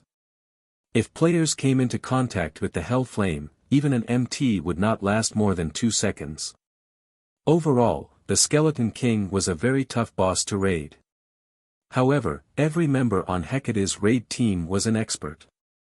This was especially true for the 12 Heavens 3 MTs. The 3 Tier 2 MTs would systematically rotate in and out of battle, taking turns tanking and landing hits on the boss.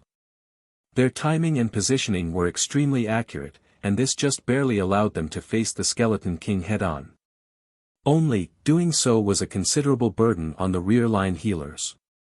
Not once had the healers stopped casting their spells since the raid had begun.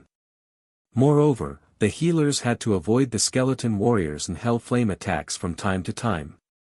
In such a way, Hecate's raid team whittled down the Skeleton King. When the Skeleton King's HP fell to 50%, the Grand Lord went berserk and emerald fire wrapped around its greatsword.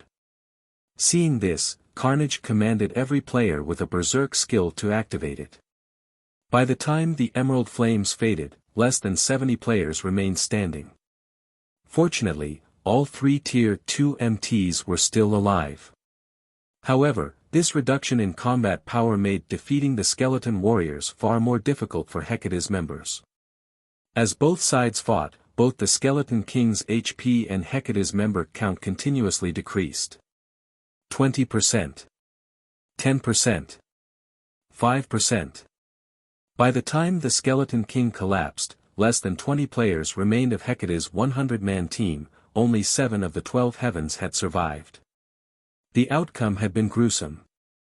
Cold Wind City Region System Announcement: Congratulations to Hecate for obtaining the first clear on the normal mode Snow Ruin.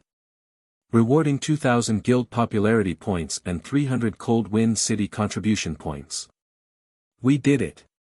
Vice Guild Leader: as we predicted, we only needed 500 contribution points to take control of Cold Wind City. Now, we just need to complete a few epic ranked city quests to earn the remaining 200 contribution points. The Hecate members that were still alive could not help their excitement upon seeing the system announcement. Even Carnage's eyes glowed as a pleasant feeling warmed his heart. Meanwhile, news of Hecate's success shocked Cold Wind City's players. After this, Hecate's dominance over Cold Wind City was inevitable. In the future, Cold Wind City was bound to become Hecate's territory.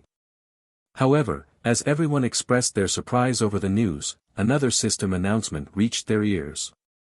Cold Wind City Region System Announcement: Congratulations to the Asura Adventurer team for obtaining the first clear on the hero mode Snow Ruin. Rewarding Hero's Key and 500 Cold Wind City contribution points.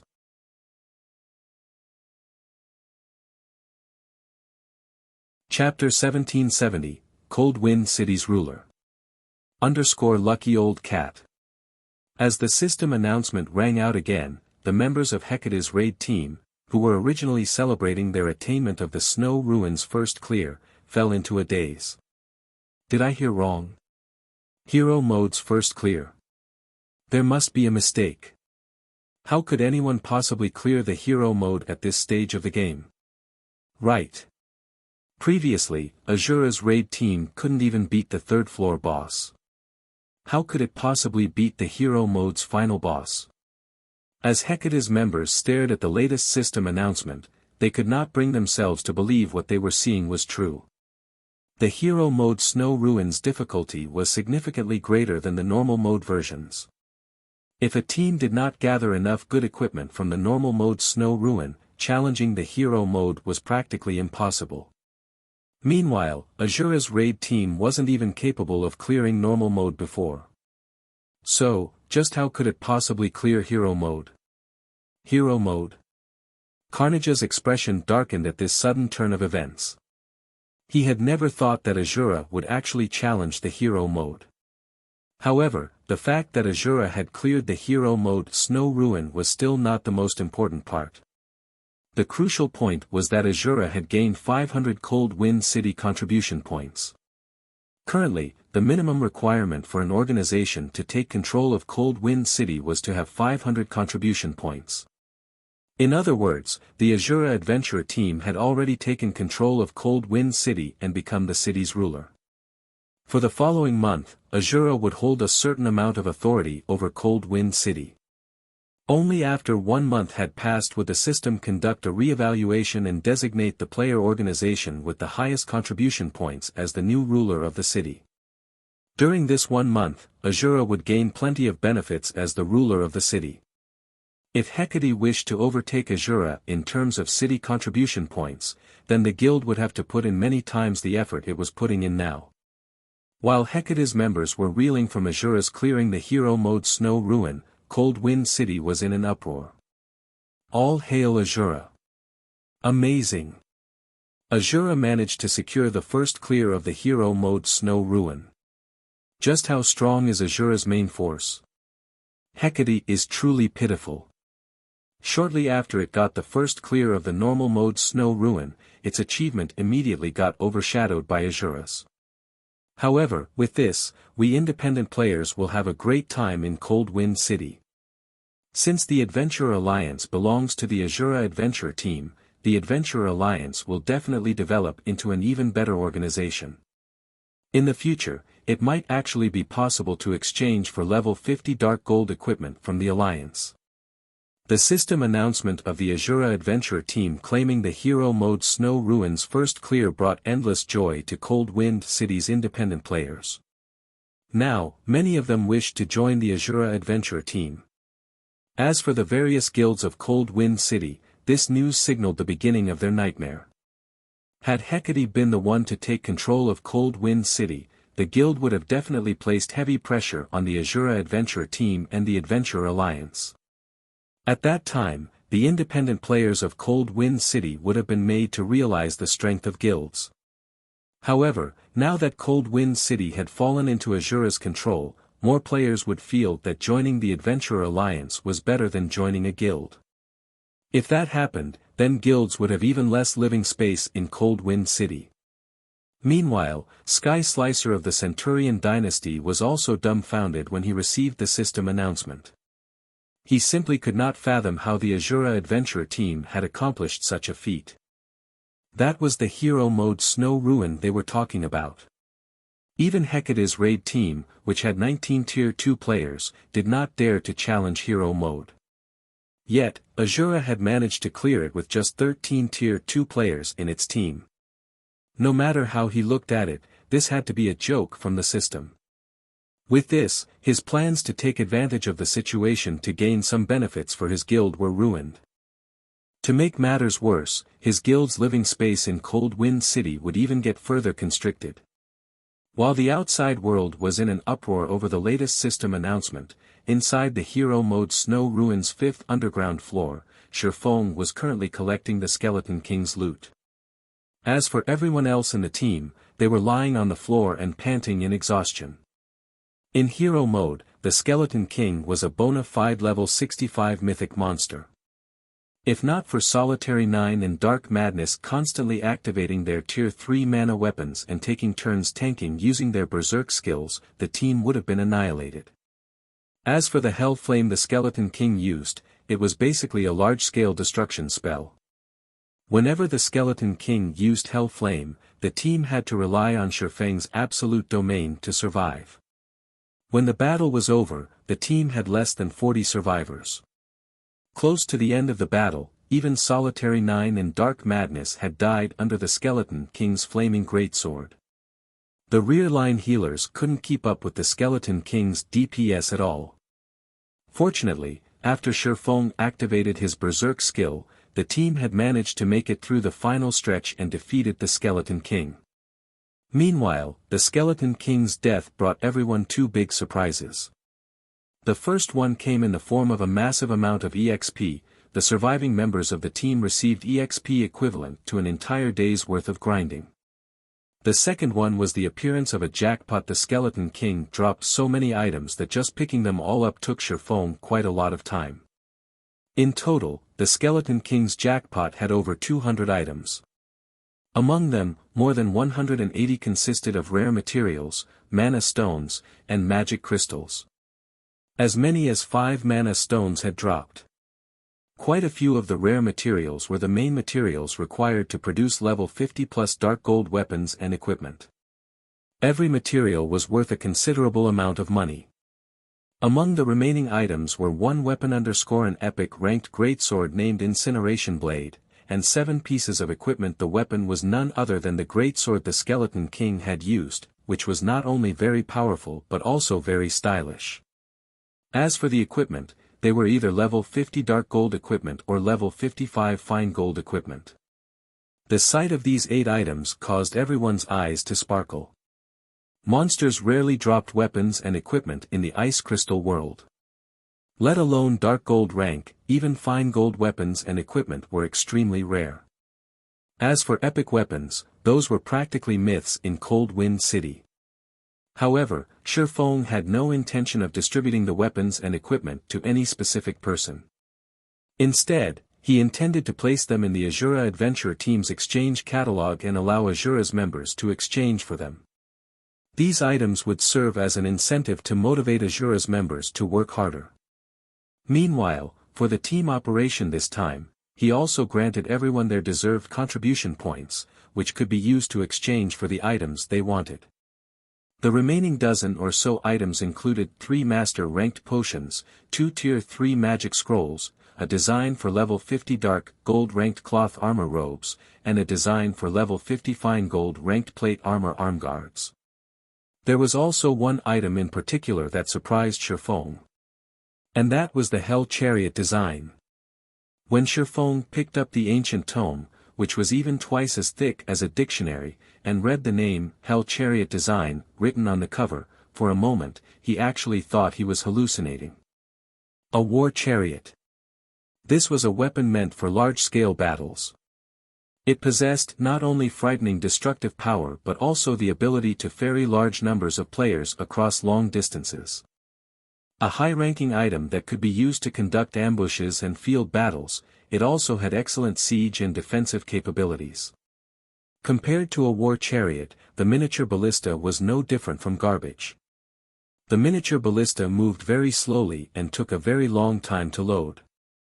It also had no defensive capability and, hence, could be destroyed easily. In contrast, a war chariot was very fast and boasted powerful defensive capabilities. A war chariot could ensure that the players riding inside did not receive any damage from attacks, somewhat similar to the ships at sea. Shifeng had never imagined that the Snow Ruins final boss would drop such an item. In terms of value, all the other items the Skeleton King dropped combined were not even worth 1/5 of the Hell Chariot design. After taking a few deep breaths and calming himself down, Shifeng activated Omniscient Eyes and appraised the Hell Chariot design.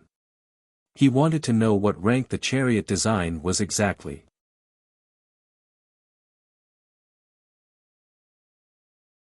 Chapter 1771, Hell Chariot. _Lucky Old Cat. As Shifeng used Omniscient Eyes on the tome in his hands, a loading bar appeared before him, needing 10 seconds to fill completely. 10 seconds. Shifeng's heartbeat quickened when he saw the loading bar. The longer the appraisal time, the more valuable the appraised item was. War chariots could be categorized into basic, intermediate, advanced, master, and grandmaster ranks, the chariot's value increasing with each subsequent rank. The war chariot's abilities were also stronger with each rank. A basic war chariot possessed enough combat power to deal with a great lord, but only a fool would use it against a monster. War chariots truly shined in siege battles and combat between players. Using a war chariot to deal with monsters was overly extravagant. Unlike normal weapons and tools, repairing a war chariot required more than just coins, players would also have to supply the materials. If a war chariot were used to grind monsters, the income wouldn't even be enough to cover the repair costs. Moreover, the required materials were very rare and hard to obtain. Once the loading bar was full, the Hell Chariot design's details appeared before Shifeng. Hell Chariot design, intermediate design, can be used to produce the Hell Chariot. Hell Chariot. Maximum capacity, 20 people increases movement speed by 180%. Possesses Tier 2 defensive capabilities. Durability 400 additional skill 1 dash. Magic Shield, constructs a Tier 3 magic barrier that can absorb up to a maximum of 2 million damage for 20 seconds. Each use costs 20 magic crystals. Cooldown, 10 minutes additional skill 2 dash. Hell Cannon, 1500 range. Deals a devastating blow at the Tier 3 standard to a 30-yard radius. Each use costs 100 magic crystals. Cooldown, 15 seconds additional skill 3 dash. Flame Spears, creates 12 flame spears. Each flame spear carries power at the peak of Tier 2 and has a 150-yard attack range. Cooldown, 3 seconds. What a powerful war chariot.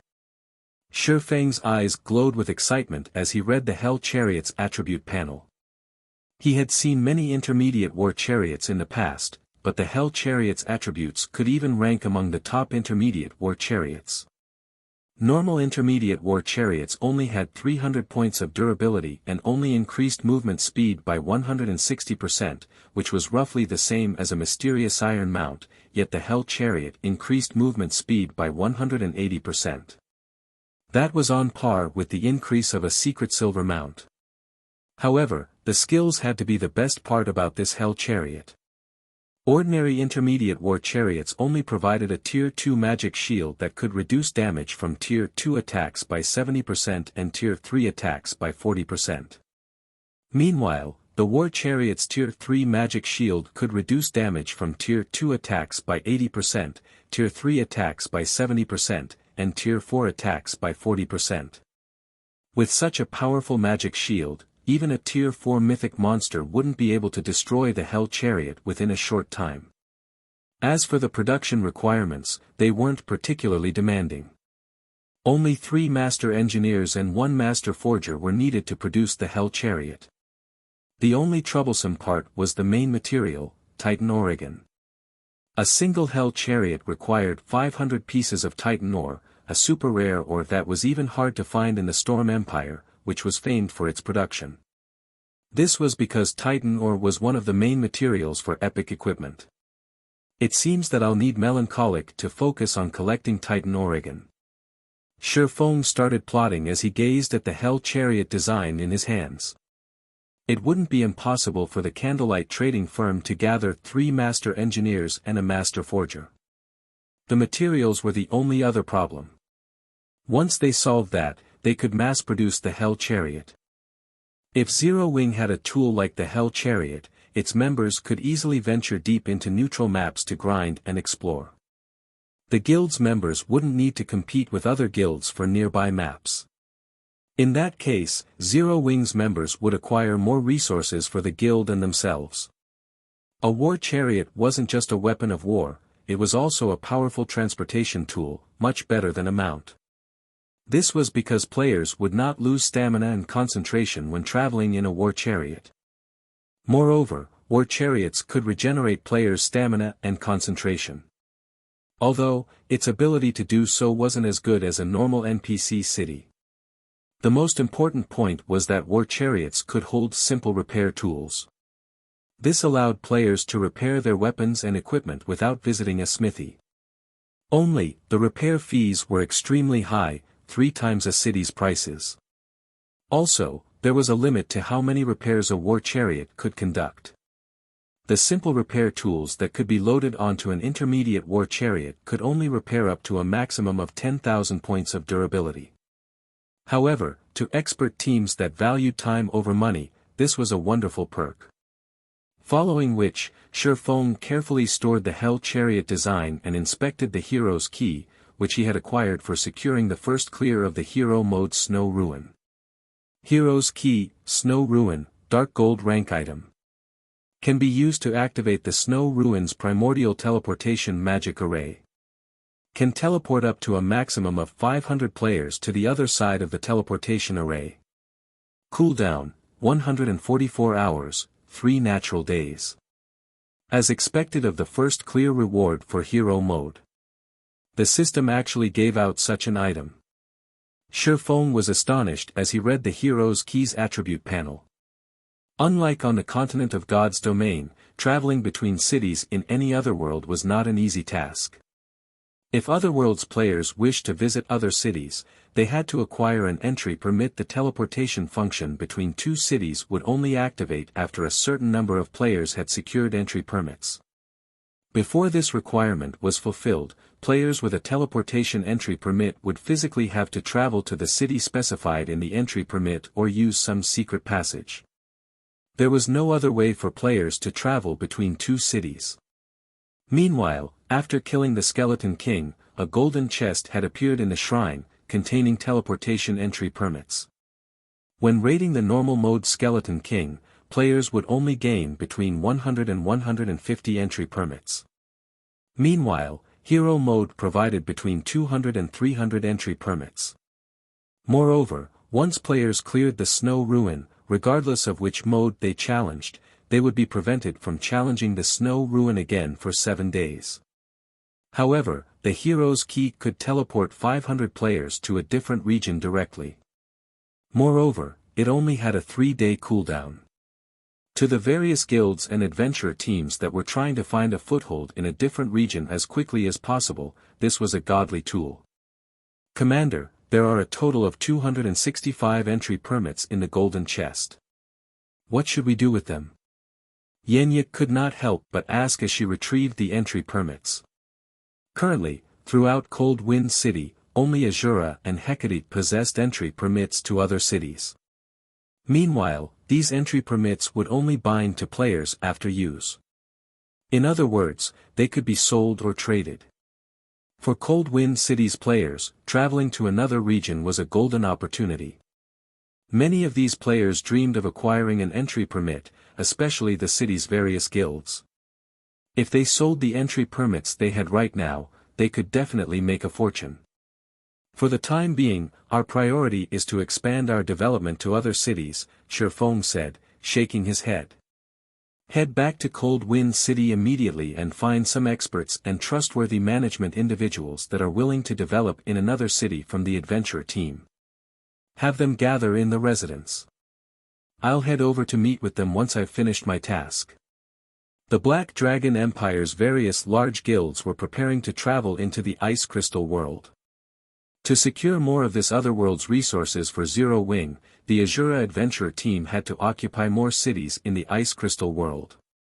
Otherwise, once the Black Dragon Empire's various large guilds arrived in the Ice Crystal world cities, it would become far more difficult for Asura to secure a foothold in those cities. After all, both Asura and Zero Wing were far from a match for the Empire's large guilds in terms of resources and manpower. We're expanding our development to other cities. Yenya's eyes sparkled with excitement upon hearing Shifeng's words. She was painfully curious about the Ice Crystal world's other cities. Cold Wind City was only a minor city, not one of the otherworld's main cities. Following Shifeng's command, Yenya promptly left the snow ruin to gather the Asura adventurer team's expert players. As for Shifeng, he made his way to Cold Wind City's City Hall. You're tuning into the Han Li's Wuxia Chronicles YouTube channel. We're so grateful for your support and don't forget to subscribe to join us on this incredible journey through captivating stories. Your generosity through donations truly makes a world of difference, as it's the primary source of revenue that allows me to expand and enhance this channel for you. Thank you from the bottom of my heart for being a part of this adventure.